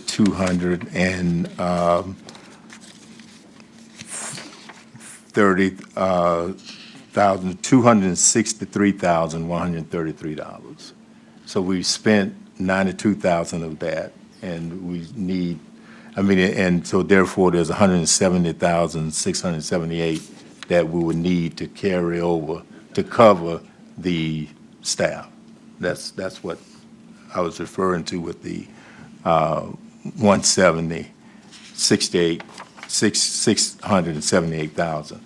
Now, in terms of what's owed currently to these entities, Youth Village, we owe them $281,969.38 cents for work that was performed between February 2025 to June 2026. And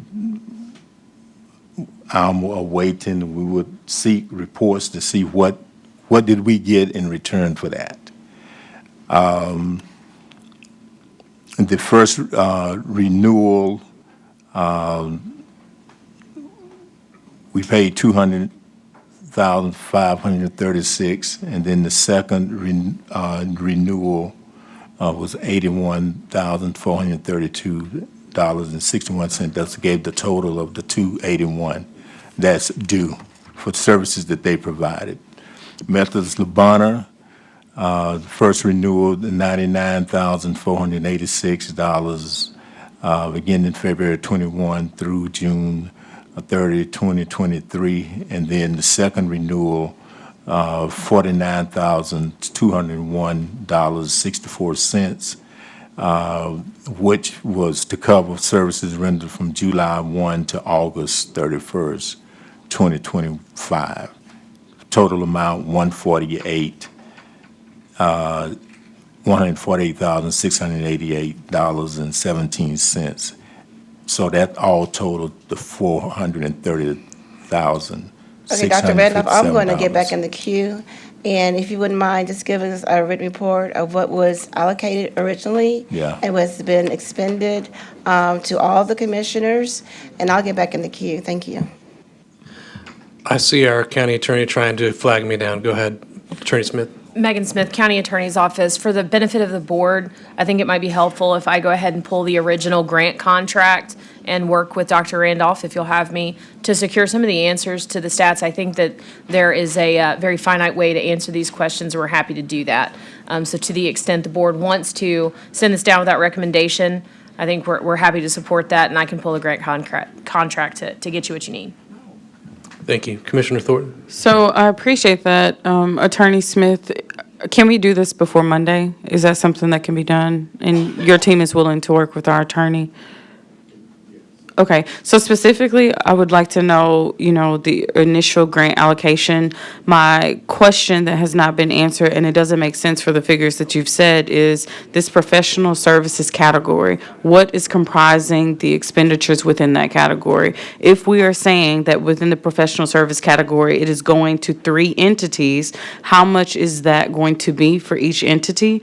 And if you could just clarify for what you said, the 470, the 475, the 459, and then you gave service metrics. Is that on completed past service, or is that what they propose that they would serve? Because that alone needs to be a topic of discussion. So if you could just clarify that piece. So I would just want to know, for this $964,000, that clearly is a budget amendment in their aligned budget and on base. It goes from $50,000 to $960,000, and we don't have enough information to know what exactly is that expenditure made up of.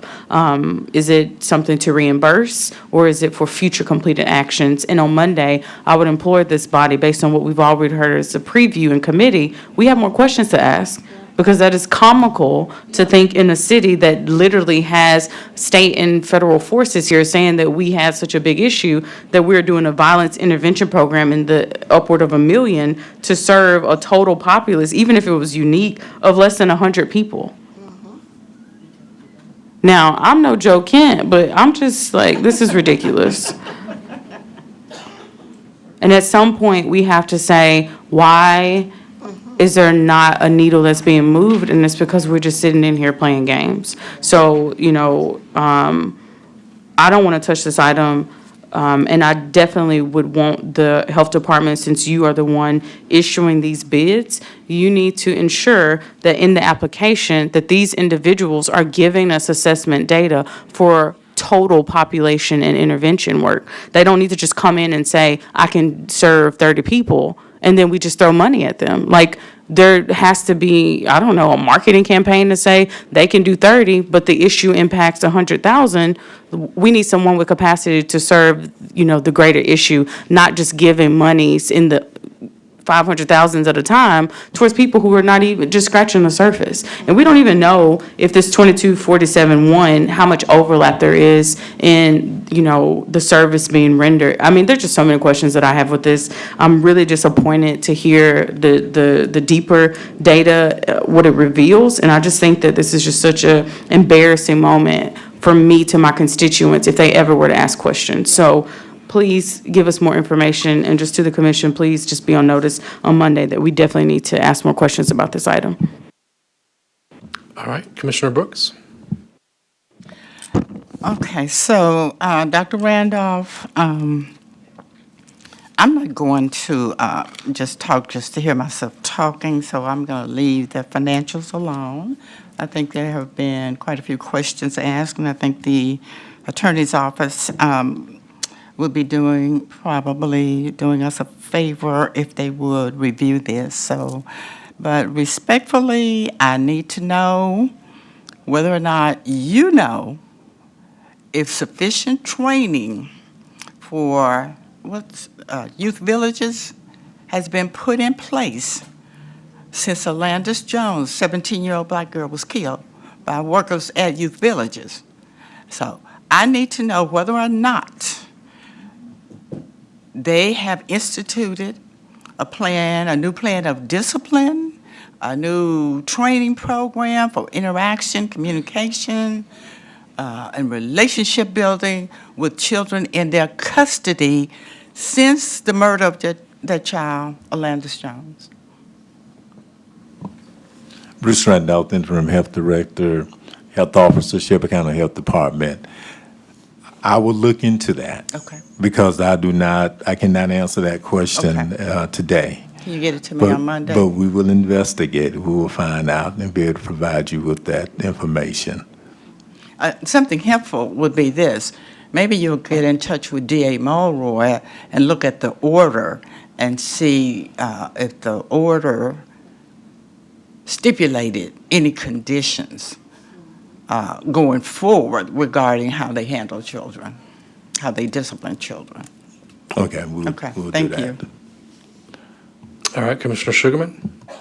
Thank you, Chair. And so I will look at the financials. And so I'm hearing fund balance, fund balance, fund balance. And I'd like from finance to tell us what will be the impact if we approve this on our fund balance. Because right now, we are being scrutinized at the state level.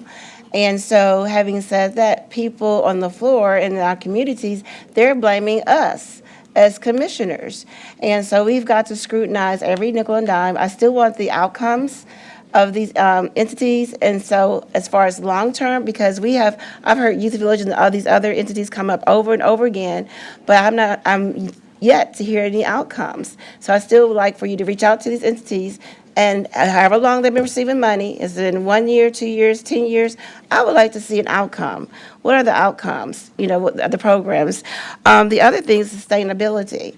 And so are you going to continue to reach out to get the grants? And then if so, will that entangle or require the county funding? Because again, we're gonna have to cut back. Everything's costing us more. People in our communities want more, and we're not in a situation now where we have not raised property taxes in 20 years. And so everything needs to be scrutinized. So you're asking us for additional funding on top, and I understand you're gonna go back in the queue, but I would just like for you to put on your radar is that we're gonna scrutinize everything, not just you. Every dime that comes that's gonna impact our fund balance, because we have to. So go ahead, Dr. Randolph. Yeah, so one thing I want to make perfectly clear. So this request for additional money is not fund these professional services. It's mainly to make sure we got the staff to even go after more grants, to even do anything else. So it's not like we're seeking this extra $900,000 so we can turn right back around and give to these three entities. We have paused. I have paused and said, no more. We're not paying another penny until, first of all, the information that you all are seeking. Show me what you've done with what we've paid. Show me what the benefit that we have from it. What differences is making? I was the one who said, no, we're not going any further. So that's why it stopped at the end of August or June when I came on board, right? So no, this is just to make sure we got money to even keep the personnel that we have on staff to even explore doing other things. So I just want to make sure that we're clear on that. This is not me asking, oh, give us $900,000 so we can turn back around and give it to these three entities. And the other thing I want to say is the one entity, Rafa Institute, we don't owe them anything because they didn't produce. I mean, one person, come on. Yeah. Attorney Smith, are you seeking attention again? You're so needy today. Megan Smith, County Attorney's Office. I think this is why the contract would be important. These are not, this is not fund balance. These are grant funds. These are grant funds with terms attached to them. For you all to be fully informed and have your questions addressed, we need to pull the terms for this contract to address how we can spend it, who it might be directed to already by virtue of that contract, and I want to get those answers for you. Point of information. Commissioner Sugarman. Okay, my understanding, I understand what the attorney just stated, but from what you just stated, you need the additional funding to continue with these grants, which is coming from the county coffers. And if I'm not correct, then correct me, because I do understand these are grant funds, but you're saying, what I heard you say is that the additional funding will go towards your staff person to get additional grant dollars, and so correct me if I'm wrong. Thank you. It is not only, it's to maintain our staff so that they can seek grant as well as doing some work too. The expectation is that those employees need to engage with community organizations, with churches. Let's look and see what this issue. Violence is a major public health issue. And the expectation that I've given is that I expect that we get involved with the community. We need the people to even initiate that. This allows us to keep these people on board for at least 2 years, the amount of money that we're seeking. But in the process, looking at grants, looking at other funding sources is something that we have to do for sustainability. Yeah. Commissioner Ford. I don't know if Commissioner Thornton's going to make that motion to take this down without a recommendation, but I will ask her if she can do that as such when she finishes discussing what she needs to discuss. I'll just simply say this. And I appreciate the acting chair for allowing the latitude to ask these particular questions, because I wish somebody would state that some of the things that I will be asking that they either will not ask or don't have the capacity to ask don't get asked in public. If there's dollars and cents and there were questions that were up here and at least 2 other commissioners asked those questions, they have full right to ask those questions. We know what a real question is, and we know what a political question or statements are. You already heard them, and when I was looking right at you, we already knew what time it was.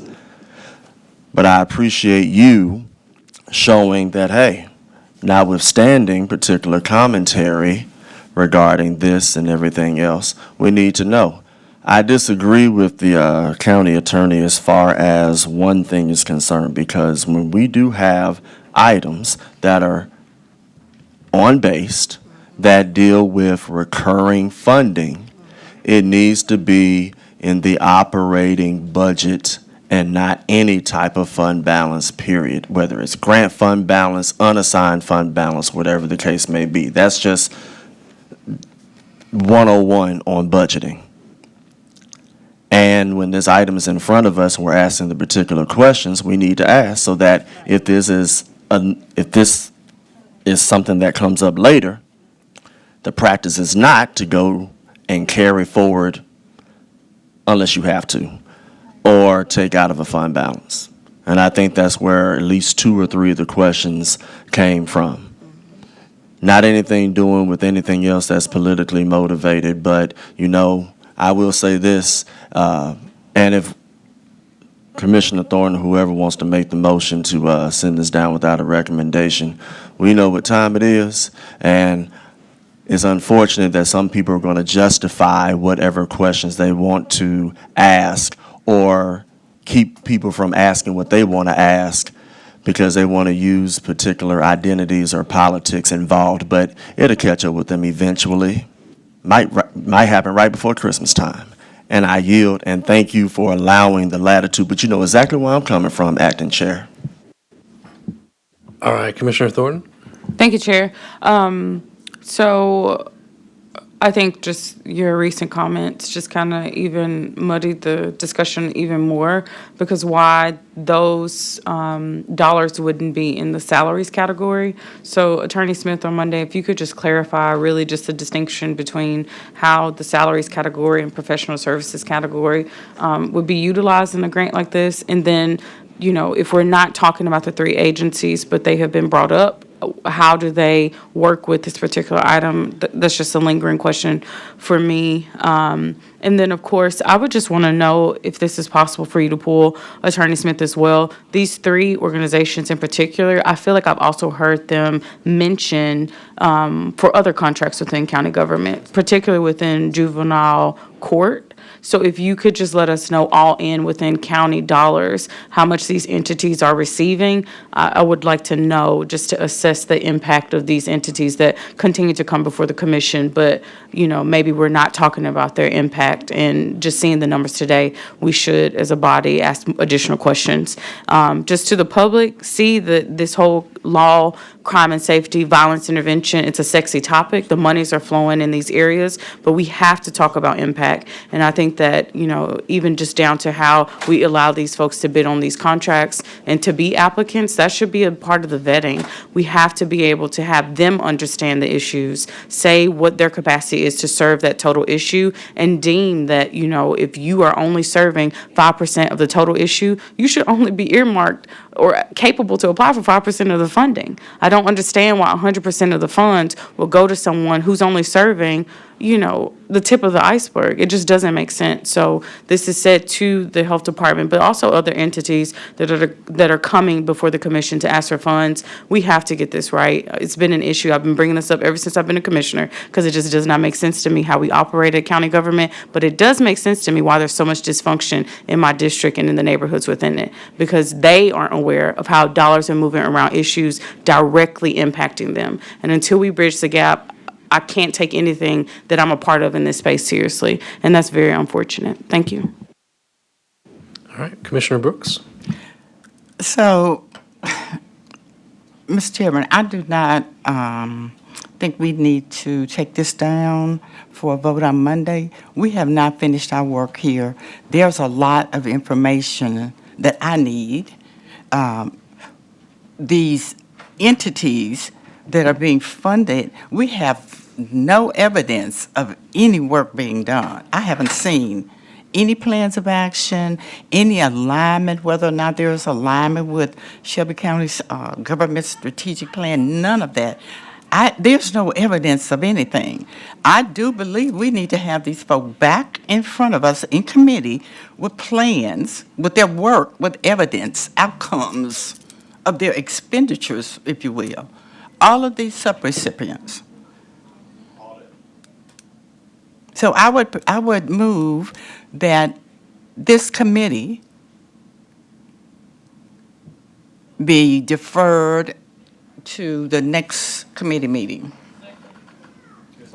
All right, there's This a, item and this committee be deferred, the next committee meeting. all right, Commissioner Brooks has moved for this item to be heard in the next committee. I hear a second by Commissioner Thornton.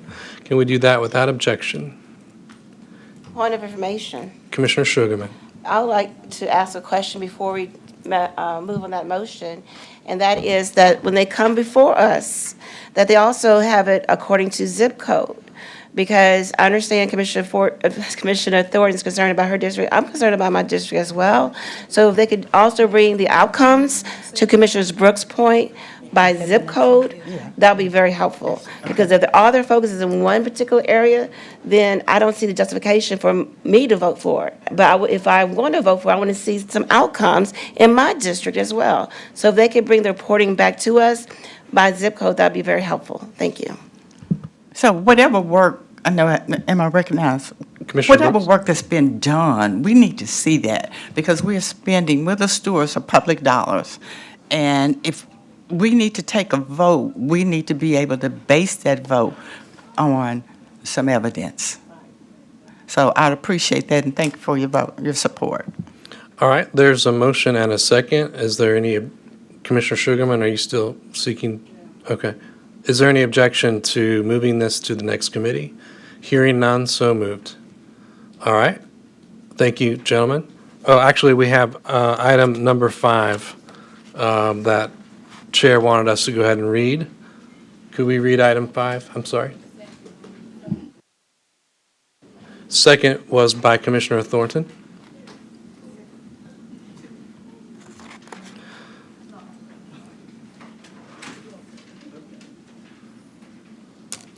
Can we read item 5, or I don't know if someone's here who can read it.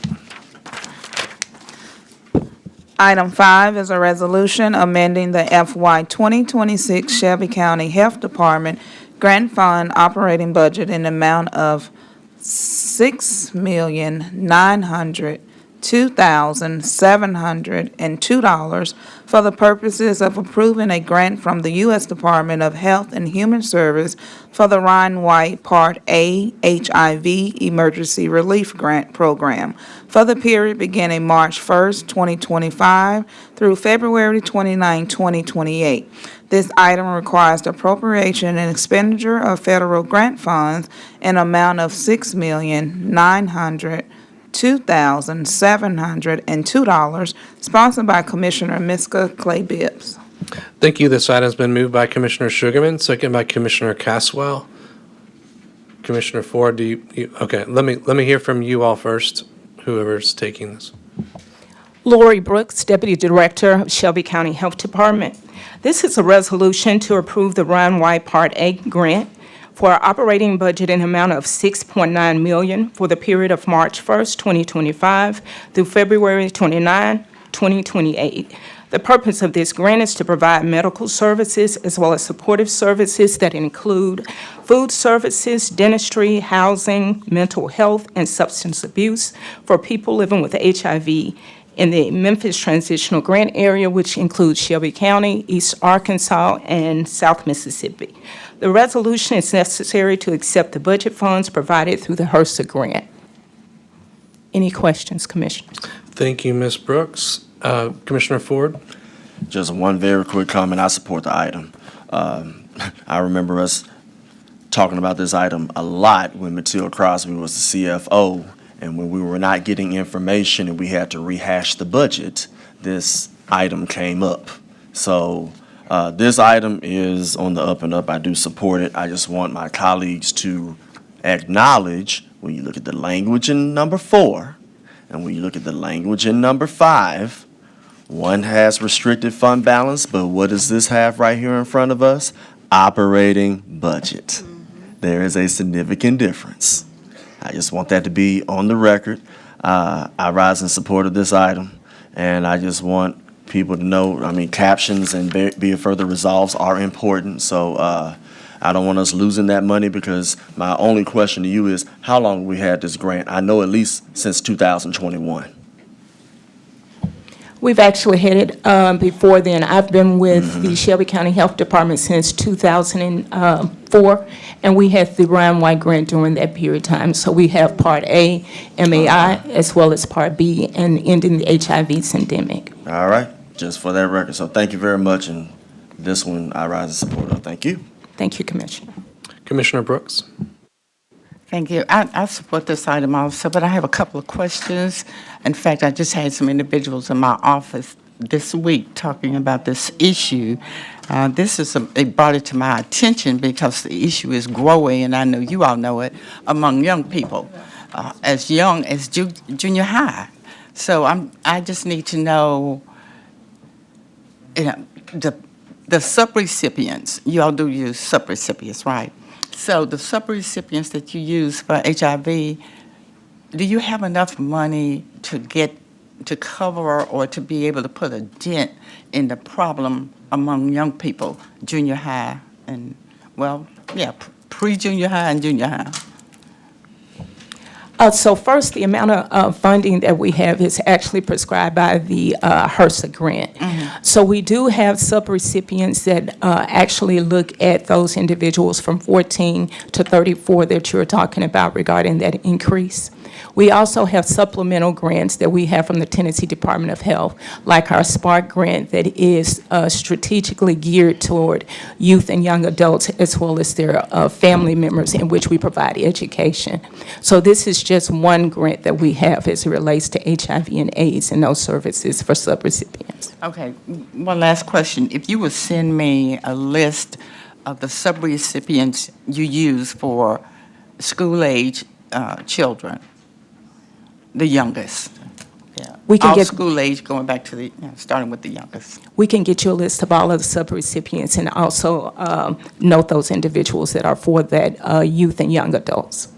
Okay, good deal. Thank you so much. Thank you, Commissioner. Commissioner Thornton? Thank you. I, too, have been following headlines that have named this as a growing and really disturbing issue for how we're showing up. And so I'm just curious, oftentimes I see Ryan White as the receiver of funding or the entity that we're partnering with, I'm assuming. Are we doing things? Help me just understand this. Ryan White is independent of government. And when we are focused on HIV intervention, are sending money to Ryan White to handle our issue here. How much of the HIV prevention and intervention and just treatment is happening within the Shelby County Health Department's budget? Lori Brooks, Deputy Director, Shelby County Health Department. So the Ryan White program is not actually for prevention. It's actually for providing care for those that already have HIV and AIDS. We do have separate grants that we receive from the Tennessee Department of Health for prevention.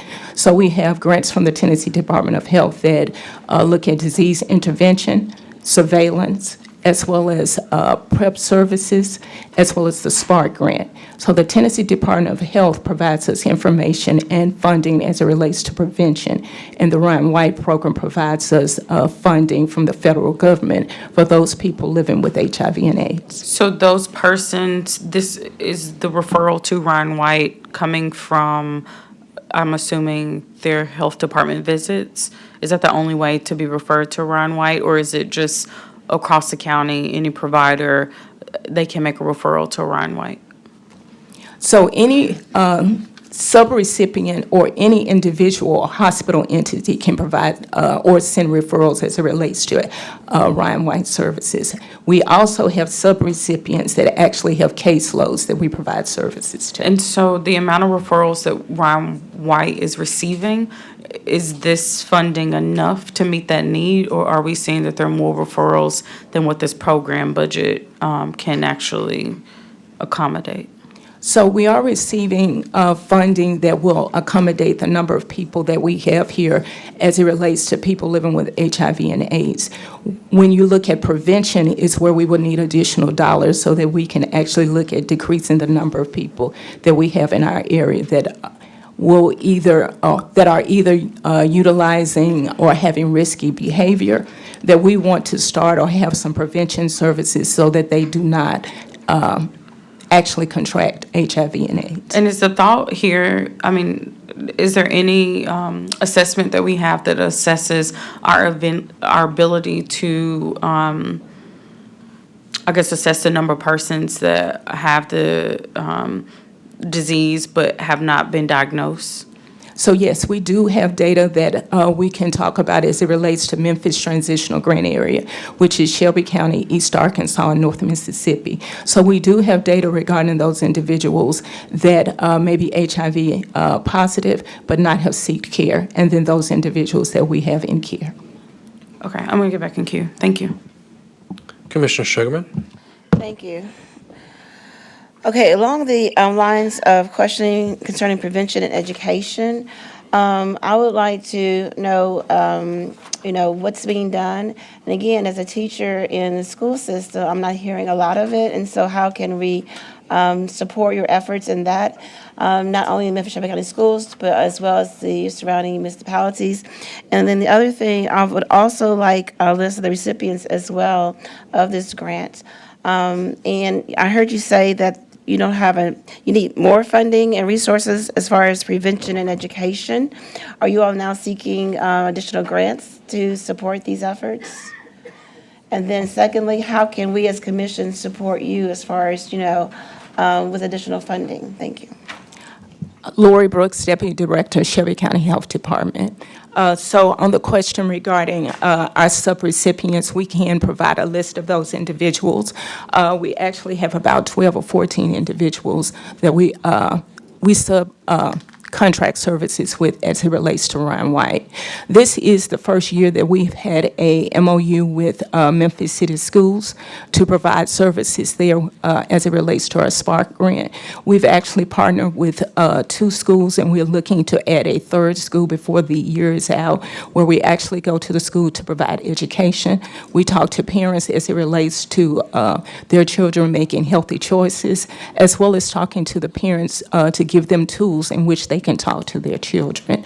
We're looking to add additional schools January 1, 2026. But this MOU is going to be something that is reoccurring with Shelby County Schools. And stated previously, we are looking to move into other municipalities as it relates to our Spark grant. Okay, and I'd like to ask a follow-up question. What is the process in selecting these schools? And then also, will you eventually include all schools in Memphis Shelby County schools? Because I have, schools in my district. I'm sure other commissioners are concerned about their district as well. I was just wondering, what does that process look like in selecting the schools? And will all schools be eventually serviced?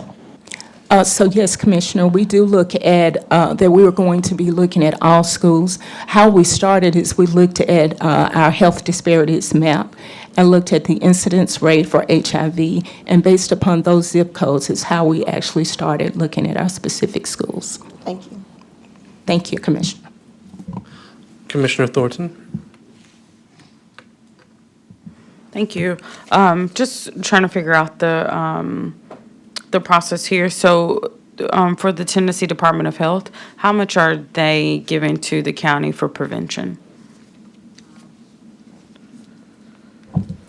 Lori Brooks, Deputy Director, Shelby County Health Department. I would have to get back with you with the specific numbers. We do actually have 3 grants that we have with the Tennessee Department of Health.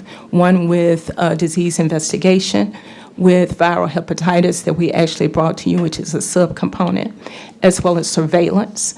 And then we also have funding that we receive from this body for ending this endemic that is specifically for staff that we're looking at for strategic planning to look at how we can reduce HIV in our area. So if we could, on Monday, I'm going to make a motion to send this down with our recommendation. I do think that I don't want us to get lazy just to think giving money to Ryan White solves the issue.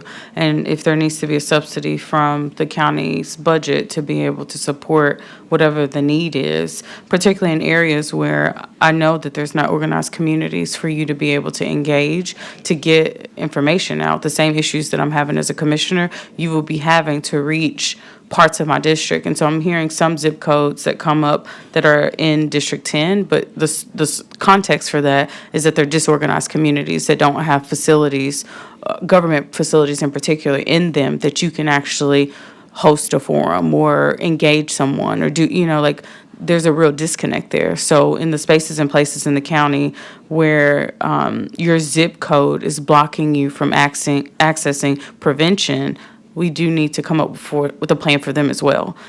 Because with this transient as people are, I can be in South Memphis with it, being undiagnosed, and then tomorrow I'm in Cordova, and then before the next thing you know, I'm in Hickory. So we just need to engage people and ensure that wherever they are in the county, that they have access to understanding of the issue and then resources to address any issue that they may have. So in this particular one, the same way that we've all rushed to crime and safety because we were a top charter, we also are national topper for this issue, and I don't hear us with as much urgency for something that is completely life-altering for those who are diagnosed. So I would like for us to elevate this issue. Thank you. May I speak to that? And back to the question about what we're doing, HIV/STI is a major priority, and we've conducted multiple community care events. And at all of them, we have tables that talks about HIV testing. We provide condoms. We even had a conference with church leaders where we talked to them about what's going on in terms of HIV, STI, and other violence and other health issues. And the fact is that we also have implemented a home testing kit where anyone aged 14 and older can go online and actually put in, 901hivtesting.com and order a test kit that will be delivered to their home. They can test in the privacy of their home, and we are constantly emphasizing that to the public. I've actually spoken, I know, 3 or 4 or maybe 5 times, and it's all centered around HIV issues. So it is a priority. It is a major priority for us, just as violence also. The other thing I want to clarify, Ryan White program is designed for folks who have unfortunately been infected with HIV. That is the focus of it. And to qualify, you have to meet a certain income level. It's not for anyone who's unfortunately infected with HIV. It's you meet, I think it's 400% of the federal poverty, and it's available not just folks who have been diagnosed through our clinics, but anyone throughout the county. We then have these other contracts as grants, as Deputy Brooks indicated, that is focusing on prevention, focusing on testing. And I don't know, you may have heard me mention, we're promoting this concept of PTT, P being prevention. Prevention in the form of, 1, abstinence. Secondly, safe sexual practices. 3rd, use condoms. No love without a glove should be the motto. And also, we are pushing PrEP, pre-exposure prophylaxis, as well as PEP, post-exposure prophylaxis, to prevent. We're emphasizing T for testing. We're encouraging everyone, get tested, know your status, know your partner's status. Not only get tested for HIV, get tested for other STIs, because you can get co-infected. And matter of fact, if you have an STI, you're more likely, you're at a risk of getting HIV as well, because you're doing the same thing that allows you to get infected with the STI as you are with HIV. And then the last T is for treatment. We strongly encourage people And it's why we do the screening, because if you can find out your status and then get linked to care. And this is the role where Ryan White really plays a role, is we're trying to get folks linked to care as quick as possible, get them on medication, because if you do, the sooner you can get them to zero detectable, the less likely they can transmit the virus. And we're emphasizing that, and we're passing that on to the youth, because they are the ones who are contributing to our increase in numbers. So I just wanted this to go on the record. Thank you. Thank you, Dr. Randolph. Commissioner Caswell. And I appreciate that, Director, because I want to make sure, I think my colleague, I appreciate the question she's asking, but I think we're talking about two different things, right? This is people that got AIDS right now. They need the help. 20-plus years we've been getting this money, federal, to take care of those people. We got to do this. I don't think there's no question asked. On the other side, I think we do need to keep diving deeper to the preventing part, and I think we do need to put money in the budget when we want to dig deeper to those different things. We didn't put not 1 cent in the budget for HIV, even though Dr. Taylor came in and gave us a report that it was out of hand in our community. But this right here, to my colleagues, I hope we just go ahead and take care of the business of the people who got this disease and need this help, that's been getting this help for years. This $606 million federal money, not our tax dollars locally, that is taking care of these people. I understand what my colleague is asking for, and I know that we must dig deeper. But these dollars, to my colleagues, are for people who already got HIV, who need the assistance. Ryan White, you just made it clear. This is not a program in Memphis. This is a federal name they gave because of Mr. Ryan White, who had HIV, who they named this after, right? So I appreciate you making that clear, so that we can be able to not think this is a program we're giving this money to. That's just the name of the federal grant that they named it, right? Correct. Thank you. Thank you, Chair. All right, Commissioner Thornton. Just some added clarity from what Commissioner Caswell just said. So the federal initiative has a local operation, correct? Lori Brooks, Deputy Director. So yes, the federal government will provide dollars to counties to provide this service. So these dollars are actually given to Shelby County for our Memphis TGA, which is Shelby County, East Arkansas, and North Mississippi. So the federal government provides us these dollars for Part A to provide services for those entities within that sub-geographical area. So these are Shelby County workers using Ryan White dollars to be able to do intervention here in Shelby County? To provide services. So these dollars are provided from the federal government for Shelby County government to do subcontracts with entities to provide medical services, dentistry, housing, and food services for those individuals that are HIV positive. And in this particular exhibit, pardon me for not knowing, you list who those subcontractors are. So yes, the subcontractors are Friends for All, Christ Community Health Services, Mental and Emotional Counseling Center, Out Memphis, St. Jude Children's Research Hospital, Aaron Henry Community Health Services, Regional One Health, Hope House, Mobile Ministry of Dentistry, Serenity Recovery Centers, Choice Health Network, Cocaine and Alcohol Awareness Program, La Bonheur Children's Hospital, Sacred Heart Southern Mission, East Arkansas Family Health Center, and the Shelby County Health Department. Would you mind providing us with a map that shows, just geolocates where those initiatives are? And it would be interesting if you could do a heat map where there's a prevalence of identified persons with the diagnosis. Because what my colleague spoke to, but what I don't hear, is that I can be diagnosed with it, but not in treatment.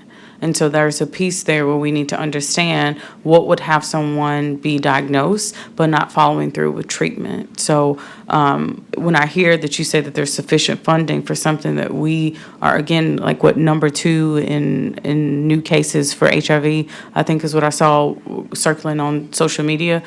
then I would just think very seldom do I see an issue of this magnitude have enough funding to cover the needs of it. So there's some gap there to me that's not being said, and I just want to know where is the gap and what additional funds need to go, or if the federal government has just been so generous to give us sufficient funds for this particular care providing piece of it. I want to know, are there more funds that are needed even for the providing of care before we even get into the conversation around prevention? So I support, anything that is additional dollars for any issue, but I also just want to make sure with an issue, particularly this magnitude, that we are putting a plan in place to the public that's saying this is a total $30 million issue. So it's great for us to get $6 million from the federal government, but if you really want to have a robust plan here, it's going to cost X amount of dollars, and that's not something that's been brought into this conversation. So think pre-budget. We've today started the budget process looking forward to fiscal year 27.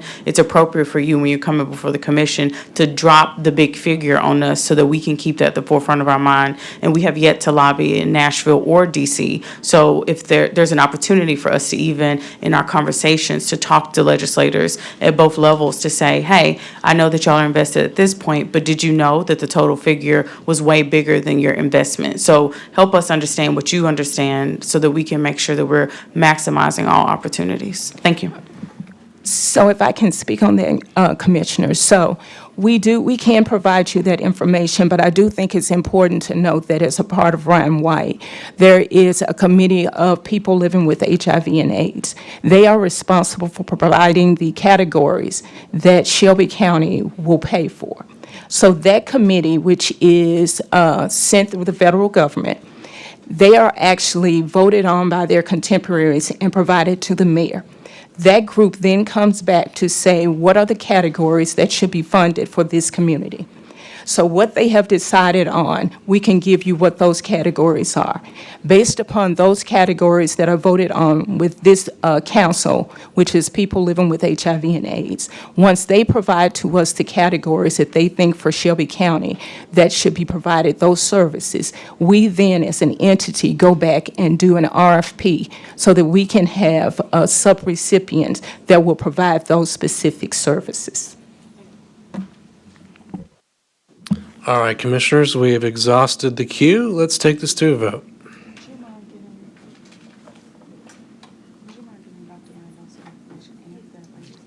Commissioners, cast your votes, please.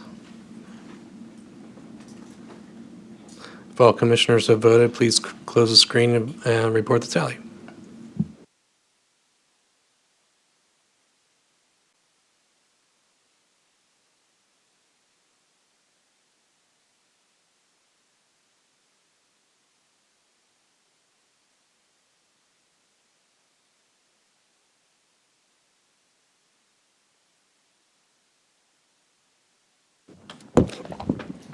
We have aye votes from Commissioners Caswell, Sugarman, Ford, Wright, Brooks. We have 5 aye votes. Thank you. That item will move down with a favorable recommendation. Finally, we have item 1. I believe Commissioner Ford, we're just going to read that into the record. If we could read item 1. Yes, sir. Item 1 is a discussion item. Monthly status update on South Memphis air monitoring with Deputy Director Casey Smith-Alexander presenting.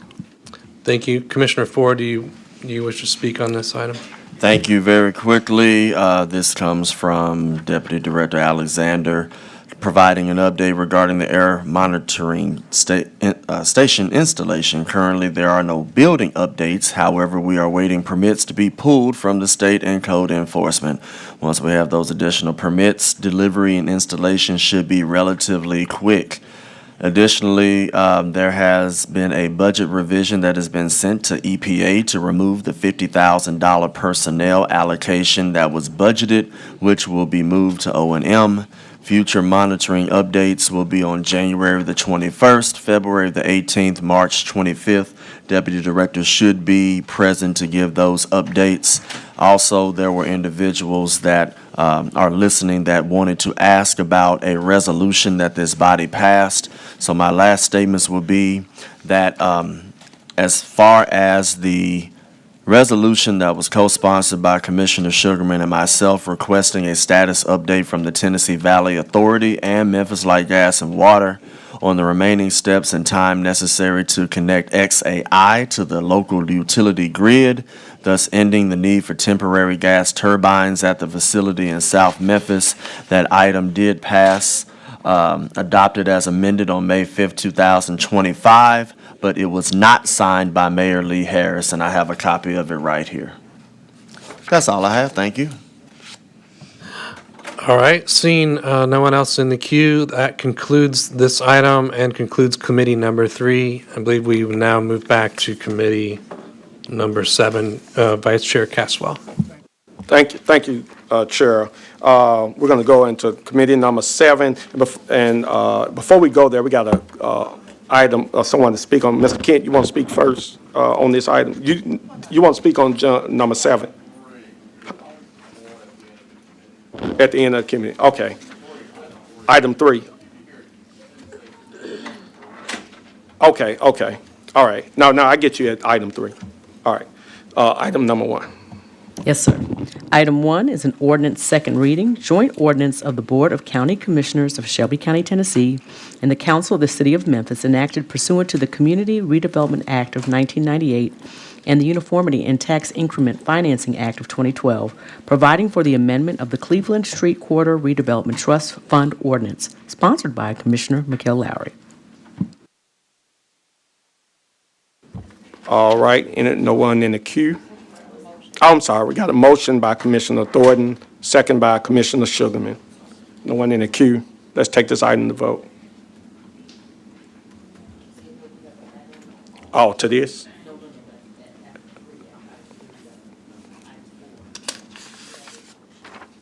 No. No, I don't. Okay, let's take this item to vote.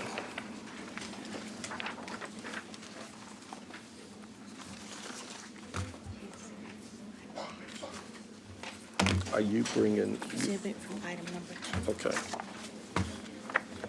All right, those who have liked it to vote it on that, let's tally the votes.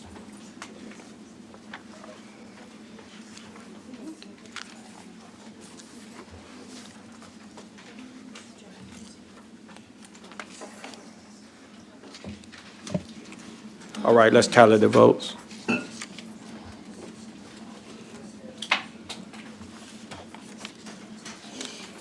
We have aye votes from Commissioners Caswell, Sugarman, Mills, Wright, Brooks. We have 5 aye votes. All right. That item goes down with a favorable recommendation. Item number 2. Item 2 is a resolution approving an economic impact plan for the City of Bartlett Public Safety and Green Space Preservation TIF, sponsored by Commissioner McWright. All right, this item was moved by Commissioner Mills, second by Commissioner Sugarman. Thank you all, Mayor. I'm sorry about the delay in today votes and situation that we have here, but I'd like to hear your presentation now. Thank you. There we go. Thank you. Hello, I'm Mayor David Parsons, the City of Bartlett, 6400 Stage Road, and I want to thank all you commissioners today. I have a new respect for what you do after sitting down here since 10. So thank you for all that you do down here, and I want to thank the commission for allowing the City of Bartlett to present their public safety and green space preservation TIF to you today. It's important to us, and the proposal that we have before you, we also had sent down another version so that would be put on the screen. Is it?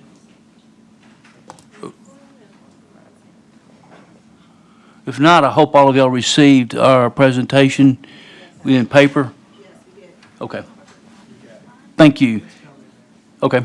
The proposal you have before you is a result of months of work, extensive community input, and a clear need that we need to address our green space and our public safety preservation there.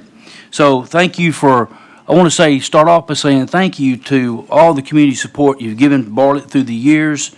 And so if we could go to, while they're getting that up, I'll keep moving, because is the public outreach and engagement part right there.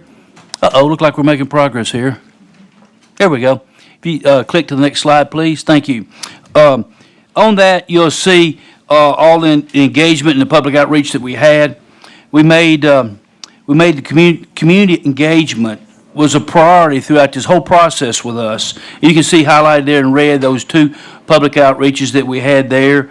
The first one held back on May the 19th, and we did do a half-mile radius on that, trying to include everybody that was affected by that.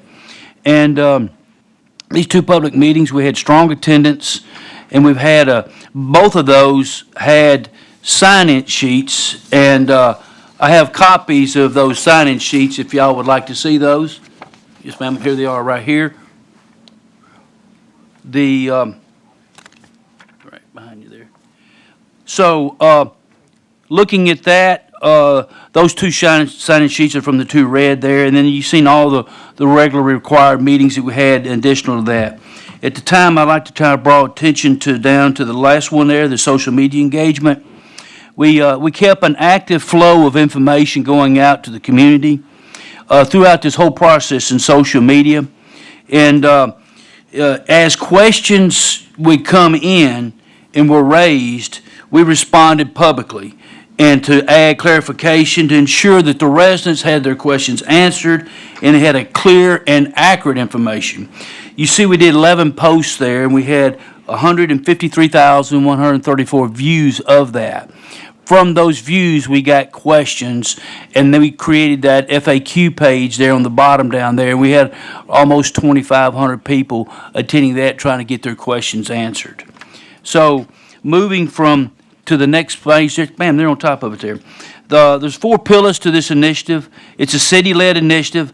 All these TIF funds are managed by the city and be used to improve the public safety, modernization of infrastructure, and preserve our community green space. The second one is the corridor improvements.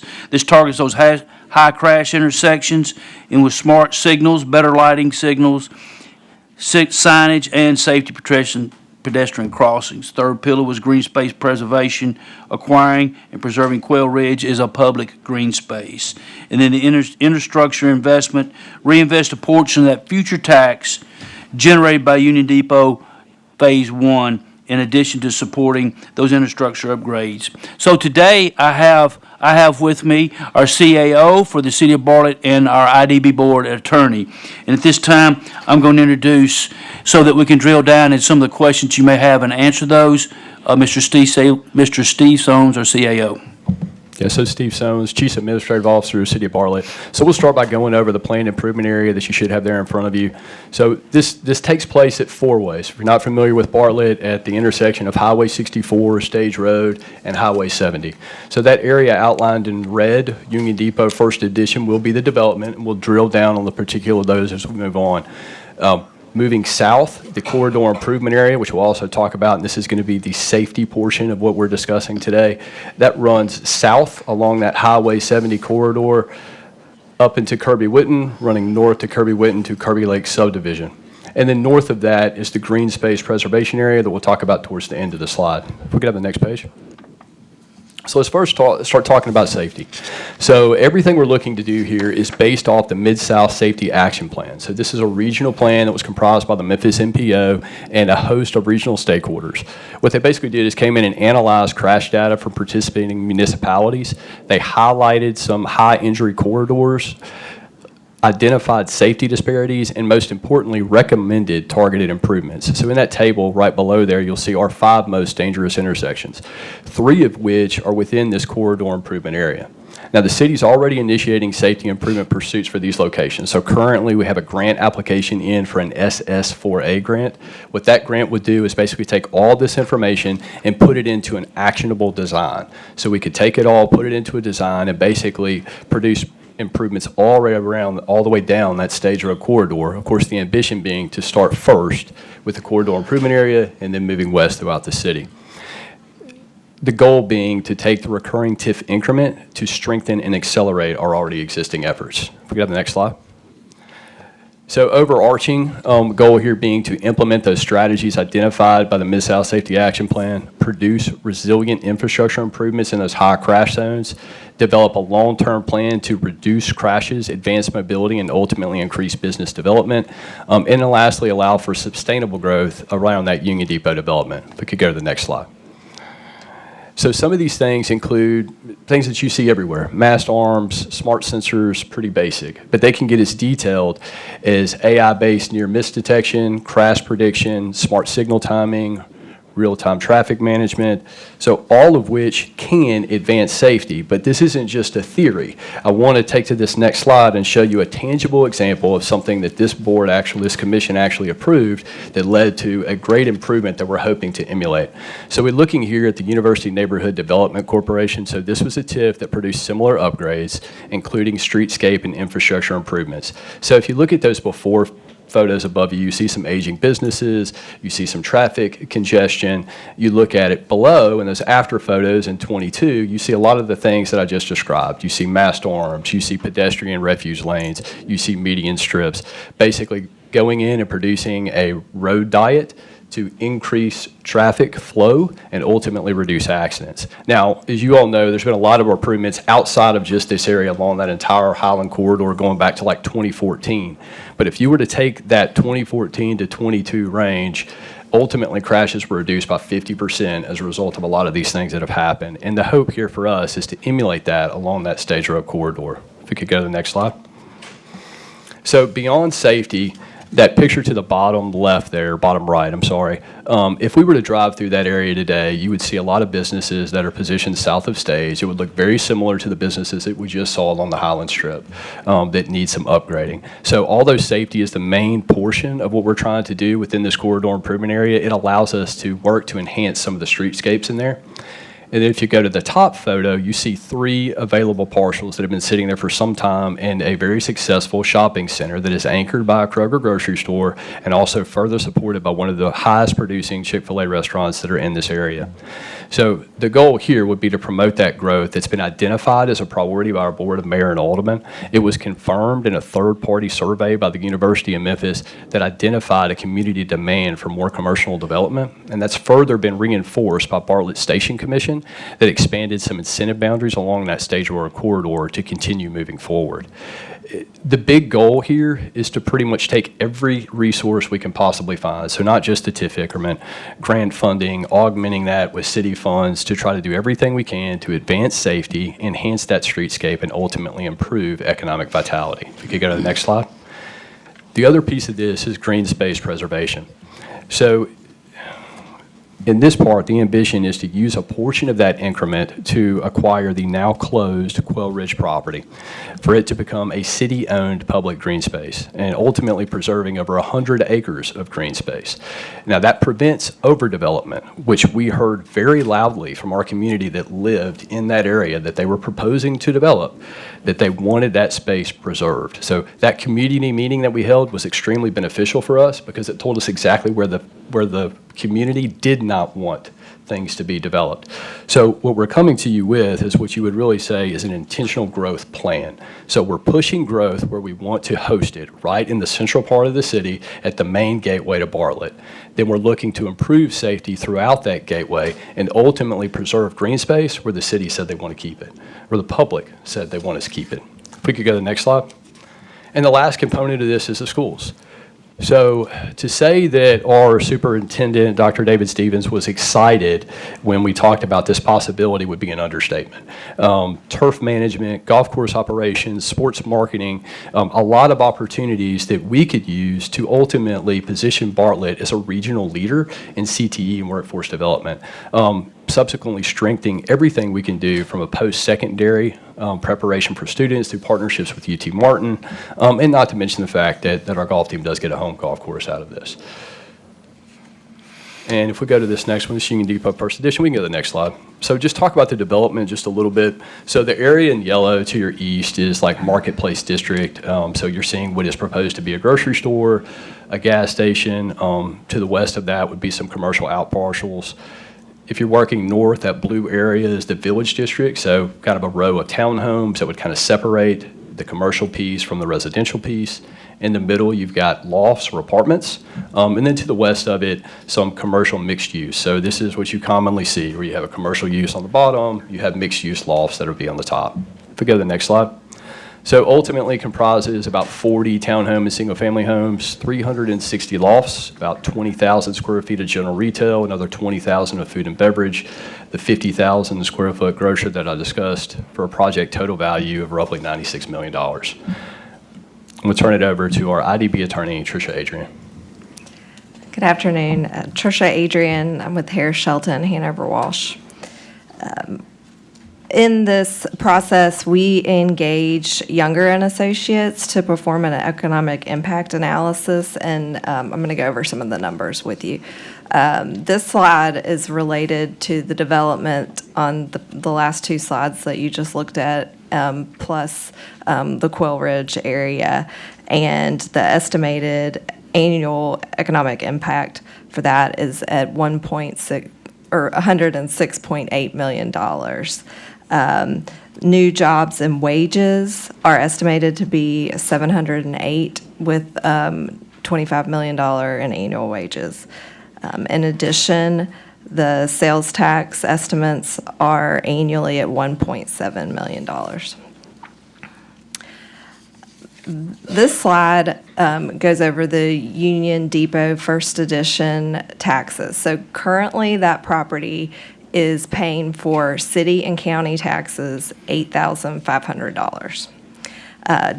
If this TIF is approved during the term of the TIF, the taxes collected would be $184,000 approximately. And then after the TIF, the taxes would go up to $1.3 million. Something to address as well is the corridor improvement area, the Stage Road area that you were looking at earlier. Currently, the base taxes for that are at $1.1 million, and those would stay the same and still be collected. This slide goes over the economic benefits to the county. So you can see the total development value. These are new taxes that would be generated, so that approximate $15 million, along with debt service to the county in the amount of $1.7 million, and then close to $2 million for their additional share. And then the new local sales taxes are estimated to be at $33 million over the term of the TIF. This slide combines the Bartlett estimates along with the county, so you can see how they go up a little bit, and it also includes the one-time job from construction, which would be at 604, and then addresses those new jobs annually as well for around 700 jobs. I'm going to turn it back over to the mayor to close us out. In closing, this proposal is the issues that our residents have raised consistently over the past several years. Improving safety along a high crash corridor, preserving a major piece of public green space, and investing in the infrastructure the community relies on every day. It does that without raising taxes or affecting the county revenue. We believe this is a responsible, forward-looking approach that benefits both the city of Bartlett and Shelby County. We'll take any questions at this time. All righty, thank you, Mayor. Commissioner Sugarman. Hello, happy holidays. Same to you. Okay, I just want to say this real quickly. It was a pleasure meeting with you one-on-one this past summer. And as I stated before, I'm staying on record. Of course, I support this, and I'm glad that you were so thorough in reaching out to your constituents, because sometimes people come before us and want us to approve things, but they haven't done the work. And you have done the work, and we appreciate it, especially when we see future dollars coming in. And so, again, affordable housing is, a key issue. I see you have 40 houses on the block. We need more houses, so of course I support this. And I just want to say there's some other TIFs coming down the pipeline, particularly in Hickory Hill area, and I hope that my colleagues will also support when Hickory Hill comes before us, just like I support Commissioner Wright and his district and mayor as well. And so I just want to say that on the record. So thank you for your work. Thank you very much. All right, thank you. Commissioner Brooks. Thank you, Mr. Chairman. Just a couple of questions. My concern has been triggered by some of the massive number of emails that I receive in opposition to this particular tip. And as you know, we did pass a resolution requiring community engagement on tips.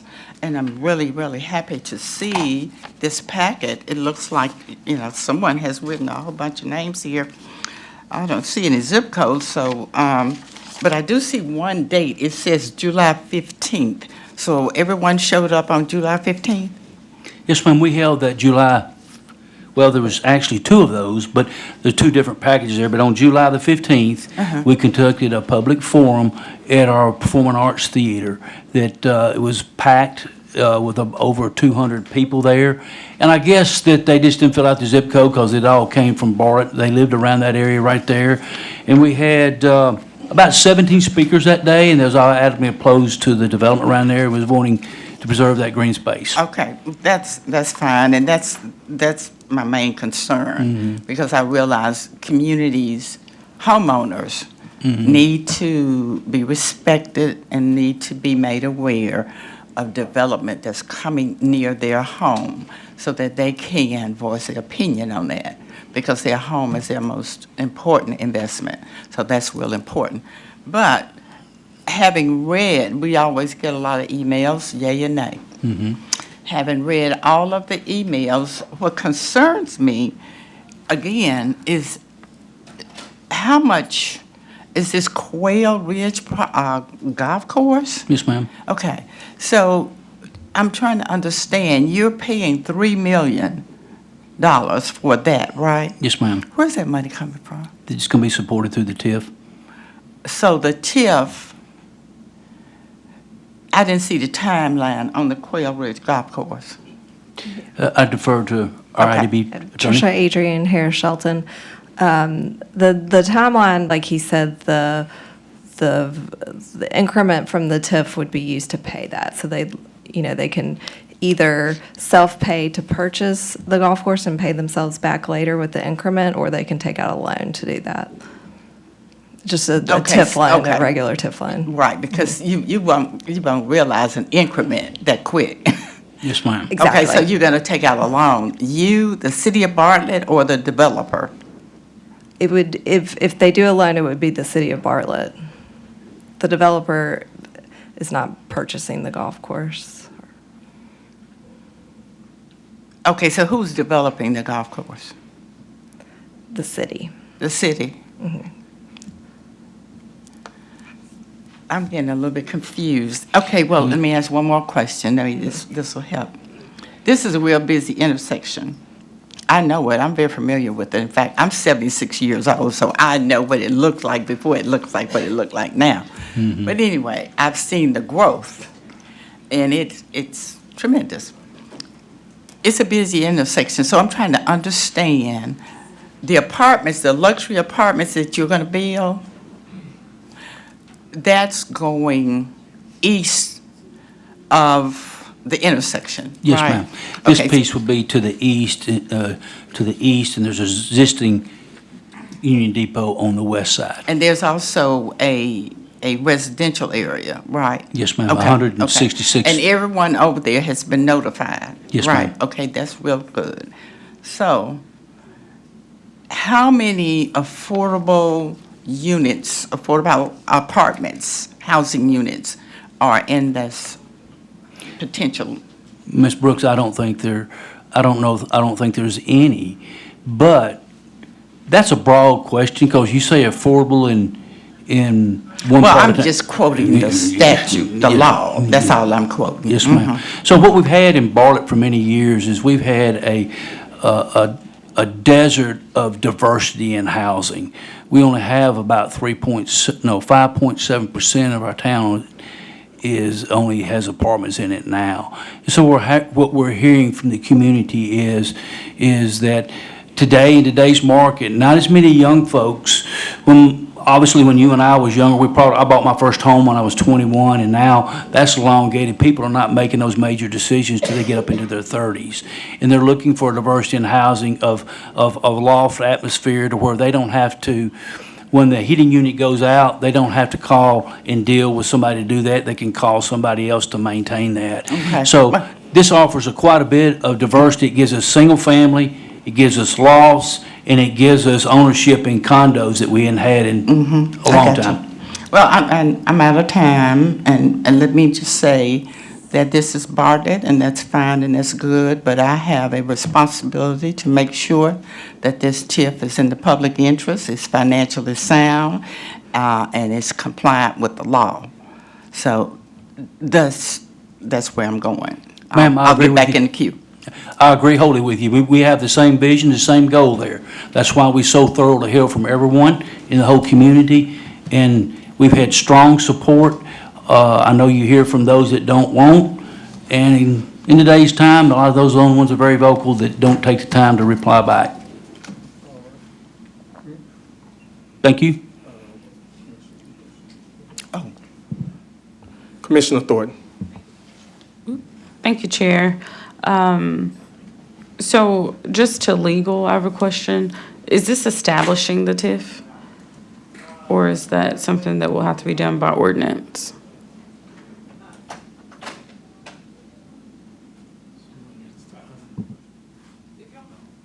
Can y'all turn off your mics, if you don't mind? Thank you.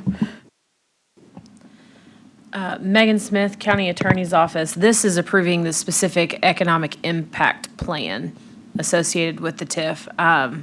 In terms of ordinance, I do believe we bring back another ordinance for approval. Just, I'll take a look at it. yeah, remind me of the process. So we have yet to establish the TIF, but you are presenting the economic impact for it? The IDB did. Or has this TIF already been approved? It's been approved by IDB and by Board Mayor Alderman unanimously. And so the commission, I'm assuming, will also have to approve that? Megan Smith, County Attorney's Office. I believe that the county commission only has to approve the EIP. Let me take a look. Okay. So as she's looking that up, are there any other TIFs within Bartlett?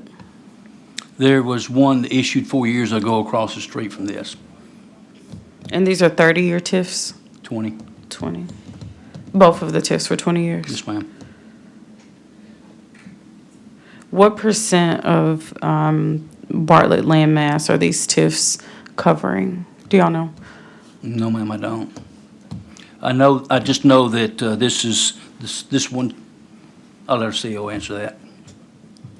Yeah, Steve Sones, City Administrator, City of Bartlett. So approximately 150 acres total, 140 acres total, but obviously comprised. So, these mixed-use developments from a city service perspective, obviously it makes life a lot easier on you. When everything is comprised as far as fire services, police services, they're focused in one area, so it does make things a little more centralized. And they're both adjacent to each other. So Union Depot was the first, and that was the first TIF that Bartlett had ever done. That took shape in '21. And then this would be the second, which would be Union Depot First Edition, and of course those other elements we discussed. Nice. To legal in advance of Monday, I heard someone say you can't TIF up the whole county. And so I'm just curious, just across Shelby County, across all of the governing bodies that are issuing TIFs, how many total do we have? And I feel like there's been comparative data that I've heard from Memphis, like to Nashville. I can't remember, were we drastically ahead or behind in terms of how we issue TIFs here? And just always just trying to figure out between Memphis and the municipalities how we are approaching the issuance of TIFs. Just curious, in advance of Monday, if someone could speak to that. And in tandem to that question, who is our local person here that can advise on how we issue TIFs? is at each of the corresponding bodies. So will we need to invite someone from the IDB to come out to advise on this particular TIF that they've issued? Megan Smith, County Attorney's Office, I'm happy to determine the number of TIFs and provide contacts for the IDBs. I believe we have that gathered already. And to be clear, the county commission is just approving the EIP, and that's all that's required. Okay, nice. Since the conversation is open, I would like to ask him additional questions. So if you could also, Megan, send that to, or Attorney Smith, to my assistant so that we can at least make a request that someone comes on Monday to answer some additional questions, that would be helpful. And thank y'all for the work that you've done and just for the active participation from your attendees at your public meeting. Thank you, Commissioner. Commissioner Brooks, if I can, since you spoke, it go to Commissioner Wright. Commissioner Wright. Thank you, Mr. Chair. So I just want to say real briefly on Commissioner Thornton's question. I don't want to put you on blast, Trustee Newman, but I had sent an email to Trustee Newman just maybe yesterday or the day before. The trustee's office does have a list, and that's reported when there is an increment that is reported on a document that she has. But I've asked the trustee's office to provide us with that full list because there are some that we've approved that haven't yet shown up on that report. And I think it would be good for us to have that sort of comprehensive view of all the TIF districts in Shelby County. I think relative to this one, thank you for all the work that you've done on this presentation. I'm excited about the project and just wanted to be on record as supporting this. So thank you so much. Thank you, Commissioner. Commissioner Mills. Thank you, Chair. I'll be supporting the Bartlett TIF because it's smart and it's a responsible way to grow our tax base without raising taxes, and Bartlett has a strong track record. And this project will bring jobs and investment and long-term revenue to Shelby County. And I like a TIF. A TIF doesn't take money from schools or county services, and it lets new growth pay for itself. And I see that as good policy and that it benefits us all, so I will be in support. Thank you for bringing this to us. Thank you, Commissioner Brooks. Real quick, I really want to support this project. A couple of questions, but I'm a stickler for complying with the law. Let me just ask you about these jobs. I think I saw 708. What kinds of jobs are we talking about here? Some of the jobs would be related to the golf course, and then the majority of them. What is that? What kind of jobs? The Quail Ridge. Greenskeepers and. What is that? Someone that cleans up the ground? Yeah, that kind Sweeping? of thing. That tends to the. I don't know, I'm not a golfer, so, but we could get more information on that if you need exactly. I'd like to know what but kind that's of a small jobs we're gonna percentage. I would create. say the majority of the percentage of the jobs would be for the mixed-use development, which would be retail. There's probably going to be some live-work spaces, so those kind of jobs. What kind of dollars are we talking about in terms of income? Hourly? Oh, hourly. I don't have that information, but I can certainly have that ready for That would be in your Monday. economic impact in order for you to come up with your total package, right? Right. You gotta aggregate all that. That's right. It's all added together, so I'd have to. Could you just divide up. aggregate it for me? Yes. Okay. Thank you, Mr. Chairman. All right. Thank you, Commissioner Brooks. Again, I want to say I received the emails of people who oppose, but I received a lot more of people who support this item, and I think it's a smart item. When you talk about Nashville growth, they tilt to their growth. And I would like to see, because I know I'm working with some developers in my community, to like to see that as well. I appreciate this body doing a TIF for us at the Raleigh Civic Center. And we just broke ground this past week on, and I thank this body as well, on the farmers market in the food truck market that we're putting there. Now we can start activating that TIF to continue the growth of our community. So I'm looking forward to Bartlett growing, and I support this item as well. Let's take this item to vote.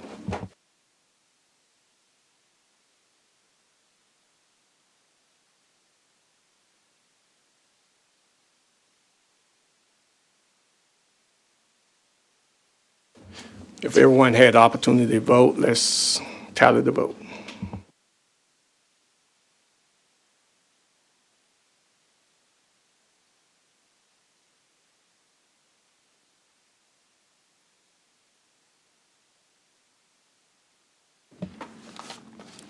We have aye votes from Commissioners Caswell, Sugarman, Mills, Wright, Commissioner Brooks abstained. We have 4 aye votes and 1 abstain. Thank you. That item goes down with a favorable recommendation. Thank you. Have a good day. Happy holidays to you. Item number 3. Go take your time. Item 3 is a resolution receiving the pilot ad hoc committee's recommendation to the Board of County Commissioners on reforms to the payment in lieu of taxes pilots process, sponsored by Commissioner Henry E. Brooks. Item does not meet requirements of permanent rules. Just a point of privilege, my screen is not allowing me to vote. If I could get someone from IT to come and help. Thank you.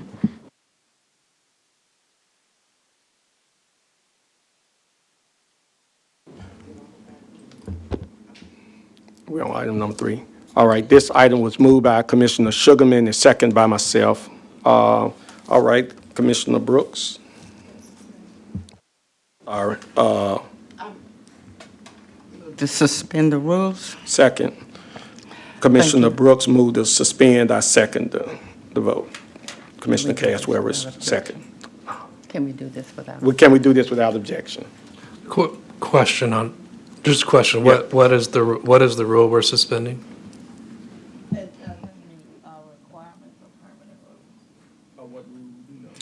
I need to ask the attorney. Madam Attorney, Commissioner Wright wanted to know what rule were we suspending on this particular item?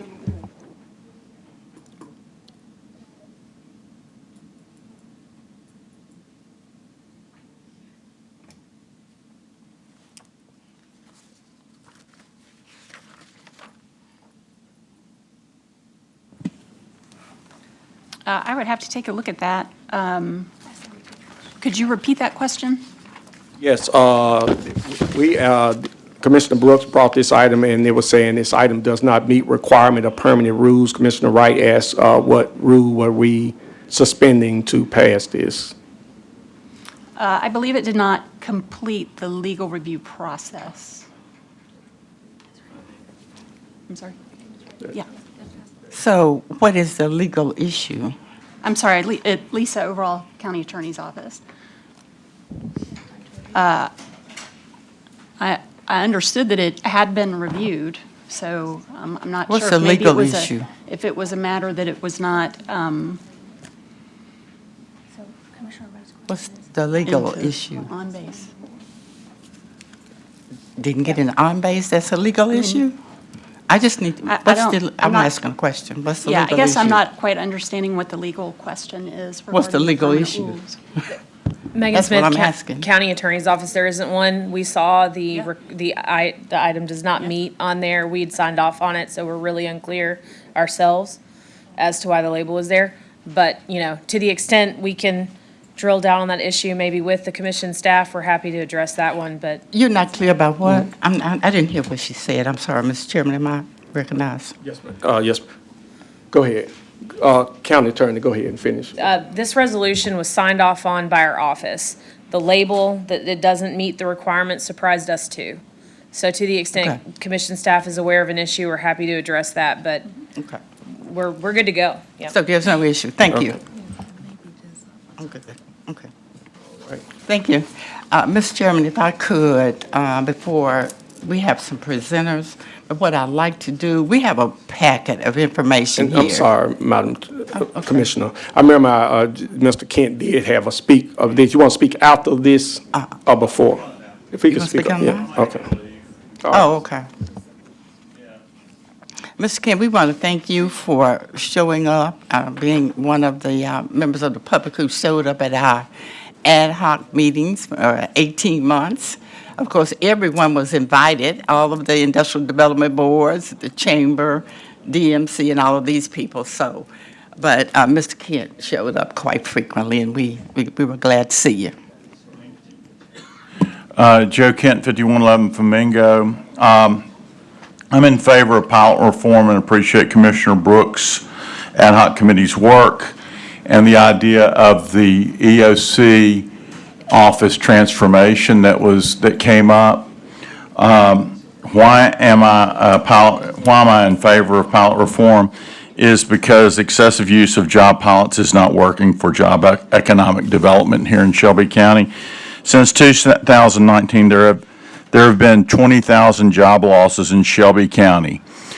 Edge and the Chamber both support the excessive use of pilots. Next, I know many of you love the Chamber, but since their 2022 Prosper 2030 initiative announcement that promised 50,000 high-quality jobs by 2030 and 20,000 by 2026, 11,000 jobs have been lost here in Shelby County since 2022.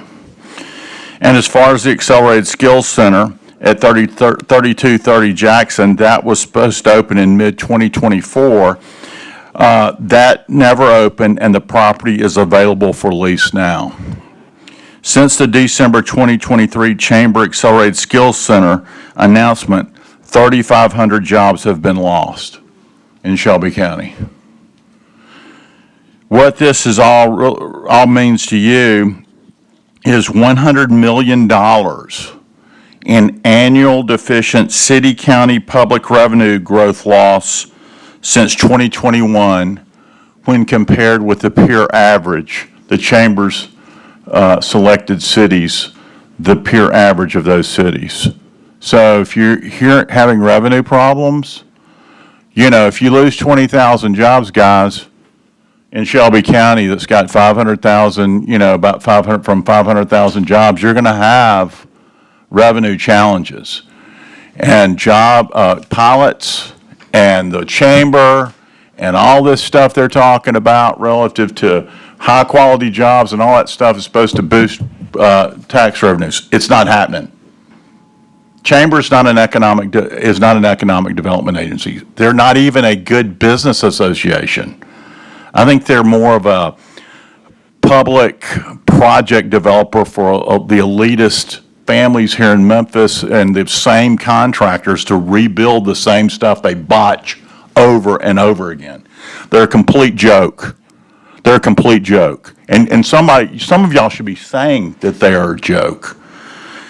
A good bit of this is covered in my blog yesterday, and I'll be talking about it eventually on the Bigfoot Show. And also just wanted to close with rest in peace, Raul Malo of the Mavericks, who was probably the greatest male voice I've ever heard in my life. He died of cancer at the age of 60. Thank you very much.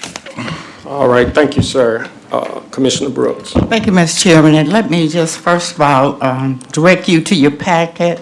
The commissioner's packet contains a list of Shelby County active pilots, Shelby County taxes abated from 2008 to 2024, Tennessee County's pilot TIF taxes abated, and Chattanooga pilot approval process flow chart. Someone asked, and this is in your packet, and it's on Granicus also, how many TIFs did we have? Shelby County has 15 TIFs, 545 pilots. Davidson County, which including Nashville, excluding Williamson County, has 9 pilots and 107 TIFs. And we all know Davidson County, Nashville, and what it looks like and all that. Okay.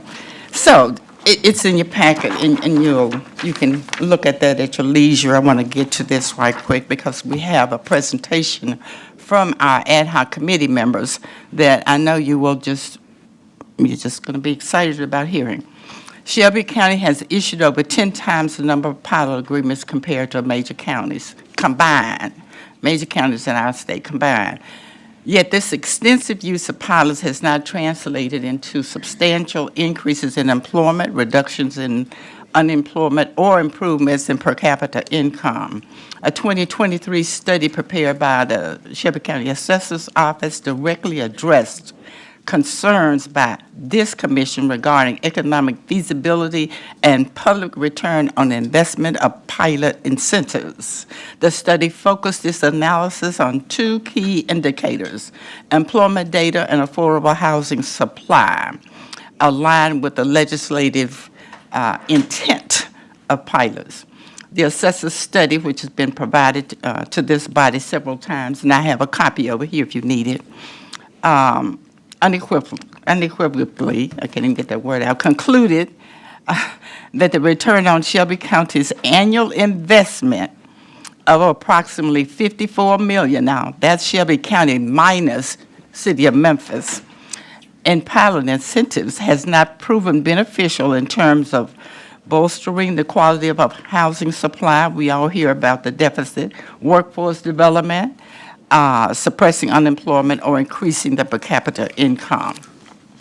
So just one more thing. Despite the significant public investment, Shelby County per capita income ranks 58th within the state of Tennessee, far lower than Nashville, Davidson County, or Williamson County. Studies indicate that 75% of the companies would have located in Memphis even without the tax break. So it looks like I'm out of time. Looks like I'm out of time. So, Commissioner, you want to get back in? Yeah, I'm back in. Okay, Commissioner. Commissioner, you can recognize. Okay, thank you. When we talk about unemployment, a 2024 report noted that all active EDGE pilot programs contributed to creating or retaining around 39,000 local jobs. However, independent audits and journalistic investigations like MLK 50 find discrepancies in reporting methods, such as counting retained jobs, that the same new jobs, such as counting retained jobs as new jobs, or the temporary use of contract workers instead of permanent hires as originally committed to in contract. When we talk about affordable housing supply, Memphis and Shelby County has a shortage of over 40,000 units. According to a July 2025 MLK 50 report, 12 apartment communities, or you can say 5,571 units, receiving tax breaks from the Health, Education, and Housing Facility Board of Memphis to provide affordable housing are in legal default due to various issues, including substandard living conditions. 20 are out of compliance or due or under close watch. So we have all of these, we have all this data attached in your little packet, and if you need additional, we can just give that to you also. Outside of the city of Memphis outside of the limits of Memphis, there are only 423 affordable housing units in Shelby County. That's why we were asking Bartlett. According to the Shelby County Department of Housing website, the goal is to provide every Shelby County resident the opportunity to have access to safe and affordable housing. We work with community groups and other local agencies to help locate federal and state resources and to support the housing needs of low and moderate income. The assessor's report that I referred to earlier also stated that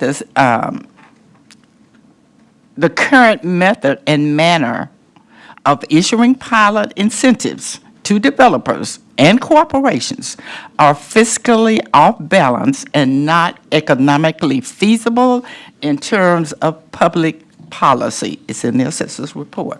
The county assessor's report delivered a compelling indictment of Shelby County's pilot program, presenting quantitative evidence that the program, as currently implemented, is a significant fiscal drain without commensurate return on investment in core economic indicators.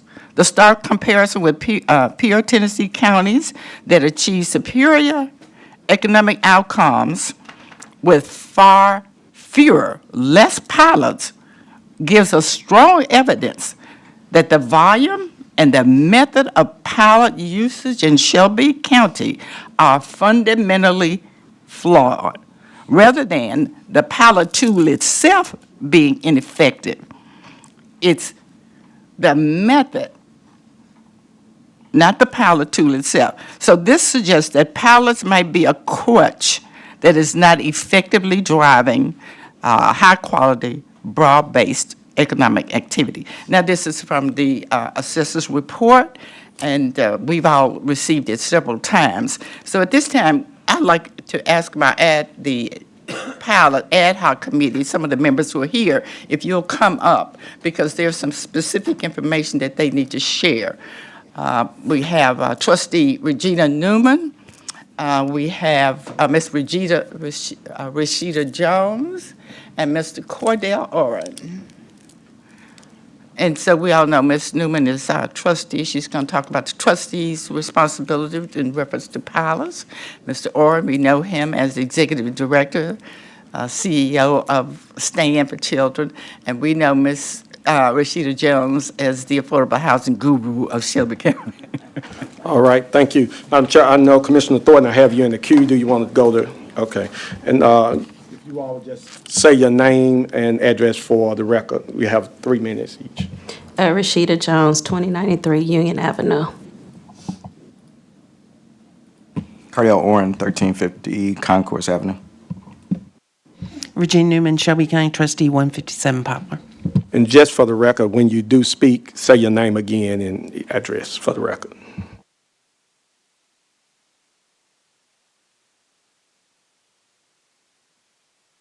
Commissioner Brooks.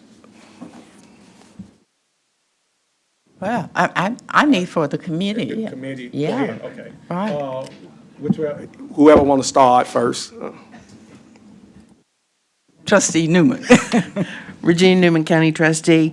Commissioner Brooks had asked me to provide some statistical data on the pilots, and that's what is in your packet. We are currently sitting, as of September, at 545 pilots, which is the highest number ever in recorded pilot history, and that is more than every other county combined. At 545. So you see a chart with pilot data with the number of pilots over the course of time, a bar chart from 2008 through 2024, and from 2008 to 2024 also on the net county tax abatement, which is approximately $43 million for 2024. I was also asked to discuss the, and you also have this chart, which is the comparison between Davidson County, Shelby County, Hamilton County, and Knox County on numbers of pilots and numbers of TIFs. We didn't actually look at TIFs on the pilot ad hoc, just pilots. But some of the recommendations that I was asked to address were the essential recommendation being that pilots like TIFs would come to this board for approval, to the legislative body, to a group of elected folks, rather than being done by boards who are not elected.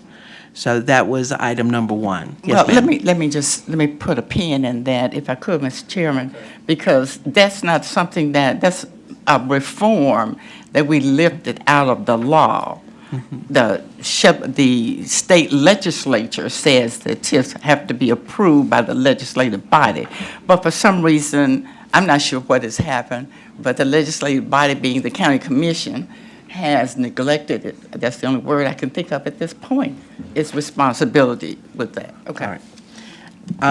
And so one of the other suggested reforms from the committee was, right now, the maximum amount of tax abatement on a pilot is 75%. The committee is suggesting that be changed to 55%. Maximum. Therefore, because not everybody is at the maximum, but therefore the minimum portion of taxes to be paid by a pilot would be 45%. And it is recommended that that payment be divvied up several different ways. And that is one, that 44% of the payment being made would go to the Education Trust Fund. And that is a fund that actually already exists, or you could set up a new one, but that is a fund where excess over MOE is deposited by the trustee's office every year. And so this is non-recurring expenses, essentially, things that are not related to raising the MOE. So 44% of the pilot payments would go there. 10% would go to a new affordable housing trust fund, and the remainder would go to county general fund. This is outside a debt service payment that is already being made by some pilots. So there is already, some make a debt service payment in their contracts. So those are the essential points I was asked to address if anybody has any questions. Thank you. Thank you, Madam Trustee. And to that, I just want to ask, so that's for future pilots that will come, right? Yes, Chairman, that would be for future pilots from this point forward. So it'd be very difficult to say what kind of impact this would have because it would have to be phased in beginning when such things are approved. Okay, thank you. Mr. Cordell, or we're going to Sister Rashida first, however you want to do it.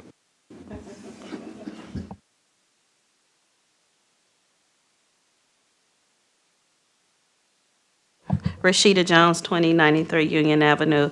I was asked to approach the part of this that talks specifically around affordable housing and the impact, and I'll speak from my notes. Okay. So I want to share my personal perspective as someone who works with families and neighborhoods every day, developers across Shelby County. My focus is simple. It's housing stability, housing access, and long-term health of our communities. Right now, I see far too many families struggling in aging, unstable, and unaffordable housing. I see neighborhoods that have gone for years, sometimes decades, without meaningful reinvestment. I see working families who are doing everything right, but are still paying more than they can afford to just keep a safe place to live. This is not sustainable for them and certainly not sustainable for our county. This is why I believe the Affordable Housing Trust Fund included in this reform is one of the most important steps we can take for the first time. We would have a dedicated reoccurring fund, a source at the county level with preserving existing homes, building new quality units, supporting local and emerging developers, and invest directly in neighborhoods that have been overlooked for far too long. For me, it's just not about, policy reform. It's really about a commitment to the people of Shelby County. I want to address that the housing provision in this reform around quality, affordable housing. I think that language is really clear. It's nothing that we made up. It's the language lifted in the HUD guidance documents when you talk about affordable housing. And I think from my perspective, this is not a reform that shuts the doors on, market rate development or seeks to restrict mixed use or any other intentional growth opportunity. What it does is set a basic expectation that if public resources are part of a financing structure, then families across different income levels should have a chance to benefit, not just as a narrow segment of the market. I deeply believe that mixed income, mixed generational, generations, mixed demographic communities really do reflect the cultural fabric of Memphis, and I believe every family deserves the freedom to choose where they want to live, and they deserve access to quality housing in the neighborhoods that meet their needs. I think that this is really important and a critical time for us to really design communities that don't look at concentrated poverty. Many times we see housing complexes that reflect, low income, and it also, when we see low income housing complexes, we see many times the desolation, the lack of care by the landlords or owners in many of our neighborhoods. So we want to honor something that presents an opportunity to build a fund that invests in such and really stabilize this. And I think a way to do that is establishment of the Housing Trust Fund. But I do want to be clear, I'm a real estate practitioner, and so certainly this is something that affects my livelihood, and I work with families on both sides of this. I just think this is an opportunity for us to address an opportunity to affect the housing stock crisis here in Memphis and Shelby County. Thank you. All right, thank you. And I know I want to take a minute before I come to you, point of privilege to recognize. Let me, I was remiss in not recognizing our manager who's sitting in the back, Ms. Janice Banks, who is CEO and President of Small Planet Works. We could not have gotten through this process without her, because as you see how much paper you have just this morning here. Well, just think 18 months of all of this work. She did a wonderful job in making sure we, attended our meetings, and we had all of our documents, had all of our agendas, and navigated and did a yeoman's job in keeping us on track. Thank you, Ms. Banks. All right, Commissioner Thornton. You want to continue on? Okay. Okay, I'm sorry. Trustee, go ahead. Regina Newman, County Trustee. I was also somewhat remiss. Chief Bailey from the Assessor's Office had an emergency meeting he had to go to today, but he provided a small report, 3 paragraphs, on a review done by his staff. And it said, our team's review was focused on the privately owned apartments subsidized by pilot incentives awarded to Memphis Shelby County Health, Education, and Housing Board. We performed a physical exterior inspection of 90 complexes, which encompassed about 292 taxable parcels. Per our review, we concluded that most of the apartment complex were in fair condition at best. Deferred maintenance, landscape, streets, and security measures require immediate attention. In the absence of expected good physical condition, a look at the rental rates should be reviewed. It is possible the tax abatement is being used to offset raising rental rates. We estimate vacancy rates are low, up at an estimated 5%. We suggest the next phase of our review should be centered around comparing market rates to those of the subsidized pilot units. So that was the assessor's report. Thank you. Thank you, Madam Trustee. Brother Cordell. Cardell Oren, and I'm second shift here, so I'm adjusting. Natalie McKinnon was going to present earlier. I'm here to talk about the impact on education that we know clearly, because generally the pilots only withhold about 25% of property taxes on most of these deals, not all of them. Then we know that as education is, a little bit over 50% of our property tax dollar, we're losing at least 25% that should be going to education to support our children and the development of our community. In modeling after other places in peer cities, as we look at Hamilton County, one of the things that they do in their pilot policy is ensure that education is covered first. And so with the recommendations that we made here, as has been listed out, in both addressing education dollars, so adding on to education dollars as a portion of this and making sure that we withhold something for that, in addition to thinking about the whole child and components of affordable housing that continue to support the children in our community, we make a better use of if we look at the last 10 years, and if we're discounting some $15 to $20 million per year that should be going to education, we have over the last 10 years lost $150 to $200 million to that should be going to education. And if there's one thing that we should be thinking about in terms of economic development in our community, it's clearly what we want for our workforce, which benefits both our community, benefits safety, benefits the companies. All of these components are part of what we want to remedy in these recommendations. And then I would also just say that one of the things coming into this committee and being thankful for serving on it, because I've been thinking about looking at this, monitoring, seeing what's happened in our community over the last decades. And if we go back, I always referred to it in our committee meetings, you can go back to a 2005 report 20 years ago on the pilots, and it will give you fundamentally similar, or if not exactly the same recommendations. So I think that part of our charge is not the question of whether there should be pilots. It's how we do the pilots and making sure that we finally get reforms in place to put measures in place, and also referring to the impact of pilots. Even looking at the Chamber's own report, MEM measures, you will see in that we fall in the bottom of our peer cities in terms of job growth, economic development. So clearly, the having the most pilots in our state and across peer cities is not working for us in economic development. So clearly this is something that we've got to address and move forward to have a better situation in our community. Thank you.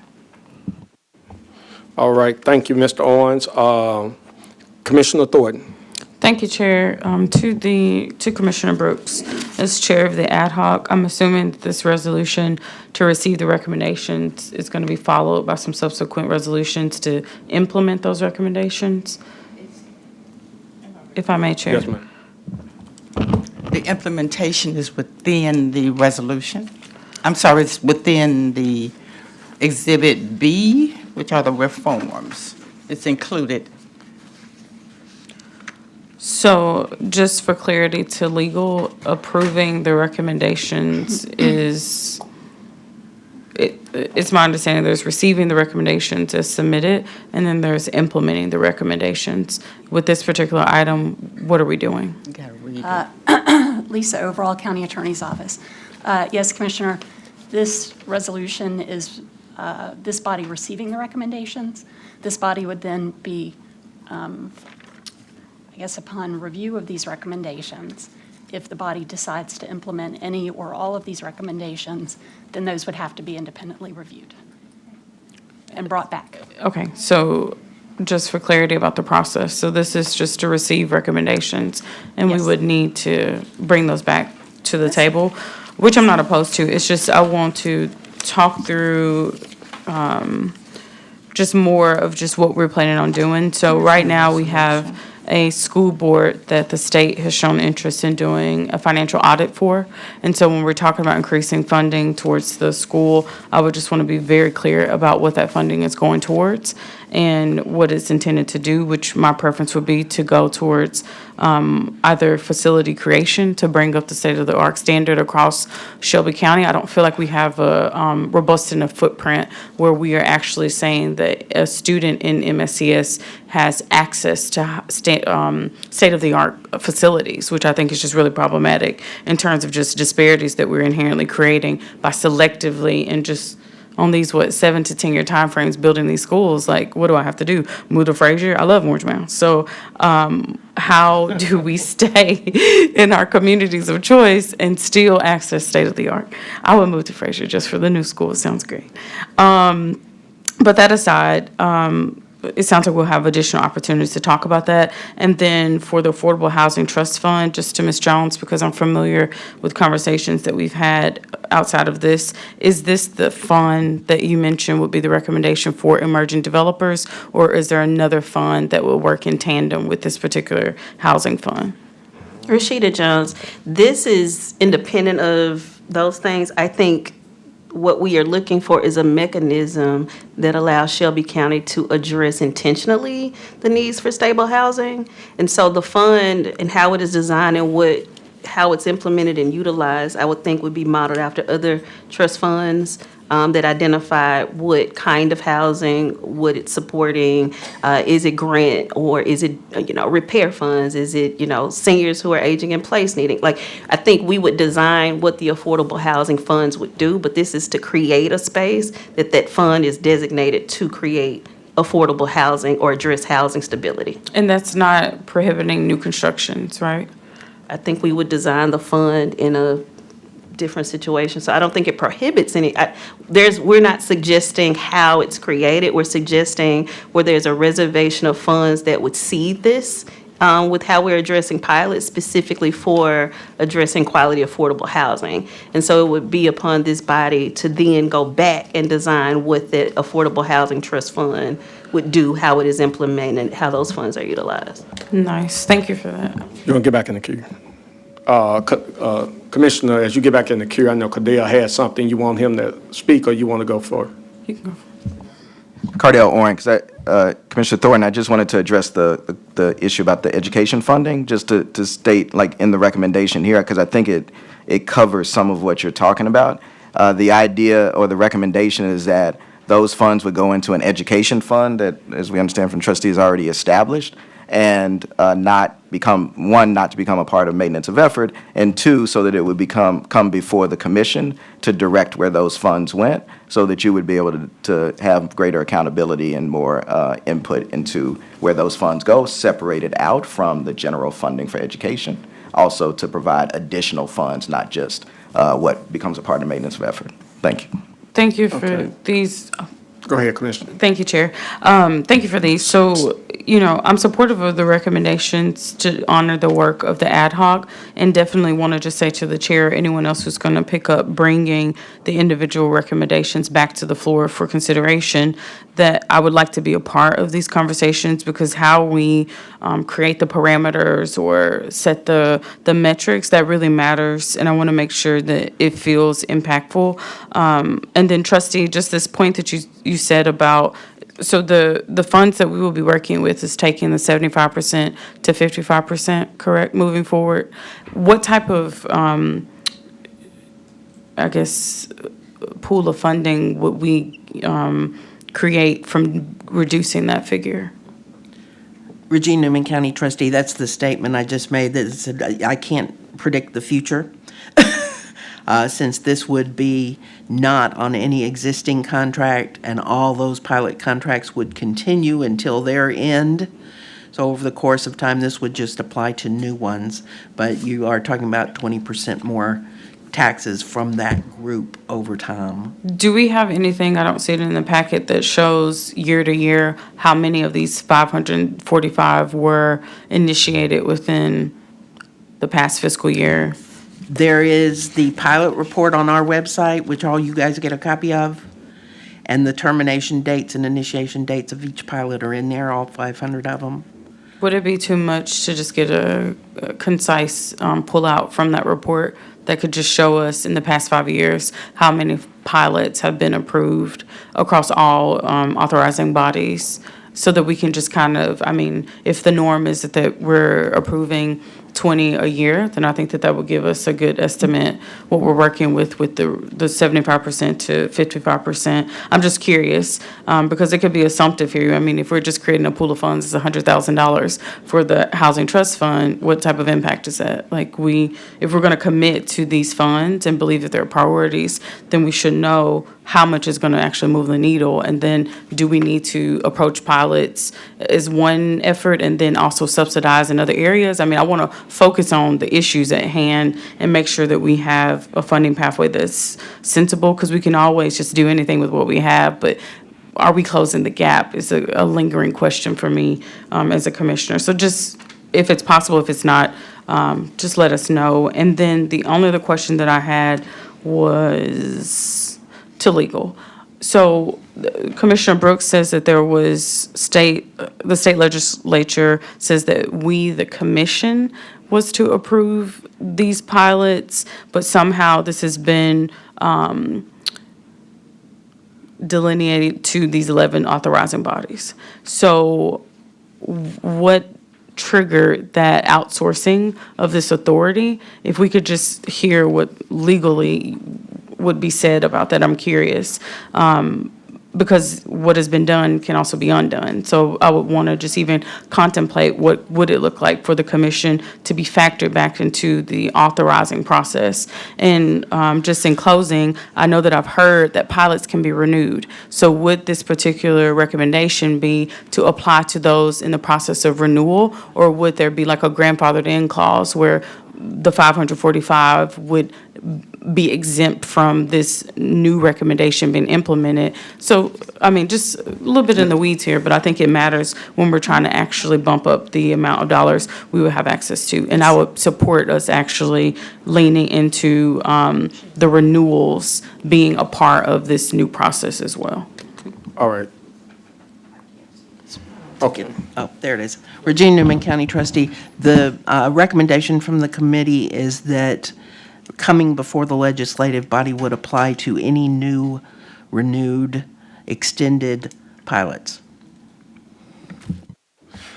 Thank you, Commissioner Brooks. I'm sorry. To legal, yeah. Legal. I'm sorry, Commissioner, could you, at least overall County Attorney's Office, could you repeat that question for legal? If I may, Chair. So the authority for these authorized bodies to initiate pilots, was it ever an authority held by the county commission that was given to them? And if so, what was the legislative action that initiated that the approval of pilots now goes through these bodies rather than coming solely through the commission? Okay. Lisa, overall County Attorney's Office. So I don't want to misspeak on the record about what may have happened in the past and how things may have, I guess, been advanced in the past. This is heavily statutory, and so it may take an individualized review of the different IDBs and the different mechanisms for these pilots occurring, and we would be glad to undertake that. All right, thank you. Go ahead, Commissioner. Okay. Just to add something that may be helpful or give you something that you can think about. Section 7-53-305 provides that a city or county can create an industrial development board, and if they create an industrial development board, that IDB has the power to delegate authority. Well, the city or county has the power to delegate to that board the authority to negotiate and accept payments in lieu of taxes from the board's lessees, which would be corporations, i.e. developers, those kind of folk. So Section 7-53-305. And then you also have a packet called Abating Property Taxes in Tennessee, an essential tool in the Economic Development Toolbox by Bass, Berry, and Sims. All right. And it sort of gives you a synopsis, if you will, of the heavily statutory pilot program, pilot law. And I know that many of our colleagues are not here as well on this item, and so I know it may be some further discussion that they had on Monday quite a bit to really come drill this down. So Commissioner Thornton, if you can hold, I can go to Commissioner Mills since she haven't spoken, I'll come back. Thank you, Chair. I saw the list of the ad hoc committee. It was just Commissioner Brooks, Commissioner Lowry, the trustee, Attorney Bailey, Natalie McKinney, Professor Austin Harrison, and then a council designee, Anna Massey. And then I heard you mention Janice Banks. Are there other people, or was that just this list, or were there other? I'm trying to get a picture of who all was. Okay, let me help you get your picture. Okay. Okay, so I'm not sure. I think you're probably looking at the reauthorization from Whaley. Mm-hmm. Okay. That was at one point where we did reach out to the city, but the city of Memphis failed to respond. So you can delete City of Memphis. Now, in addition, Ms. Banks is not a member of the body. Okay. Did you hear me say manager? She was the manager of the ad hoc committee. So you have Trustee Newman, you have Mr. Oren, you have Ms. Jones, you have CAO Bailey, you have Natalie McKinney, and Commissioner Lowry, and myself. Okay. Okay, I was just making sure, just for my information. You have to read through all of your documents because we evolved over 18 months. Okay, I was just going by what was in front of me. My next question, it may be to the trustee. I see the number for the estimated property taxes foregone due to the pilot. I like pilots on a case-by-case. I like a TIF a lot better. But do we know the numbers if, and I know it was said that the companies would come anyway, even without a pilot incentive, but do we know the numbers that we would lose out on if the companies didn't come at all, that were offered the pilot? Regina Newman, County Trustee, what numbers would we lose out on? I'm going on the amount of money we lost with the pilots that came in. I'm looking at the $41,828,000. Oh, what their original promise was in terms of economic development? Right. No, I wouldn't have any of that information. Okay, no. all right, that was my question. Thank you. Right, Commissioner Thornton. Thank you, Chair. Trustee Newman, I don't know if you're the best person to answer this, but just looking at the differences between Shelby County and Davidson County, do you know the rationale behind their, I'm not going to say overuse, but it's like opposite between Shelby County and Davidson County. So Davidson County extensively utilizes TIFs. We extensively utilize pilots. And just curious, what are your thoughts on why that is true? Go ahead, Madam Trustee. Regina Newman, County Trustee. I wouldn't know. That would be a conversation probably with the Davidson County IDBs or whoever's in charge of that up there for the metro area. I do know that several years ago, they had overextended on their TIFs and kind of got in trouble budget-wise. So there are pros and cons of each scenario. And they almost had the state down on them coming after their budget because it wasn't working well. But I think you've got some other counties here who are doing a little bit of both. More TIFs than we are, less TIFs, a lot less pilots. And I think our overdependence on pilots is just not providing the outcomes that one would anticipate by the amount of money we're putting into that process. And on average, how long are the pilots in effect?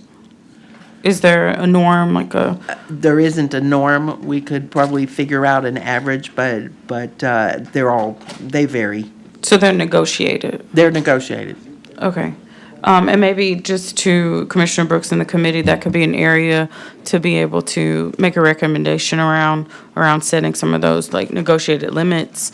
Each time we've barked up the tree of the pilots, the threat is that people are going to leave. And so we should be scared to move forward because of the threat of losing FedEx or losing International Paper or losing, someone else. So I do just think that when it comes just down to the numbers, if they can negotiate their pilot terms, then we can negotiate our benefit terms. And so if nothing else, I think the public should lean into this process to be able to say, what you're offering is not sufficient, and when we compare dollar to dollar in comparable counties, we're not winning. And I think that that's a valid point just for us to make without trying to become too emotionally attached to the relationships that we've had. We've sacrificed our property tax dollars enough to be able to say, we built up your mega business, I feel like we've earned our keep here, and I think that we can make that compelling case. So just to anyone who's out the gate thinking to come from that angle just to shut down the conversation,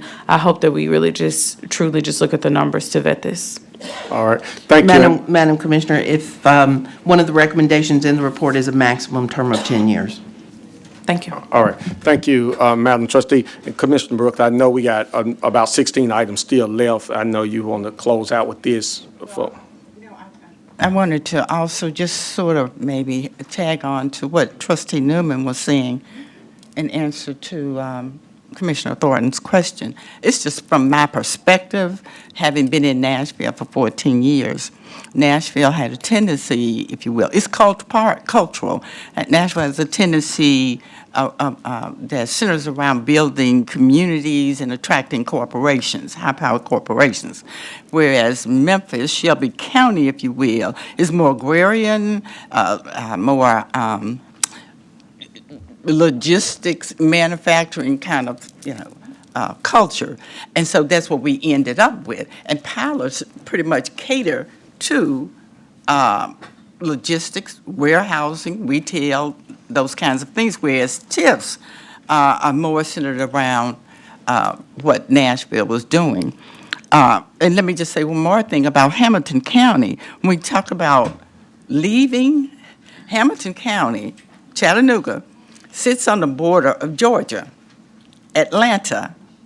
But what Hamilton County does, they're not bullied by that we're going to leave, and we're going to go across the border if we don't get something. What they do is they back out education, just how important it is. So you're not negotiating with a full pie. They have put such a priority on education that they back it out of a negotiation before there's any incentive offered. And they sit on the border of Georgia and Atlanta, big Atlanta. So just wanted to try to help a little bit. Well, what we are, then, Brother Cordell, and I'm gonna have to close it out. Yeah, go ahead.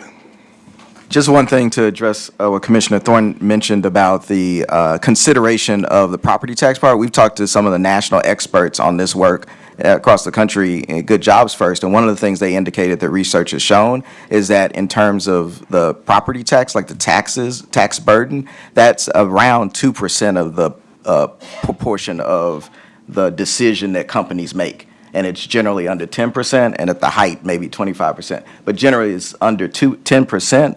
The portion of the consideration of property taxes plays into whether a company is making a decision about whether to come to a place or not. So just in terms of those fear factors. Right. I know I have more questions, and again, I appreciate you bringing this resolution. Let's take this item to a vote. Or do we have a motion for anything to go down with our recommendation? Go ahead. Let's go to the vote. Okay. Let's take it to vote.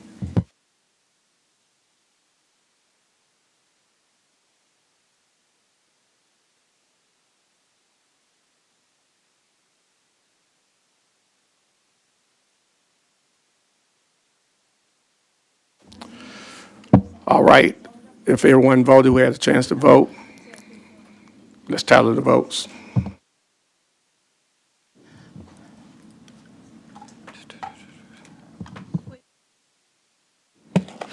We have aye votes from Commissioners Caswell, Sugarman, Thornton, Brooks. We have 4 aye votes. All right, that item goes down with a favorable recommendation. We have an add-on for this committee. I know Councilwoman Green has 3 quick items. If we can get her out of here, because she got to get for, I know Lakeland. We finna get y'all Lakeland. We're gonna get you up here. If I could just let Councilwoman, I think these items gonna go quick, right, Councilwoman? All right. So we're gonna reset Committee 7 real quick and go to Committee 10.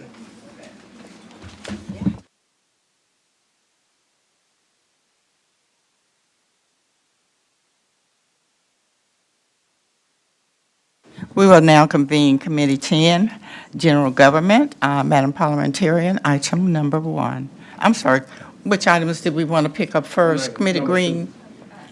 I'm sorry. Item 2? Yes, 2, 7, and 8 are what I have. Thank you, Madam Chair. Parliamentarian, item number 2. Yes, ma'am. Item 2 is an ordinance, third reading. Ordinance to amend the Shelby County Code of Ordinances by amending Chapter 30, Article 6, Division 2, to create a new Section 30-234, creating rules for solitary confinement in the Shelby County Division of Corrections and prohibiting its overuse. Sponsored by Commissioner Charlie Caswell, Commissioner Erica Sugarman, Commissioner Henry E. Brooks, and Commissioner Brittany Thornton. All right, thank you. That item has been moved by Commissioner Thornton and second by Commissioner Caswell. See the members in the queue. We will move to the vote. Madam Clerk, ready the board for the vote. Every member voted. Madam Clerk, please give us.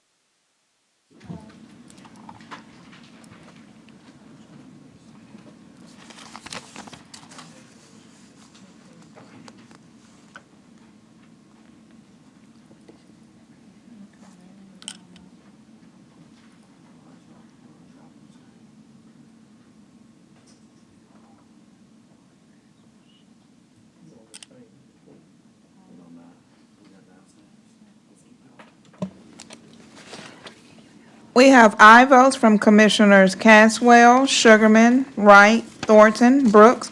We have 5 aye votes. Thank you, Madam Clerk. That item goes down with a favorable recommendation. Item number 7, please. Item 7 is an ordinance first reading. Ordinance to amend the Shelby County Code of Ordinances by amending Chapter 10, Article 7, Sections 10-373 definitions and 10-388 temporary housing of children, creating rules for seclusion in the Youth and Justice and Education Center, sponsored by Commissioner Henry E. Brooks and Commissioner Sugarman. Thank you, Madam Parliamentarian. That item has been moved by Commissioner Sugarman and second by Commissioner Caswell. Seeing no members in the queue, we will move to the vote. Madam Clerk, ready the board for the vote, please. Every member desiring to vote, cast your vote. Every member voted. Madam Clerk, may we have a tally?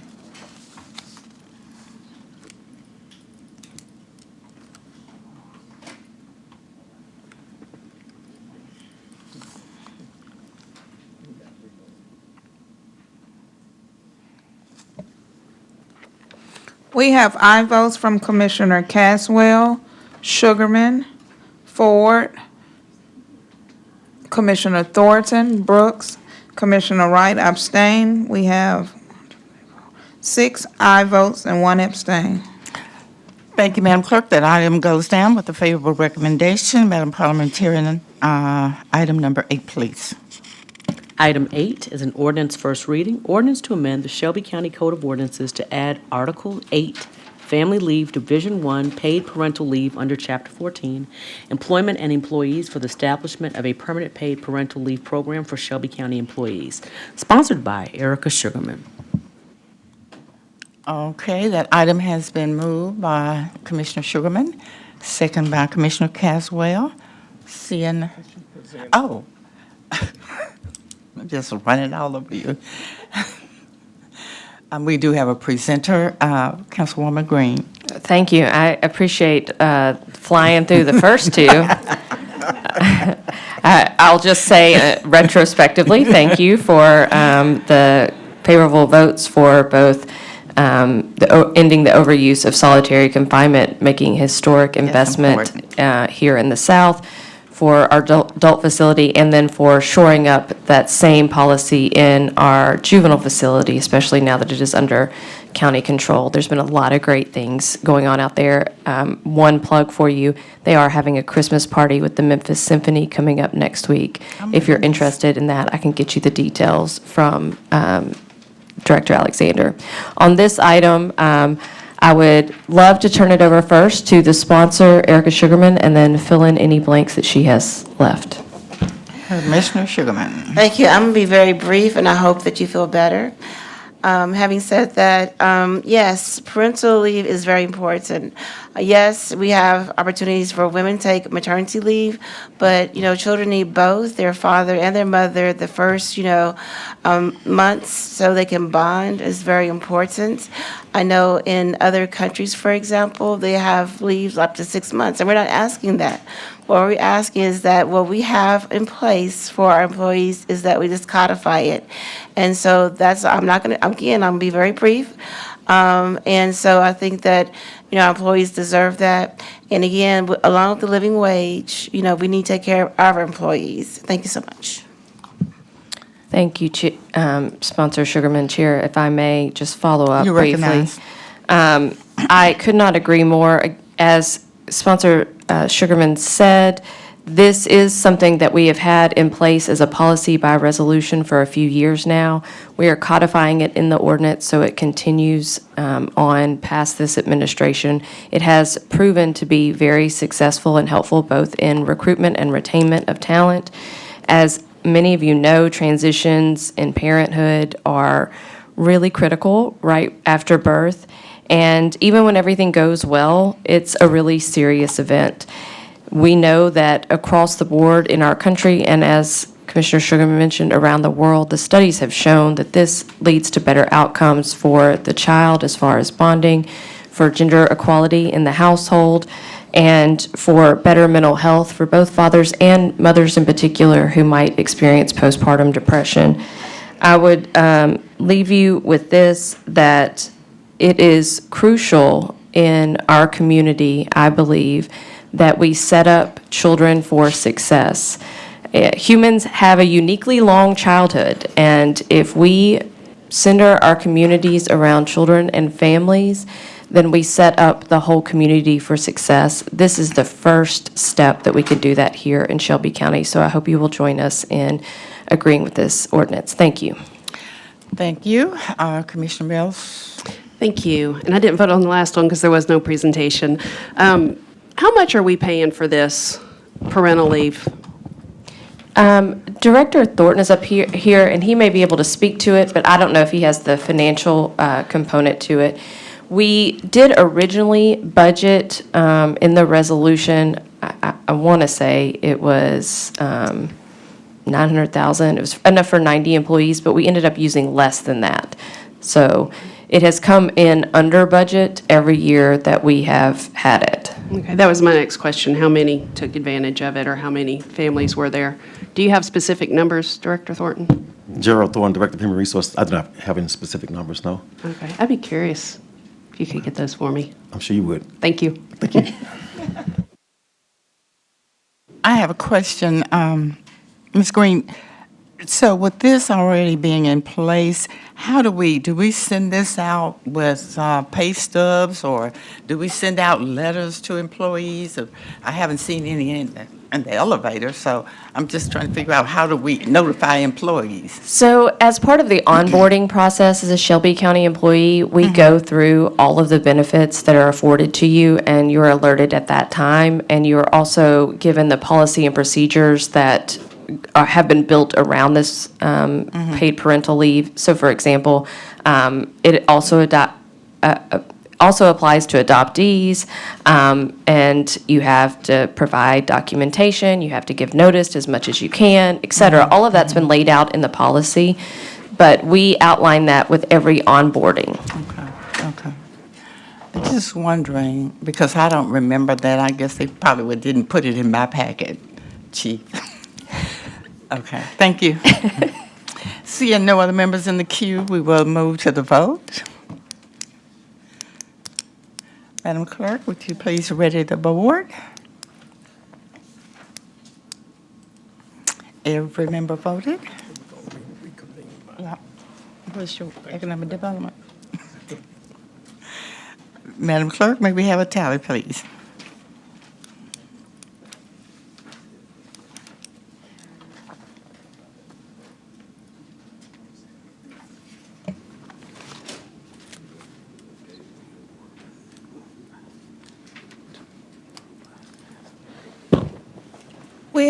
We have aye votes from Commissioners Caswell, Sugarman, Ford, Wright, Thornton, Brooks. Commissioner Mills abstained. We have 6 aye votes, 1 abstain.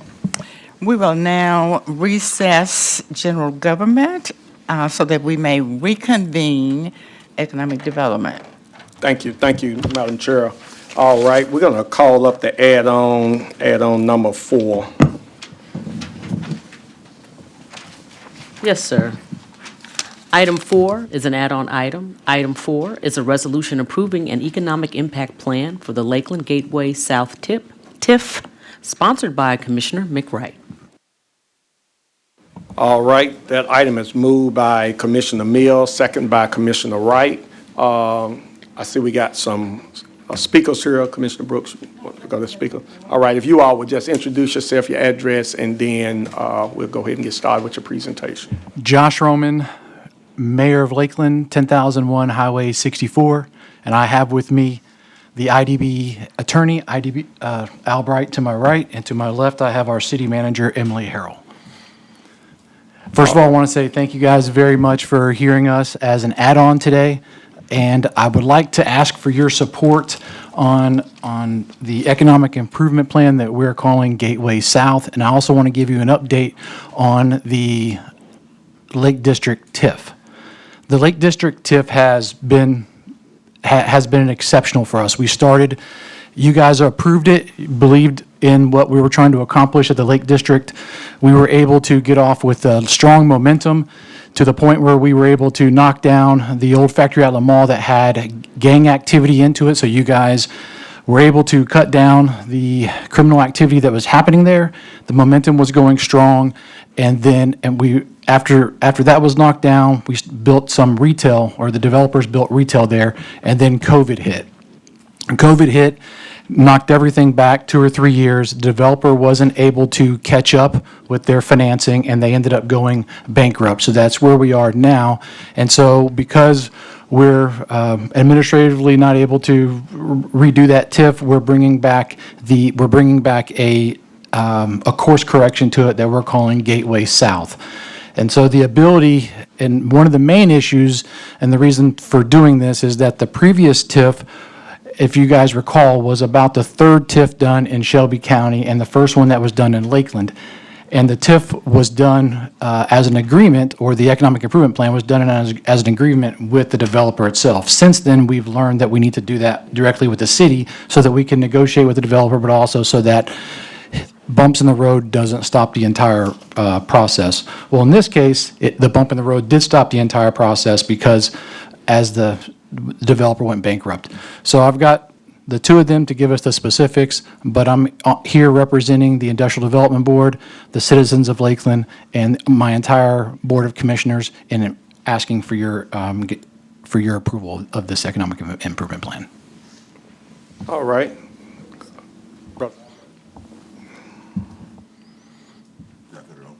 Sorry. Albright, with Bassberry and Sims, IDB attorney for the city of Lakeland. Once again, as Mayor Roman said, thank you so much for allowing us to present today, as well as thank you for allowing us to be an add-on item to your agenda.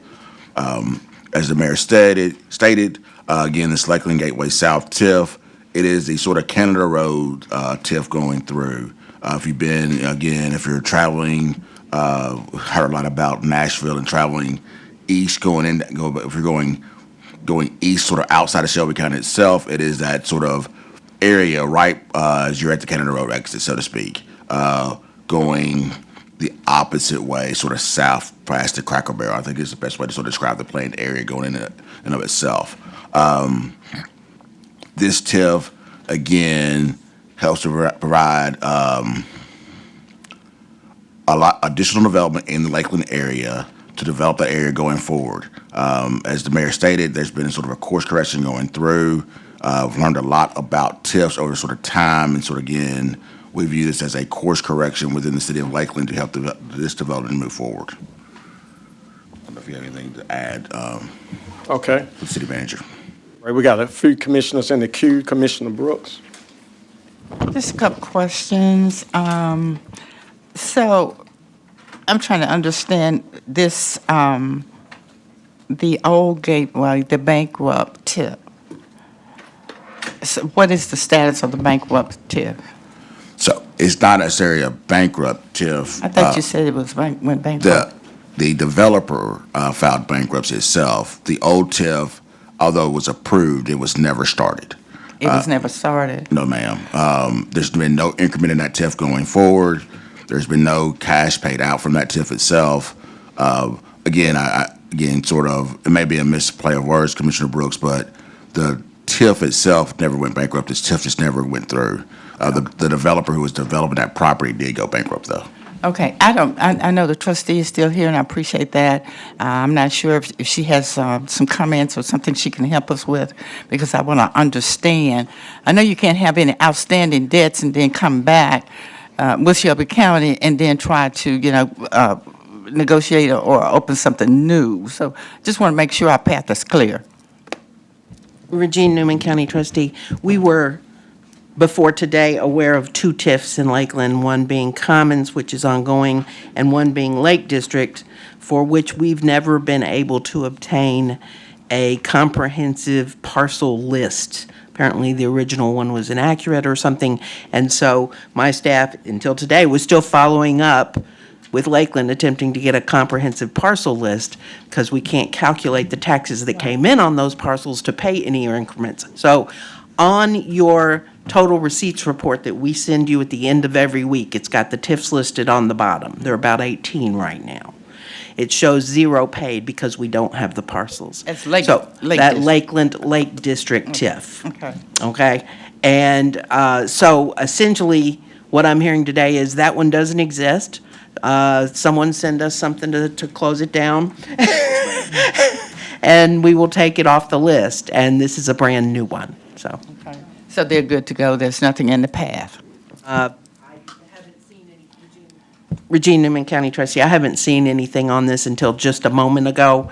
So we would need to compare these parcels to the one in the Lakeland Commons one, make sure nothing overlaps, et cetera. But aside from that, that's fine. Can you do that by Monday? Yes, ma'am. Because I want to cast a vote. Yes, ma'am. Okay, thank you. Thank you, Mr. Chairman. Thank you, Commissioner. Commissioner Ford. All right, look. This is in Commissioner Wright's district, I'm assuming. You support this item? I don't have anything else to say. Thank you. All right, Commissioner Thornton. Thank you, Chair. Okay, so to legal, when there is, in essence, a defunct TIF, what is the proper procedure to officially dispose of that TIF? Megan Smith, County Attorney's Office. I don't know that off the top of my head, but can get that. But I do agree with the statements made by the trustee that it is, the documents before you are, the intent is that it is a new TIF. So while I can get that information, that being tied up or that resolution needing to happen does not impede a decision here. So by saying new TIF, are we assuming that the parcels are uniquely independent of each other for each of the said TIFs? Megan Smith, County Attorney's Office. I don't know about the specific parcels, but what I can tell you is that the structure before you, its intent is that it is brand new. So it does sound like the trustee has some questions about resolving open parcels, and I'm happy to get with her and make sure that gets done properly. So between legal and the trustee, by Monday, can we resolve this issue of the parcels to just, okay, so I'm seeing the trustee nod yes. And then this developer that went bankrupt, is the developer still associated with this new TIF in No, any ma'am. form or fashion? He's not associated with this new TIF at all. Hasn't created any new entities that are associated with this TIF?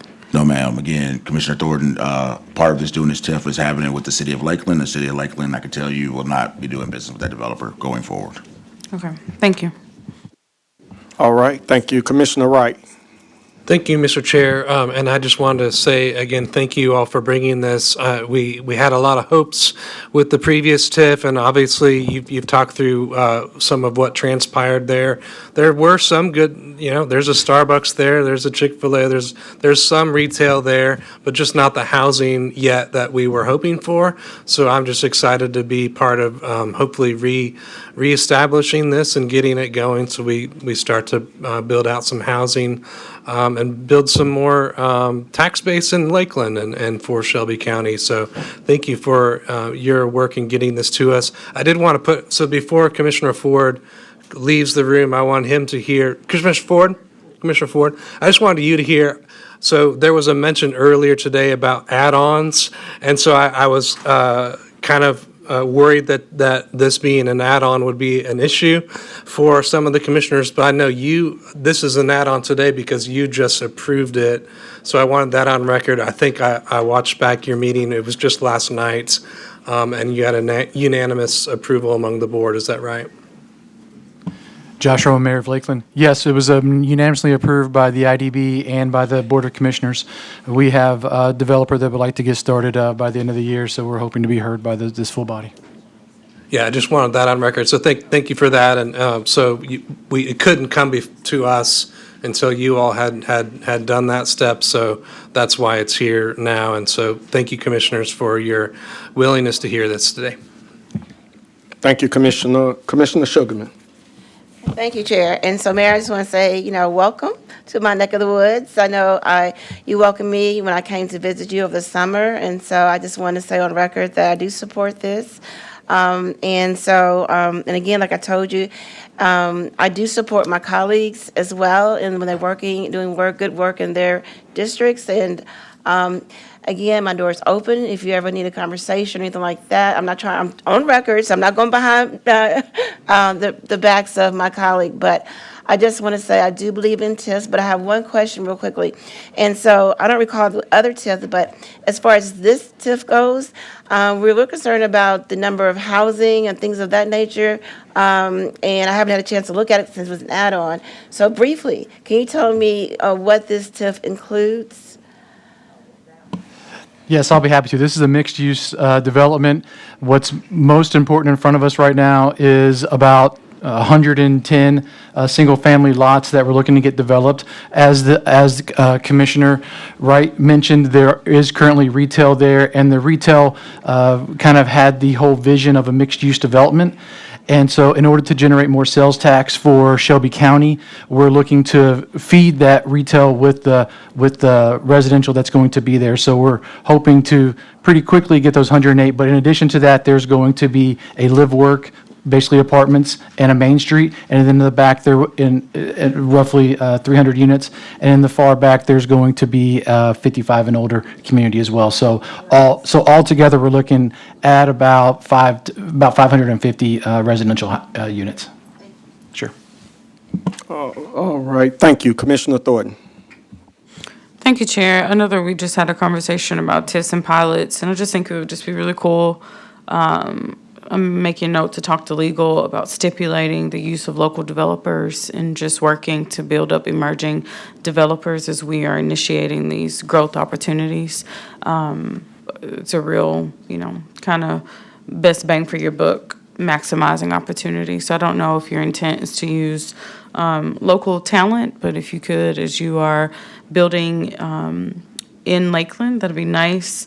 And I had another question. It's been a long day. I haven't eaten. I'm declining. It's that was just another point that I had for you guys. Oh, in the previous economic impact plan resolution that we did for Bartlett, they talked about community input. Do you have any type of feedback? And then as I'm clicking on the documents, I think this is because it's an add-on. There are no tandem documents that we are reviewing. So I don't know if you have any of those that could be added into our system just for the public if they have questions. So if you could just talk to some of the public engagement beyond just the votes that you've been able to unanimously secure. Sure. Josh Roman, Mayor of Lakeland. Yes, ma'am. So this TIF, Gateway South, is an overlay of the previous TIF where we had multiple input meetings and any parcels that were added to it were directly adjacent commercial properties that did not have residential, that would not have had residential voice. So. Okay. And I'm not quite sure when Commissioner Brooks' ordinance was implemented, but are you aware that the previous process meets the criteria, the newly implemented criteria? Yes, ma'am, and I believe we have seen you since then with a different TIF, but yes, ma'am, we did have input meetings and it would meet her criteria. Okay, thank you for that. All right, Commissioner Ford. I was trying to get out of here before I was brought up, and I took 5 seconds to clarify. This add-on, even though it's an add-on, has been prepared and approved by legal. So I just want that to be for the record. There are some that aren't approved by anybody and written up, however, and it has been done in a, not a one-off like this, but in practice. So I just wanted you to know. This is not one of those in practice deals to where a reasonable person can say, if it's not being published and it's being brought at the last second and particular committees are allowing that to usurp an entire process over and over, that's a problem. That's not what this is. So I just wanted you to know that, and I did talk to the particular folks, and as I said before, it's been prepared and approved. I'm talking about others that haven't even gone through that particular process. But for some people, it's okay that they don't have to go through the process, but some people, they will take them to the fire and say, oh, you must go through the process, but not me. But yours is a one-off. It's not like the norm with other folks. So I just wanted that to be clear. Can I go now? Okay, thank you. Thank you, Commissioner, because I've been through the fire on mine a couple times. Commissioner Mills. Thank you. Thank you, Chair. I just want to speak up in favor of this. This is one exit down from Arlington, so I frequent there, drop a lot of tax dollars at the Hollywood Feed and Chick-fil-A and everything else that there. So it'll be good to approve this so you can finish it out because it looks, oh, wow, this is great. There's like, but what are you doing? So it'll be good to get this in, finish it up, and we get to see the finished project driving down the interstate. So I'll be happy to support. Thank you. It'd be great if you couldn't get a Buc-ee's up there, but go ahead until the end. Commissioner Brooks, you got something to add? Real quick, I know this is a feel-good for everybody, and that's great and fine. I'm looking out for the taxpayers of Shelby County. So this is revised, right? You have some additional parcels. Yes, ma'am. Okay, so I did hear you talk about commercial areas, but even so, the surrounding communities need to be notified. So did you do that? Did you send out notices to the surrounding neighborhood or subdivision or homeowners regarding the revised parcels? I'll defer to our attorney.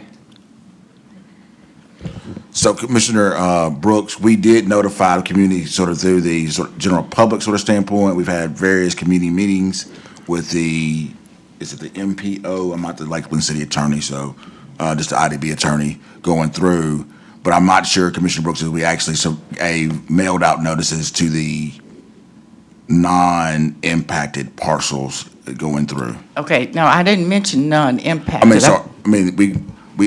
Every parcel that's in the TIF has been notified of this TIF itself. Okay, But the new parcels. the new parcels as well, just Okay, Commissioner Brooks. so the surrounding community or subdivision has been notified. That's all I need to know. There's not a subdivision in the TIF itself, No, Commissioner Brooks. surrounding and close to it in proximity. I think 0.5 miles of the TIF?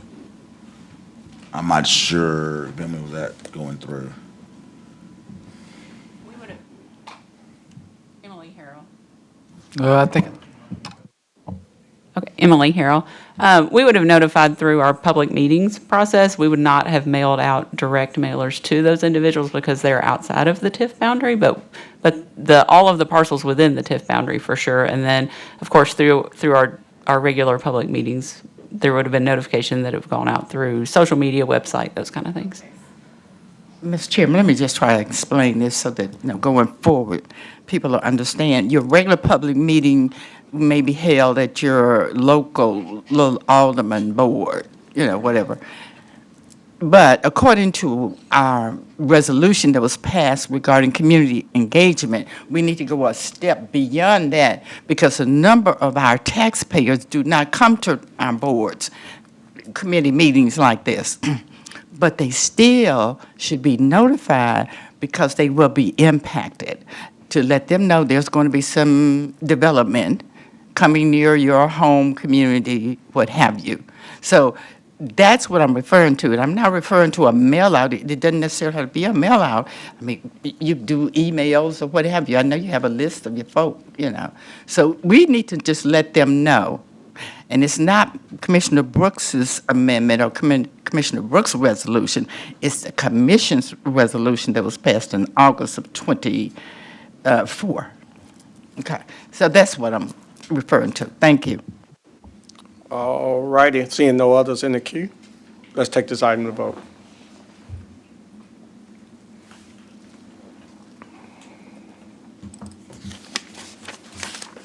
Thank you.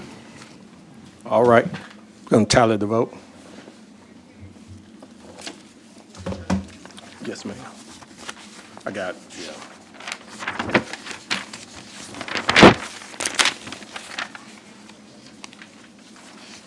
Your other one should go quick though, right? Your other one should go. We have aye votes from Commissioners Caswell, Sugarman, Mills, Wright. Commissioner Brooks abstain. We have 4 ayes and 1 abstain. All right, that item go down with a favorable recommendation. We're now convening committee number 6. Education. Yeah.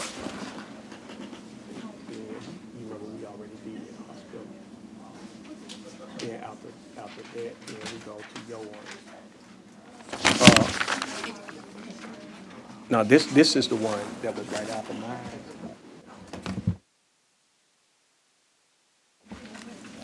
You see education. You pulled out the last committee? Yes, ma'am. Okay. Yep. Item 1 is a resolution requesting the state of Tennessee to mandate artificial intelligence AI education in high school curricula beginning the 2026 through 2027 school year, sponsored by Commissioner Charlie Caswell Jr. All right. All right, thank you. That item was moved by me and second by Commissioner Sugarman. And I'll just tell you real quick, this is something that I've been working on with State Representative Parkinson. I know he's also, and I appreciate Brandon Morrison, Commissioner Morrison, talking with Commissioner Mark White about helping to co-sponsor and support this.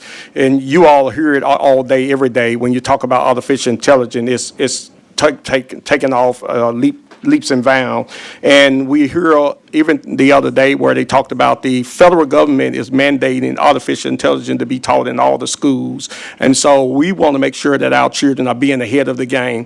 One of the things that we recognize in a conference we just attended in D.C. where they talked about 85 million jobs will be lost to artificial intelligence. But on the other side, they said 95 million jobs will be gained by artificial intelligence. And that means people that understand and have a knowledge of that. I believe this is one of the first ways that when you talk about competing economically on the same path, all of us are learning this at the same time. We got XAI in our backyard in a major way, Google coming across the street. So when we talk about employing people for the jobs of the future, we have to educate them for that. And so it even came today, I saw it in the news where they talked about taking something off one of the subjects and then allowing artificial intelligence in or STEM to be added as a curriculum for the extra credit, for the credits they need to graduate. And so I know they're moving forward with this at the state. I'm just asking this body to let's let our lobbyists know to support this item as it comes forward at the state. All right, let us vote.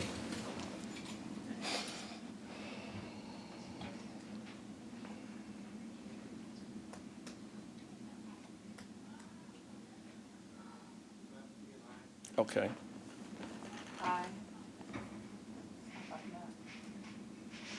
Big right is an aye. All right, let's tally the vote.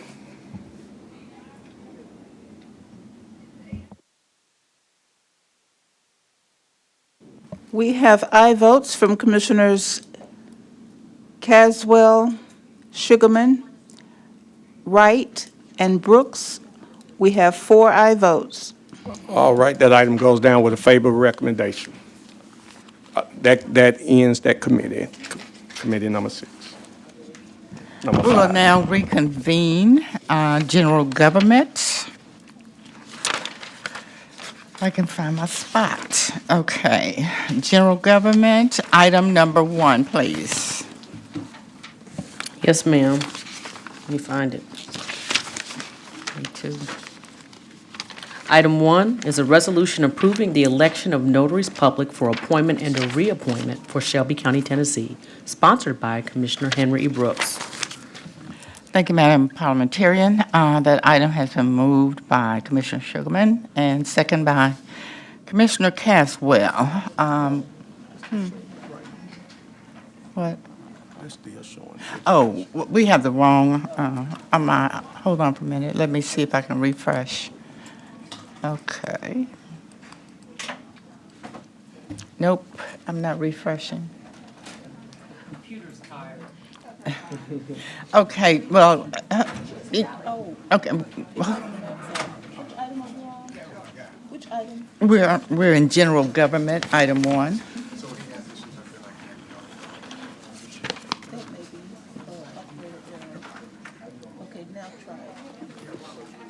Okay.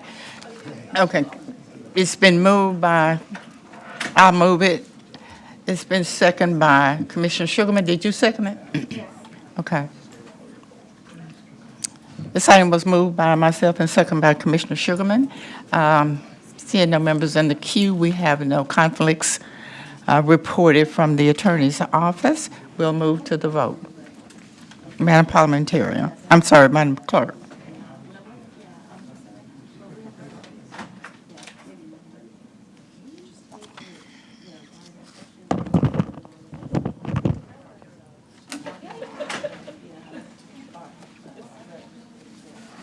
Every member voted? Cast your vote, please.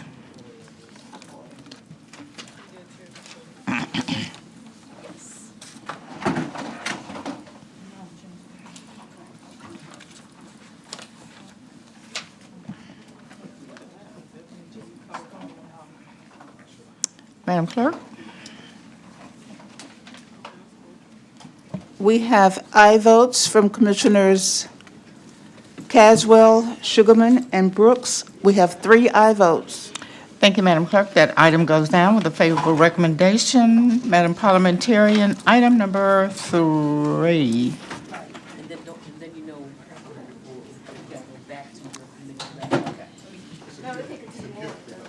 Item 3 is an ordinance third reading. Ordinance approving and setting the salary of the mayor of Shelby County for the 2026 through 2030 term of office, sponsored by Commissioner Dr. Edmund Ford Jr. That item has been moved by Commissioner Sugarman.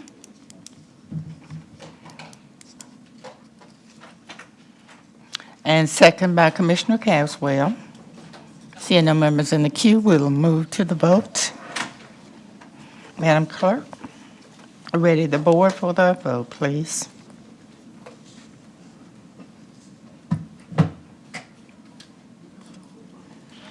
All right, every member vote. Please cast your vote. Right, general government, then we're going to, Core City. Yeah, okay. Every member voted? Okay. Madam Clerk, may we have a tally? We have aye votes from Commissioners Caswell, Sugarman, and Brooks. We have 3 aye votes. Thank you, Madam Clerk. That item goes down with a favorable recommendation. Madam Parliamentarian, item number 4.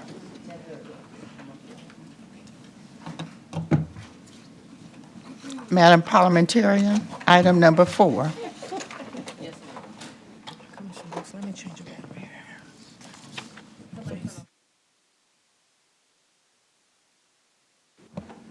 Item 4 is a resolution establishing a zip code only requirement for public speakers addressing the Shelby County Board of Commissioners, sponsored by Commissioner Erica Sugarman.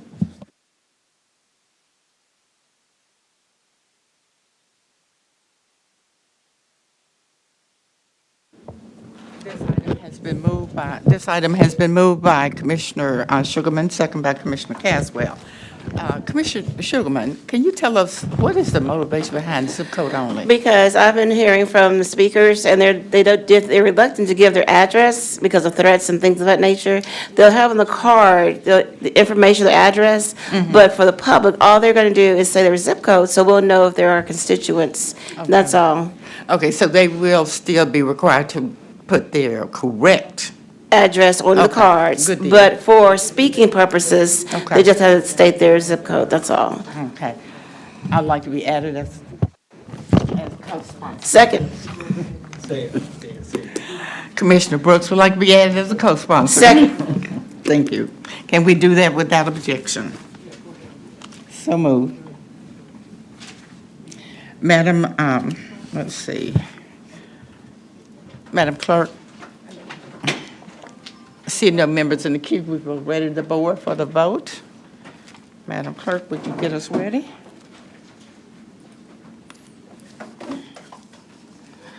All right, every member voted, please cast your vote.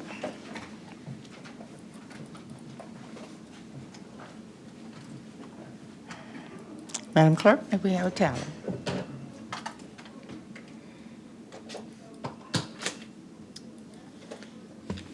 We have aye votes from Commissioners Caswell, Sugarman, Wright, and Brooks. We have 4 aye votes.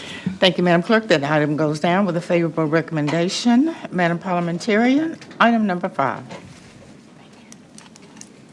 Item 5 is a resolution approving contract with Metropolitan Life Insurance effective January 1, 2026 for a 3-year contract with a 1-year option to renew in an annual amount not to exceed $5,053,338 for employee basic life, employee disability insurance, and family medical leave administration, and for retiree basic life insurance not to exceed $652,225.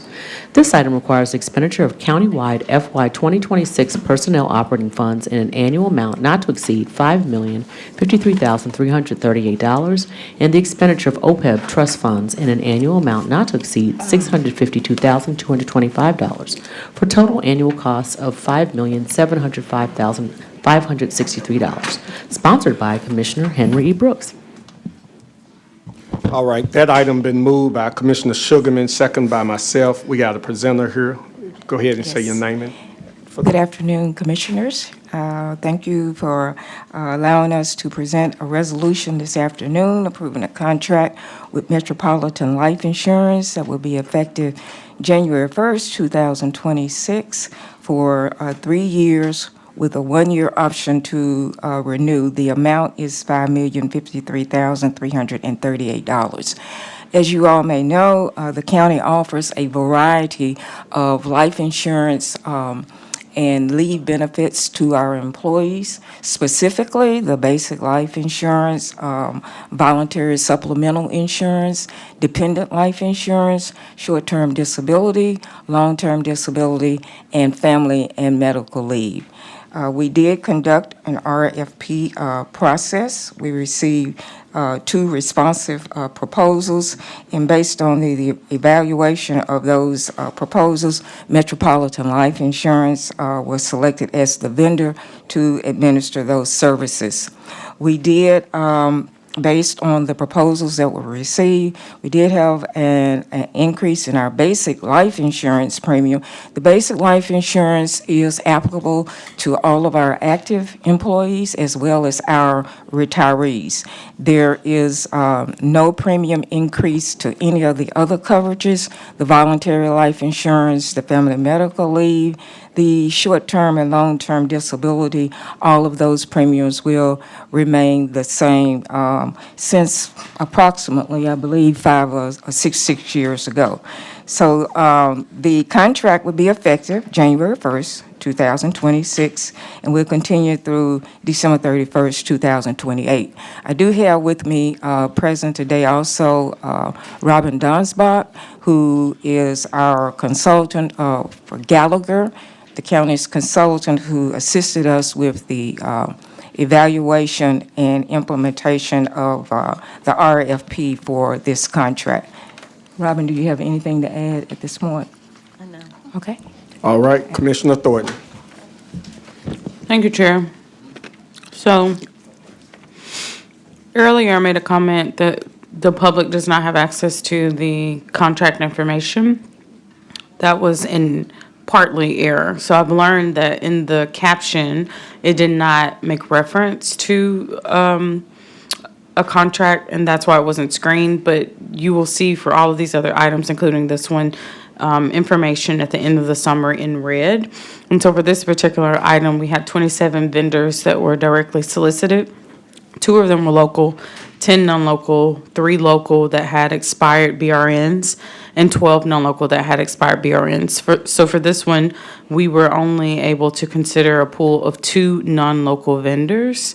So I just want to say, just to the local vending, local contractors, we're trying to hold space for you, and it's important for you to make sure that your information is up to date and that you are actually applying to be able to be competitively reviewed. So did you say that Metropolitan Life previously held this contract as well? Yes, they're the current vendor, yes. And are there any subcontracts associated with this? No.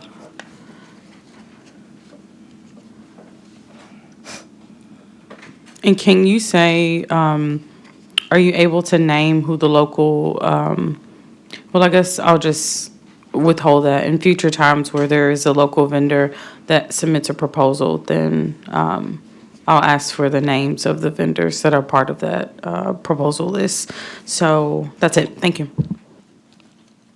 All right, seeing no others in the queue, let's take this item to vote.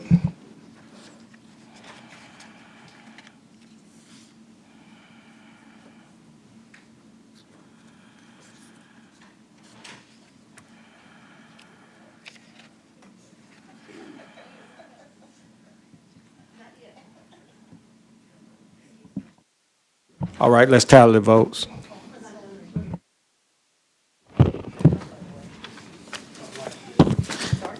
We have aye votes from Commissioners Caswell, Sugarman, Wright, Thornton. We have 4 aye votes. Thank you, Madam Clerk. That item goes down with a favorable recommendation. Madam Parliamentarian, item number 7. Is that right? Oh, 6? I'm going by what Commissioner Caswell said. Item number 6, Madam Parliamentarian, my apologies. Yes, ma'am. Item 6 is a resolution approving a contract with Corvell Enterprise Claims, Inc. for the on-the-job injury administrative services effective upon execution through June 30th, 2026, with the option for 2 additional one-year periods beginning July through June in an amount not to exceed $150,000. This item requires expenditure of countywide FY 2026 personnel operating funds in an amount not to exceed $150,000, sponsored by Commissioner Henry E. Brooks.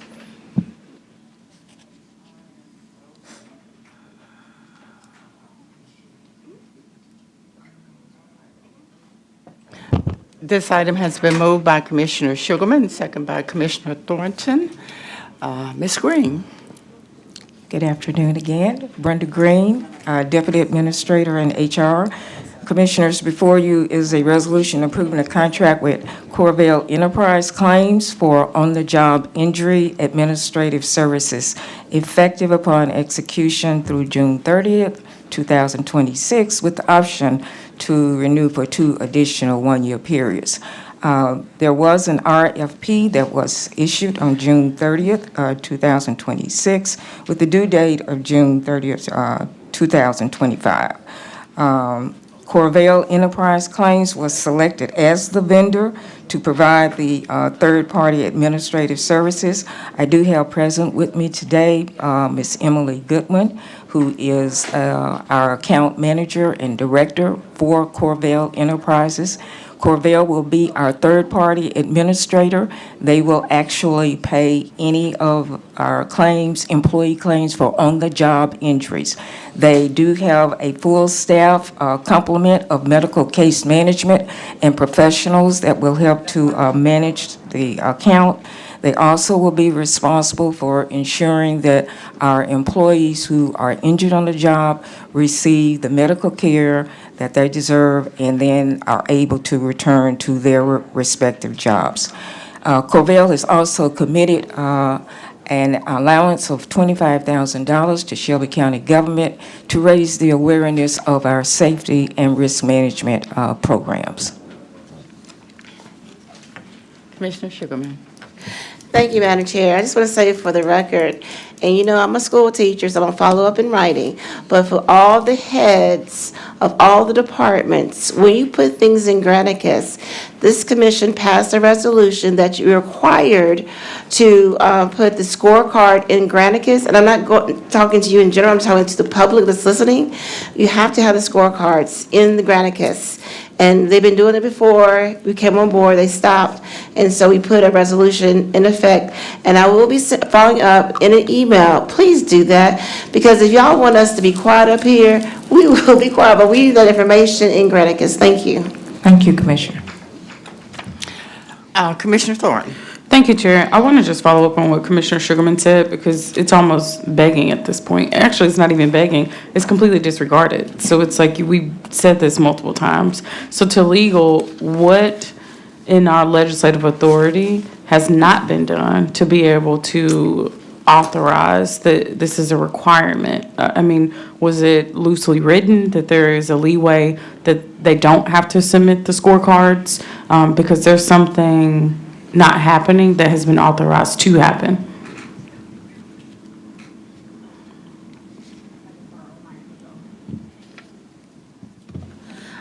Megan Smith, County Attorney's Office.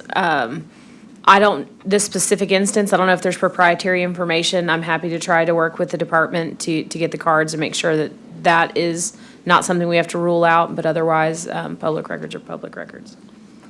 So I just would like for there to be a review of I mean, the past couple of agendas. You can just look at them. I haven't seen a scorecard submitted since it's been actually voted on as a resolution. So if we could just get a legal opinion of what is happening, and if there needs to be a follow-up, whether it needs to be deeper as an ordinance or something like that, if you could just send out to the commission, what's your assessment of that?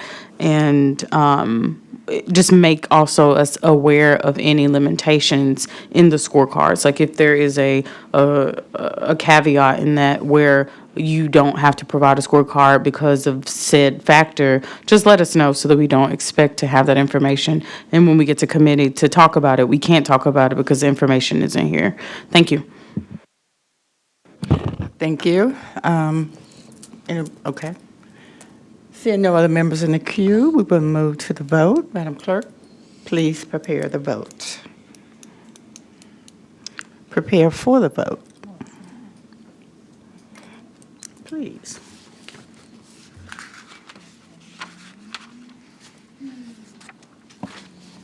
All right, every member voted. Please cast your vote. Madam Clerk, may we have a tally? We have aye votes from Commissioner Sugarman, Wright, Thornton, Brooks. We have 4 aye votes. Thank you, Madam Clerk. That item goes down with a favorable recommendation, and we are now on item number 9. Thank you, Commissioners. Item 9 is a resolution to approve and appropriate funds from the FY 2026 contingency for the audio, visual, and live streaming updates on the first and sixth floor commission and committee chambers, sponsored by Chairwoman Shantae K. Avant. Okay, my screen is frozen. Got to go out to refresh, come back in. All right, it's been moved by Commissioner Sugarman and second by Commissioner Thornton. And we have presenters, Administrator Perry.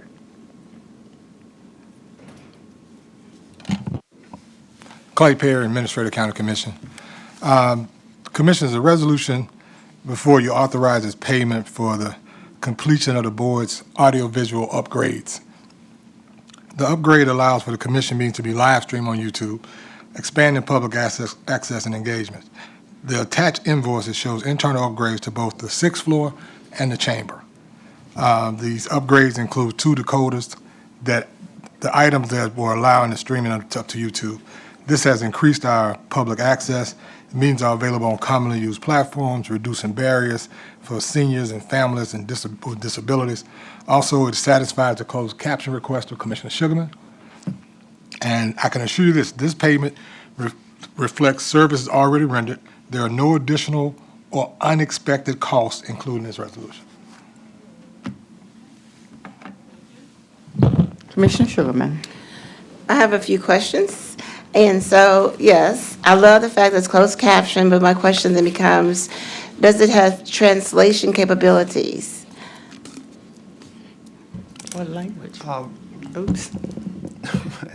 Rashad, Public Affairs Assistant. Yes, it does have translation capabilities. During those closed caption services, you're able to use any translation from Spanish to Arabic or anything else. I mean, we can go right now and do that if you want.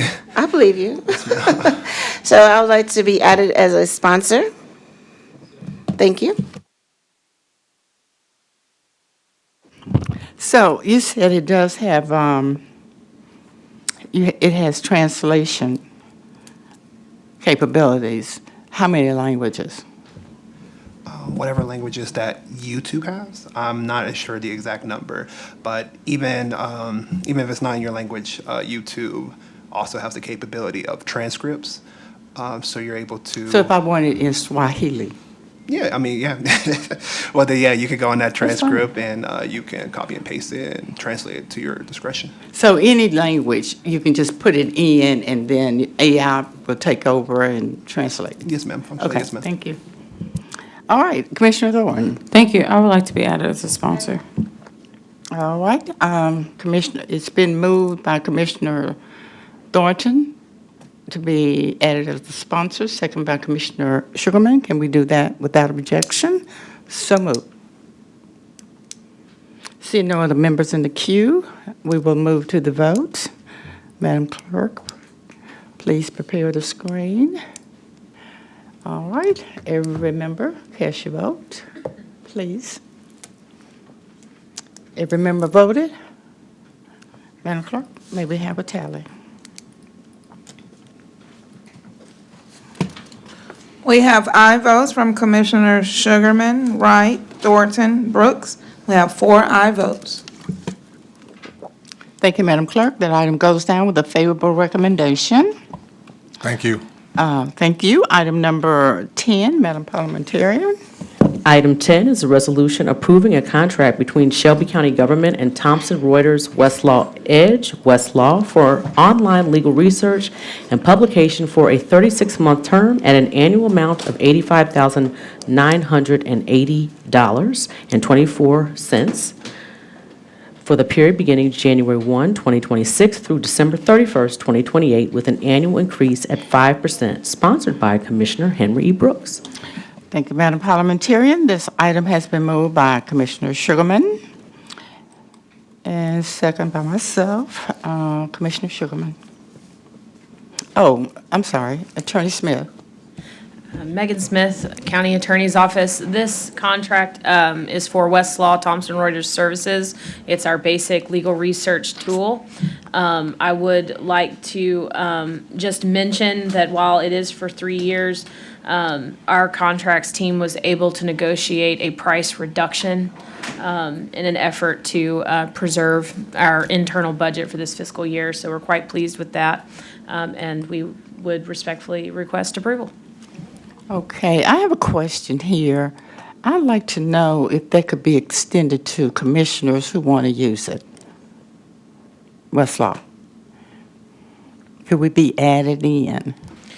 Megan Smith, County Attorney's Office, you're asking basically if you could be added as users. Yes. I can go back and ask the contracts team how many spaces are allowed on our contract and see if there is some type of internal billing service that we can set up. Okay. Commissioner Sugarman? Okay, a caveat. Thank you, Chair. If we can be added, I would like to be a sponsor, if we can be added, so. Yes. I would like to be added as a sponsor. All right. Do you want to wait until Monday to find out? I'll do that. Will you know by Monday? Attorney Smith? I certainly hope so. All right, thank you. Seeing no other members in the queue, we will move to the vote. Madam Clerk, please prepare the screen for the vote. Oh, every member cast your vote. Every member voted. Madam Clerk, may we have a tally?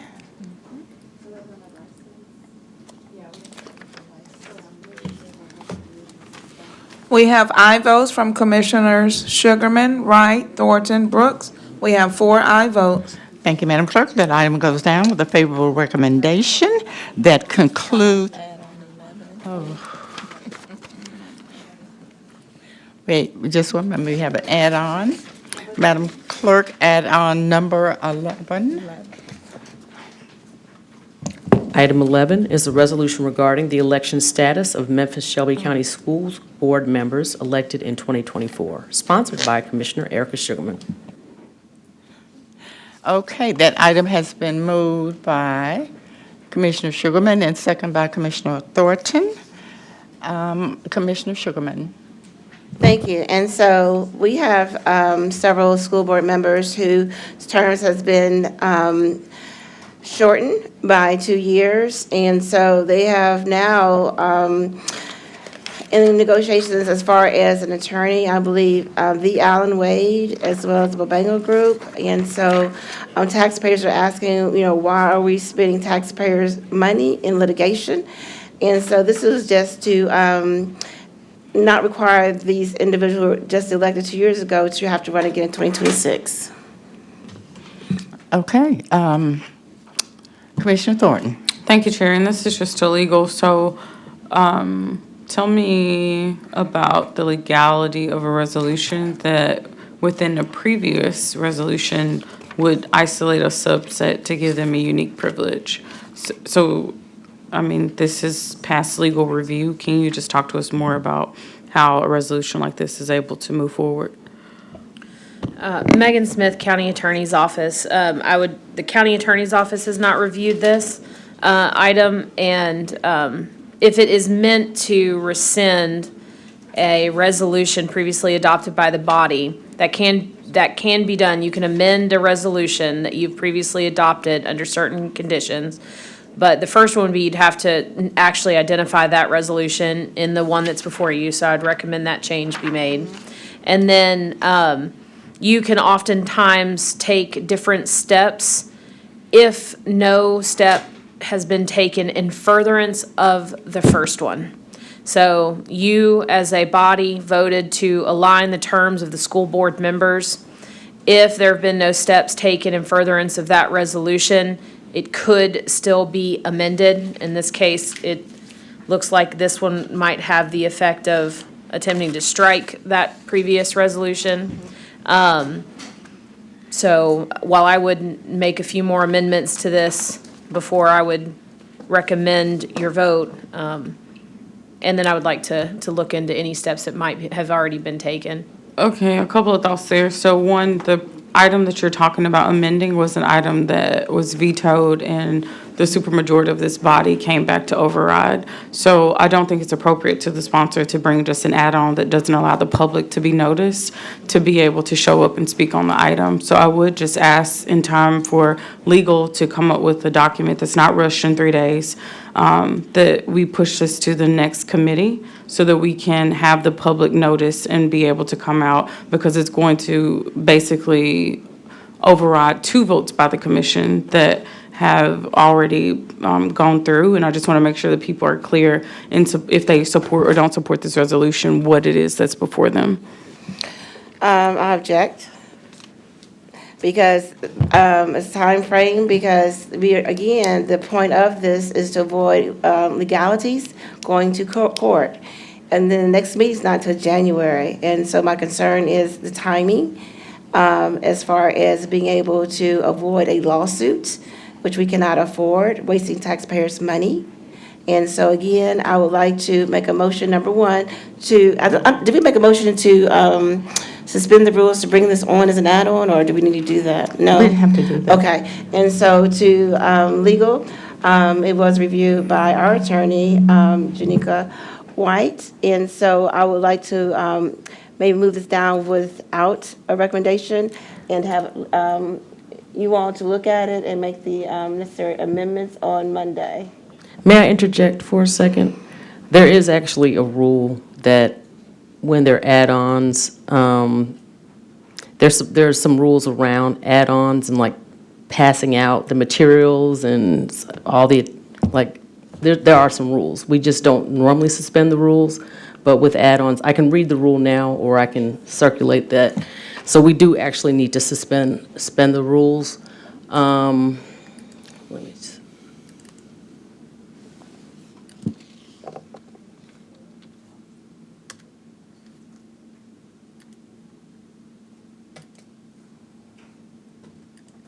Committee. Okay. So Rule 6.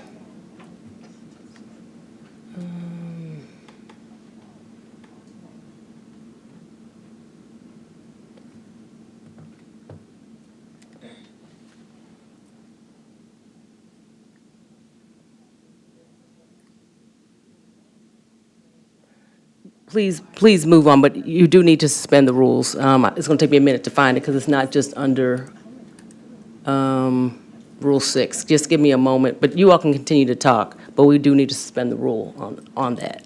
I move to suspend the rules to bring this add-on. Commissioner Sugarman has moved to suspend the rules. I'll second that. Okay. Object. We have an objection. We move to the vote. All right. Just for clarity, can you tell us whether yes or no vote? Okay. If you vote yes, you're supporting Suspension of the rule. suspension of the rules. You vote no, then you're supporting Commissioner Sugarman's moving forward. Is that Okay, right, the Madam rule Parliamentarian? is actually, let's see, Rule 6G. If the office does not use the electronic routing system, submit an item to the county commission for consideration, or an item is an add-on, such item shall be accompanied by a fully completed and executed routing sheet in the form attached as Exhibit C to these rules. Any item submitted without a fully completed and executed routing sheet shall be deferred until the next filing deadline for submission of items to the county commission, unless approved by 2/3 vote of the commissioners present and voting. And so this will apply in the future to add-ons. Unless we amend our rules and we want to do away with this requirement, there's supposed to be a routing sheet attached as, we have an exhibit that shows how that is supposed to appear. And that is because add-ons are actually not the preferred route. However, you all can suspend that rule. So just as a point of information, where is the routing sheet? There is an exhibit that indicates how that routing sheet is to appear. This is kind of an older rule, but it's supposed to be the way it would appear had it gone through the electronic system. And so the idea is that they want items to actually be vetted. And so that's why you have to suspend the rules. But there is an exhibit. I can provide a copy of that document, Exhibit C, to the body. And without seeing the exhibit, just as an extension of the point of information, is it different than what's been submitted to us for this add-on, or is the routing sheet? That's a resolution. So routing sheet is more of an administrative document. That would accompany this when it's passed out? Yes, ma'am. So this particular add-on doesn't have the routing sheet? Correct. And two, I don't see Chief Perry here, but I'm going to say it to Deputy Anderson. Please send out to all of the legislative staff proper protocol around the routing sheet and CC all of the commissioners so that we can enforce the add-on process and be made aware of it.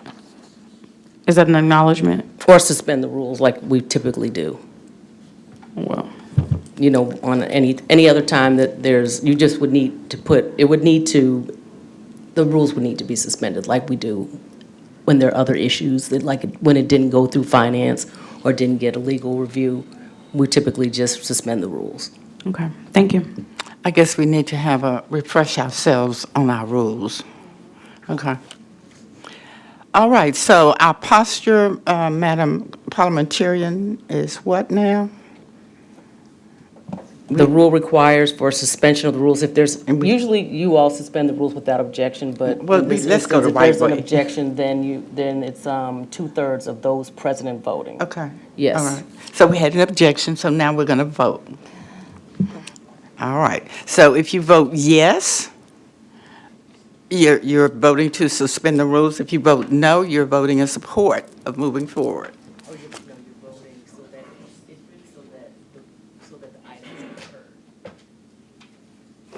I can hear you.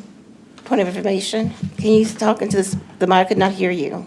So the rule that's being suspended is for this add-on to be heard, to be voted on, be taken up, to be added to the agenda. And so if the vote is yes, then it will be added on to the agenda, and then you can move forward. If you all vote no, then the item is not properly before you. Okay, point of information now, if we vote and say it down, then I can bring it back to the next committee meeting, Yes, as the ma'am. commissioner stated? Yes, ma'am. Okay. Or there's always the option to withdraw if you don't want to go through that process. There's always the option to withdraw the item and then to. I will vote place it on the agenda. record how we voted. Yes, ma'am. Thank you. So, okay, I just have a question for the sponsor. Yes. I think the attorney did offer some amendments. She said she would add some amendments to it or something. So is that something you would want to consider if it would make it stronger? So that way, if you do that, you want to defer it to the next meeting? Okay. So this item will be deferred to the next committee meeting? Okay. And that would be January 7th? Okay. I move that this item be referred deferred? Oh, Okay. actually, there's a, I was there's motion a, on the floor. yes, ma'am. So, but that motion can be withdrawn. Mr. Sponsor, do you want to withdraw? The suspension of the rules. Point of Commissioner- information, so I need to Commissioner withdraw. Sugarman was What, okay, wait. What am I withdrawing? The suspension. Oh, the So we move to suspension. suspend the Okay, I rules. got it. Okay. Yes, ma'am. I move to withdraw the suspension. Okay. Okay. So now you could defer. All right, so now we have a clear path to defer? Madam Parliamentarian? If the motion to suspend the rules has been withdrawn, then the item is no longer properly before us. Okay. All right, so. Great. So do we need to move it properly? It is not properly before us, so there's Okay, nothing to so I do. will move it, No and action to Commissioner take. Sugarman second to defer this item to January 7th. No, ma'am. We don't have to take any further action. It's no longer before us, so. I know we're not, Okay. this is kind of a new thing, but, yeah. So now we understand that, Okay. yeah, if we do not suspend the rules, then the item is not, there's no item to Okay. take It's action on. nothing. Yes, ma'am. Okay, gotcha.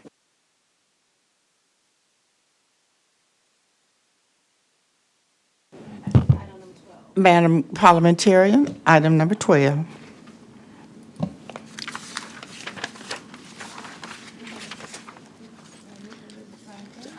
I don't have an item 12. Here. Is it, oh, yes, I do. Okay. Item 12 is an add-on item. Item 12 is a resolution approving the appointment of Brett Ragsdale as Director of the Memphis and Shelby County Division of Planning and Development as required by Article 3, Section 3.06B of the Shelby County Charter, sponsored by Commissioner Henry E. Brooks. Thank you. That item has been moved by Commissioner Brooks Sugarman and second by Commissioner Wright. Who seconded? It has been moved by Commissioner Brooks, second by Commissioner Wright.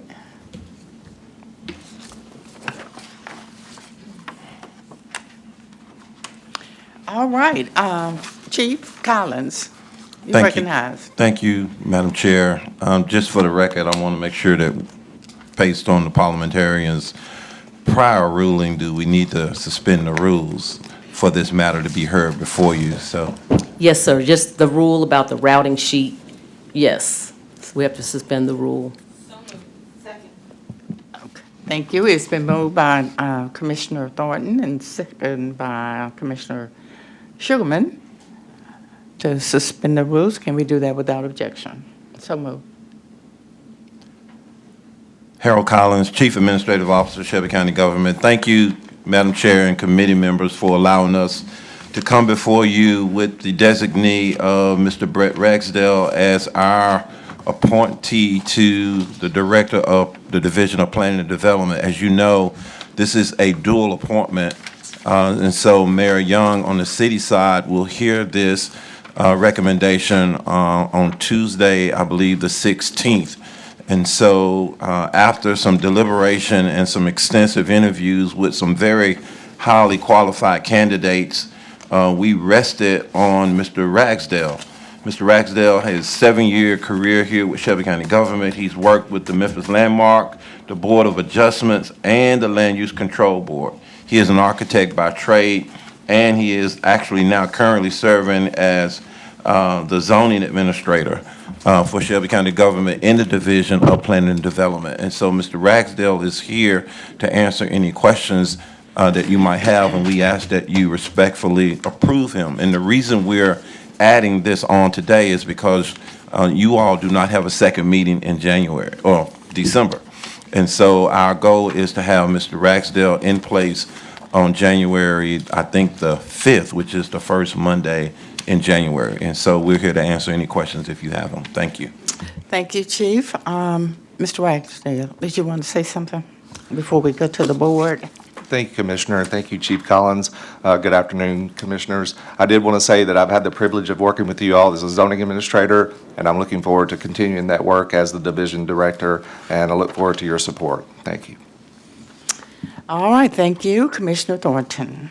Thank you, Chair. I just want to commend you, Mr. Ragsdale. I've gone to multiple meetings in my district and seen you there, and just your commitment to our constituents is just so evident. So I'm glad to see you have this opportunity, and I just want to just constantly push for us to be able to ensure that this urban planning space, this development space, that it is something that's represented by Memphians and particularly minorities within the county. So any opportunities within this role that you have to be able, I think the University of Memphis has a degree here locally, to recruit locally, hire locally, get interns in, do exposure opportunities for high school students to the field.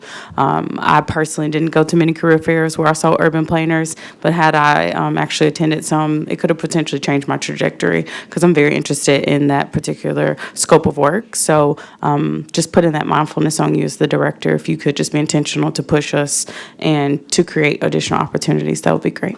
Thank you. Okay, Commissioner Ragsdale, it's going to be administrator, right, or director? Director, yes. Director, okay. So one of the things that I'm really interested in is seeing the Department of Planning and Development go in a progressive direction, meaning that we'll start to look at our design, planning and design in a progressive way and not doing the same old thing, the same old way, because it's always been done that way. Start doing something new, different, because we have a different ecosystem environmentally, in terms of housing stock, just everything. So we've got to get progressive. And those were the words that I said to John Zena before he moved up, but maybe that maybe is how he got up. I'm not sure. But anyway, I am very serious about us, taking our 3.0 and, coming out of that little square that we're in and going to, progressing beyond the borders, but beyond the corners. You up to that task? Absolutely, Commissioner Brooks. Thank you. Brett Ragsdale with the Division of Planning and Development. Absolutely, and former Director Zena, now Chief Zena, was definitely interested in that, and I'm looking forward to continuing that and even progressing even more because I know that there's much more to do. I think we've mentioned a lot of you. We're in the middle of the 3.0 update as well as a code update. So the UDC, the cases that you see that are governed by that code. So we're looking for really progressive ways to update that code to, really, do some different things and not just the same old way. So I'm really looking forward to that opportunity to continue that conversation. Okay. I think one place we can start, and I want to prolong this conversation. I know there are other people in the queue, but we do need to bring our neighborhood organizations up to par, help them build capacity, but so that they could at least be visible and engaged. We want to engage with them, and they need to engage with us, and they need to be knowledgeable about what's going on. So we just kind of need to go down the list and give them what they need. Commissioner Sugarman.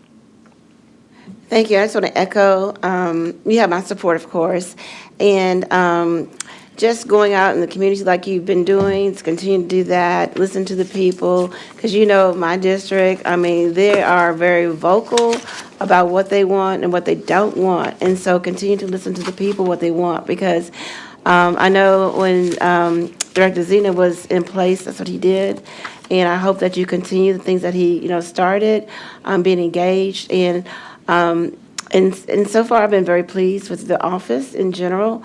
And so just continue doing what you're doing. But to Commissioners Brooks' ideas and vision and things of that nature, we have to move forward as far as progressively. That includes like EVs and all these other things, and we've talked about that, because if not, we're going to get left behind. So thank you. Commissioner Wright. Thank you, Madam Chair. So unlike my colleagues, I'm not a big fan of that word, progressive, but I will say it is evident to me that Director Zena instilled a culture of service. And that's what I'm looking for, and I think that's representative in is it Logan Johnson, who I spoke with earlier last week, and as well as yourself and some others, Logan Robinson, I'm sorry. But that meeting and every previous meeting I've had with the department has filled me with confidence. And you've always come to these meetings prepared and knowledgeable. And so I feel good about this appointment by Mayor Harris and would support it. But just wanted to put that on record of thank you for that servant attitude. And please keep that up. Thank you, Madam Chair. Thank you. All right. Did you want to have some final comments? Thank you, Commissioner Brooks. I did want to mention, I know we're a little short on time, but you mentioned Deputy Director Logan Robinson, and she has taken the reins since May, I think, and just done an amazing job. And I continue to thank her, and I will continue to thank her for leading us through this period, and looking forward to her continued support. She's been a really a major part of what we've done in the division for the past 7 years. So thank you for mentioning that as well. So thank you. Thank you very much, and thank you for stepping up to the plate to serve. Madam Clerk, prepare the board for the vote. Seeing no members in the queue. Every member voted. Please cast your vote. Oh, you can't vote. All right. Madam Clerk, may we have the tally? We have aye votes from Commissioners Sugarman, Thornton, Brooks, Wright. We have 4 aye votes. Thank you, Madam Clerk. That item goes down with a favorable recommendation, and that concludes. Okay, general government. We will now convene Core City Neighborhoods and Housing.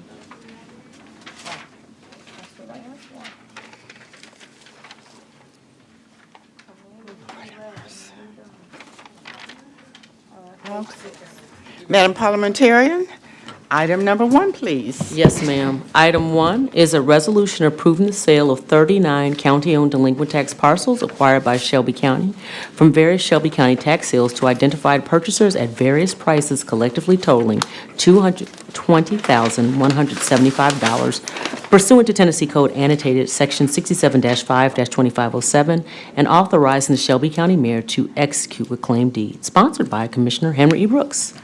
Thank you. Ms. Esther Sykes-Wood. Thank you. Esther. I'm sorry. I need to move it, but it's not properly before us, and we need a second. It's been moved by Commissioner Thornton. I will second it, and now it is properly before us. Ms. Sykes-Wood. Thank you. Esther Sykes-Wood, Land Bank Administrator. The total back taxes and fees for these properties was $363,349.29. With the total sales price, that is a collection of negative $143, $174.29, but we did sell it at $13,700 over the asking price. We have 2 buyers that were from out of town. They bought 2 different properties. The back taxes on those properties were $13,447. The total sales was $11,300, which led to a negative $2,147 back tax collection. We sold 27 properties for less than back taxes owed. The total back taxes on those was $299,994.38. That was a negative back tax collection of $202,419, but that was also $4,000 over asking. Okay, thank you. Seeing no members in the queue, we will move to the vote. Madam Clerk, please prepare the board for the vote.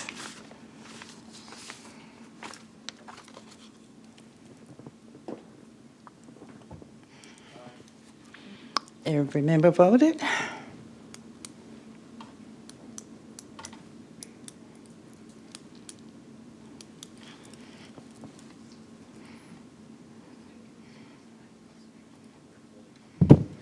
We have aye votes from Commissioners Wright, Thornton, Brooks. We have 3 aye votes. Thank you, Madam Clerk. That item goes down with a favorable recommendation. Madam Parliamentarian, item number 2. Yes, ma'am. Item 2 is a discussion item to last approximately 10 minutes. Building homes update. Dana Schodstrom presenting. All right, that item has been moved by myself and second by Commissioner, it's a discussion item, excuse me.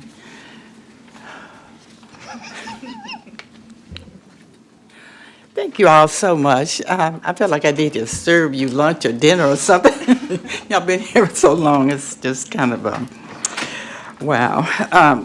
This is a discussion item, and so on building homes update. And I apologize that so many members are gone, but this is going to be great. Okay? They have a handout also. Oh, we have it? All right, you recognize. Nadia Logan Robinson, Deputy Director, Division of Planning and Development. We will be brief, but we certainly want to take this opportunity to hear from you and get your feedback, your questions. So we will move as quickly as we can through the presentation.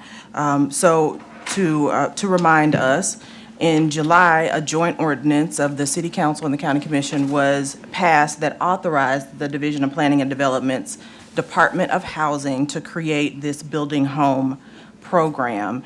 It provides a path to convey publicly owned properties to developers at no cost. And our goal is to incentivize diverse housing types and housing development in the areas that need it most. We are encouraging participation among emerging and experienced developers. And when we were before you in July, you asked that we come back prior to the launch of this program and provide you with an update. So that is what we are doing today. I want to make sure everyone understands that we are considering this a pilot launch. We fully anticipate that we will continue to learn a lot in this first rollout of the project, and we'll incorporate those learnings into a larger scale rollout. So I will turn it over to Dana Schodstrom for a brief presentation, and then we'll come back for your questions and feedback. Thank you so much. Thank you. Good evening, Commissioners. Dana Schodstrom, Division of Planning and Development.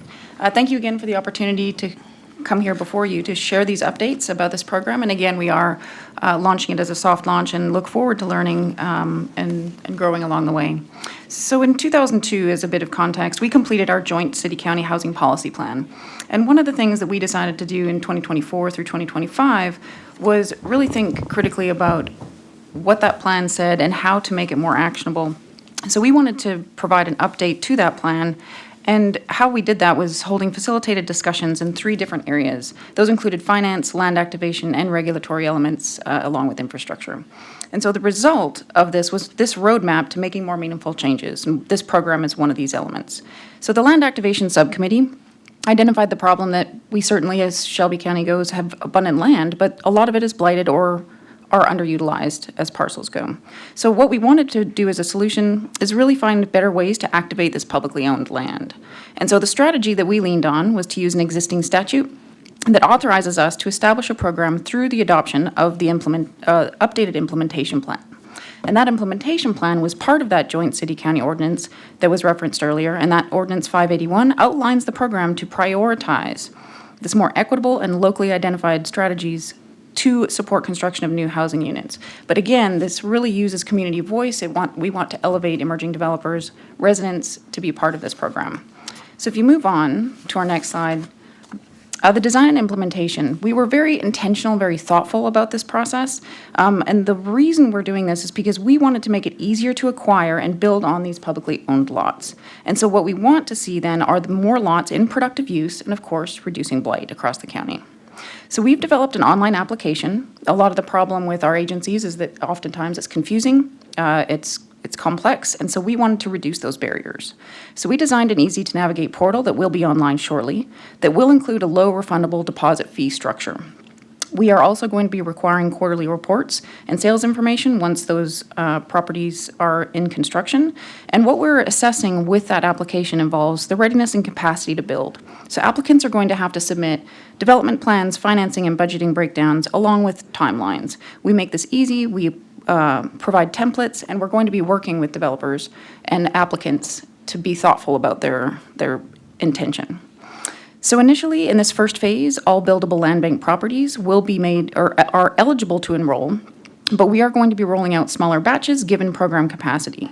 The considerations that we're thinking about during this process include targeted areas such as Accelerate Anchors, identified in Memphis 3.0, along with other ones that do align with community priorities. We will also, with this program, be able to accept other publicly owned land from agencies that own land, such as the City of Memphis. So then there are two paths to moving through this program. Number one is that applicants apply directly to that online portal, which then we would be scoring as the department. And initially, we're going to limit this to select up to 10 lots at one time. Other partnerships may request larger scale holds, but that would require a resolution to hold and approval by this body. And so moving on to program elements on the next slide, we wanted to highlight a couple of other components of our intentional design. We wanted to provide an accessible, supportive, and easy-to-navigate resource for this broader housing economic or development ecosystem. The result is that we designed this with very intentional and inclusive elements. So with the fees, we are not putting the burden on our applicants to pay any fees, but it will cost money to run this program just with staff time and capacity. One of the solutions that we thought to navigate this is that we are absorbing these costs with this first launch with our existing resources, and we will later consider reasonable fees and maybe additional staffing needs at a later date. So we may come before you with that in the next year or two. Related to conveyance, the land transfer, 2 new owners that would be approved applicants is going to happen through quitclaim deeds, and that would be at no cost. This body, of course, will be the authorizing agent for each of these transfers, as the applicants are only scored by our department and brought before you as a recommendation. That land transfer would then begin the 1-year timeline to complete a single-family unit, and construction must begin within the first 120 days. And related to multifamily, that would be a 2-year timeline with 180 days to start construction. So with that, we look forward to your support. We will have other mailers, cards, and outreach materials available once we're live online. So thank you, and we welcome any questions or feedback. I guess I'm looking to find out the time frame of the pilot. How long do you think you're going to run this pilot?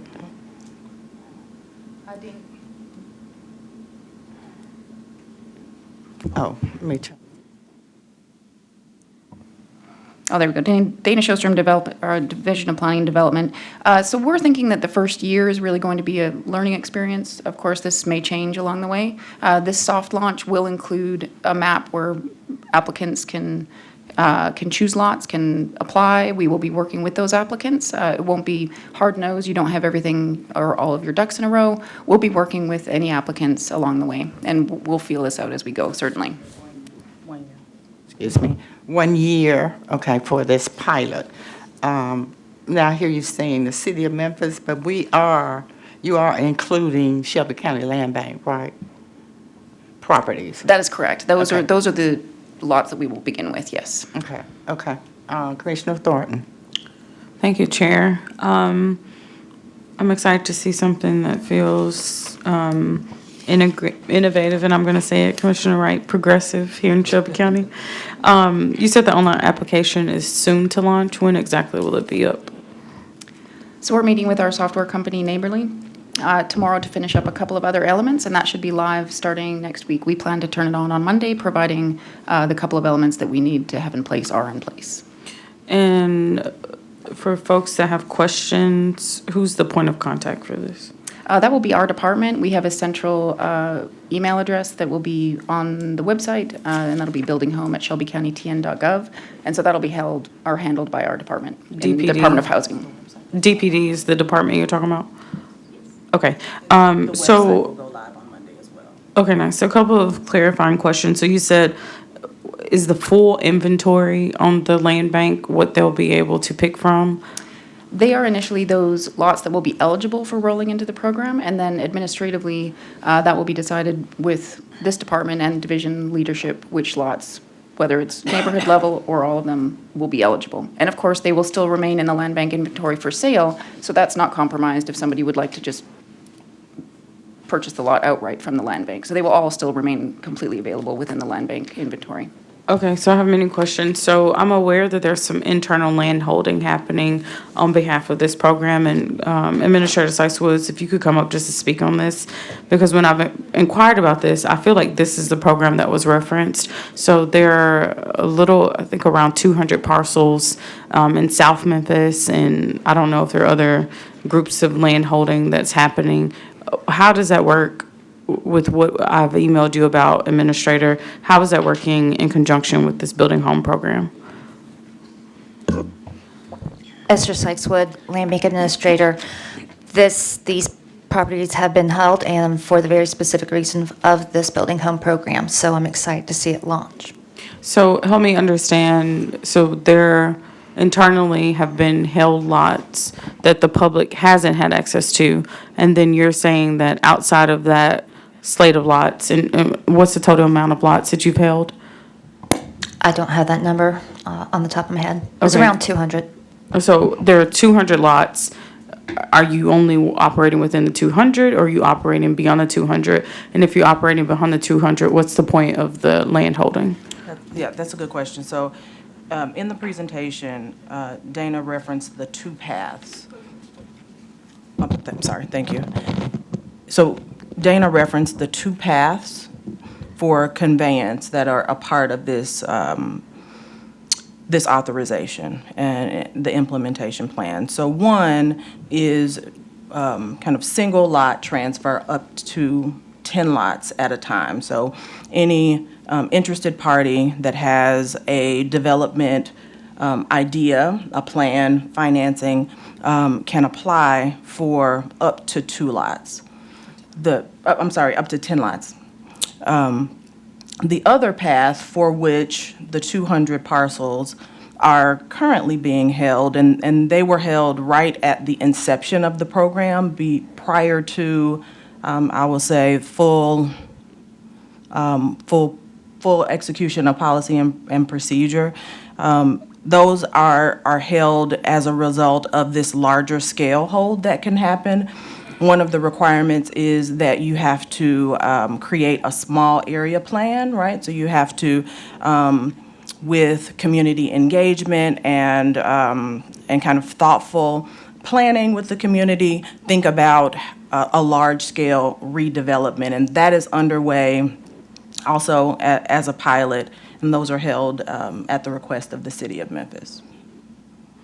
Okay, so this is not government transparency. So you're saying that you're holding the land before you have the community meetings? They were held And much earlier in the process. And as so noted. whose plan is actually directing the holding? So the overall building home implementation plan allows for this small area plan and allows for the hold. Future holds will come to this body by way of a resolution, so that, to your point, there is a process that everyone has access to and everyone is aware of, and you are aware of the properties that we are requesting to hold as a part of those larger scale developments and small area planning.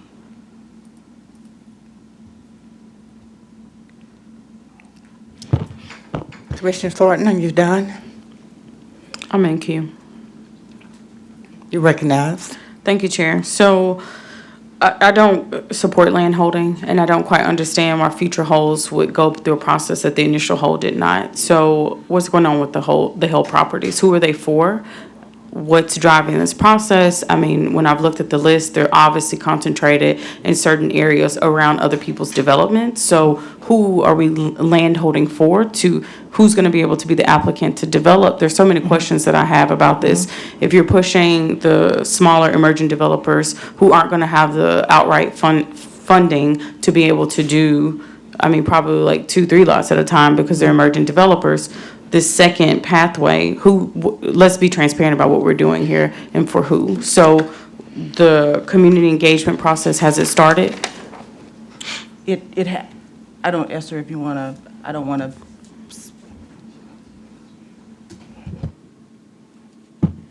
Thank you, Esther Sykeswood. I'm not aware of any community engagement as of yet for either projects that have been proposed. I have not been privy to the inner workings for the City of Memphis one. As far as the one on South Parkway, there has been some public meetings held, I know. But again, I was not in attendance at that. The properties in question are being held, and currently they're being held at my discretion because I have that authority to do so. They are simply creating a path forward for this body to have input on future holds for this program. Okay, so your discretion as someone who's not elected, let's just go ahead and just put that into context here. So I don't know if this needs to go to the media, because your discretion to arbitrarily hold properties is not a priority for my constituents who are saying that they are not able to have access to parcels because we're putting arbitrary holds on such large, clearly, I mean, if the commission would just do a little bit more research, if you go look at the list, these are concentrated around certain streets. And my question is, to whose benefit, to which this body of three has yet to be able to really lay out for me. Somebody is triggering her discretion. Are you developing the lots? I doubt it. So who are we doing this for? And when I'm told that it's for the Building Home Program, and y'all are presenting on the Building Home Program, the public needs a little bit more transparency about what's going on here. So, we can get these questions answered in committee, or we can get full investigative journalism to go and figure out what's going on. But something does not feel right to me about what we are doing. And I understand statutory authority. I understand, discretion's given to administrators. But then there's also transparency to the public. And I've had constituents in District 10 director try to get parcels that are tied up in this program. And today, you're not giving clarity. So please tell us. She's saying no process has started with community engagement. You're telling us that it's a small area plan with community engagement. What is going on? Let me ask a question here, because I'm getting confused with the land bank, and I thought we were talking about the home program. So, Building Home Program has lots on hold for this pilot rollout. Is that correct? Well, if I can answer a part of this question first. I want to get clarity. What I would like to offer is that the properties that are currently on hold, what I would like to offer is that they have the opportunity to be presented in form of that resolution, because this was I will say a requirement, a recommendation that we made after the ordinance was approved in July. So the ordinance was approved, the lots were held. We added the recommendation that all holds come through a resolution. So the timeline didn't happen in the order, because we recognize fully the need for transparency. We made this recommendation so this body would see in advance, as Building Home, what we are asking the body to consider holding for our use and promotion as a part of the Building Home process. So I will say that things were just simply out of sync because of just the timeline and the evolution. And this was a recommendation, in fact, that we came to in consultation with the county attorney's office. So I would say that it is an improvement to ensure that in the future, there is greater transparency. And I would say to Administrator Sykes-Wood's credit, she was attempting to be responsive and ensure that as we developed and grew the program, those lots were available for this type of what we hope will be innovative and progressive and I hope a model for the nation in the future. So I hope that helps, that it would be my interpretation that it is a timing issue, but that the resolution helps to address that.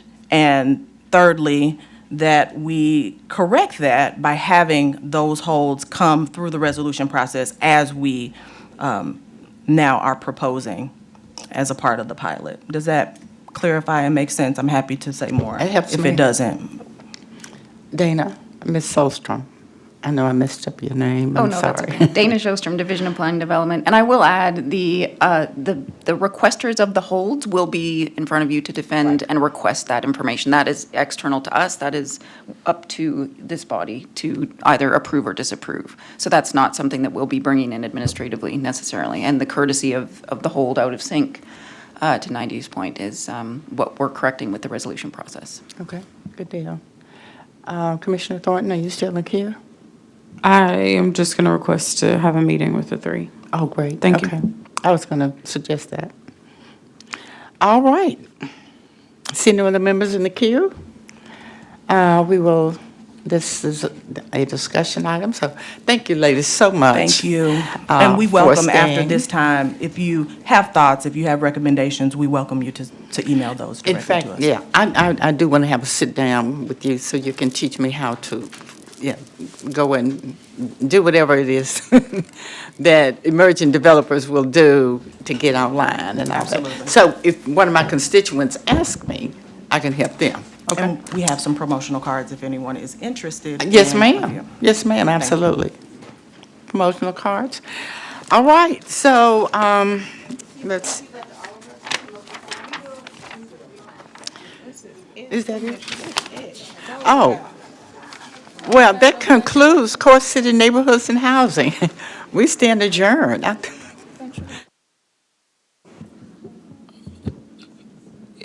To Commissioner Brooks, is there a Black Caucus meeting? Yes, it is a Black Caucus meeting. Where is my assistant?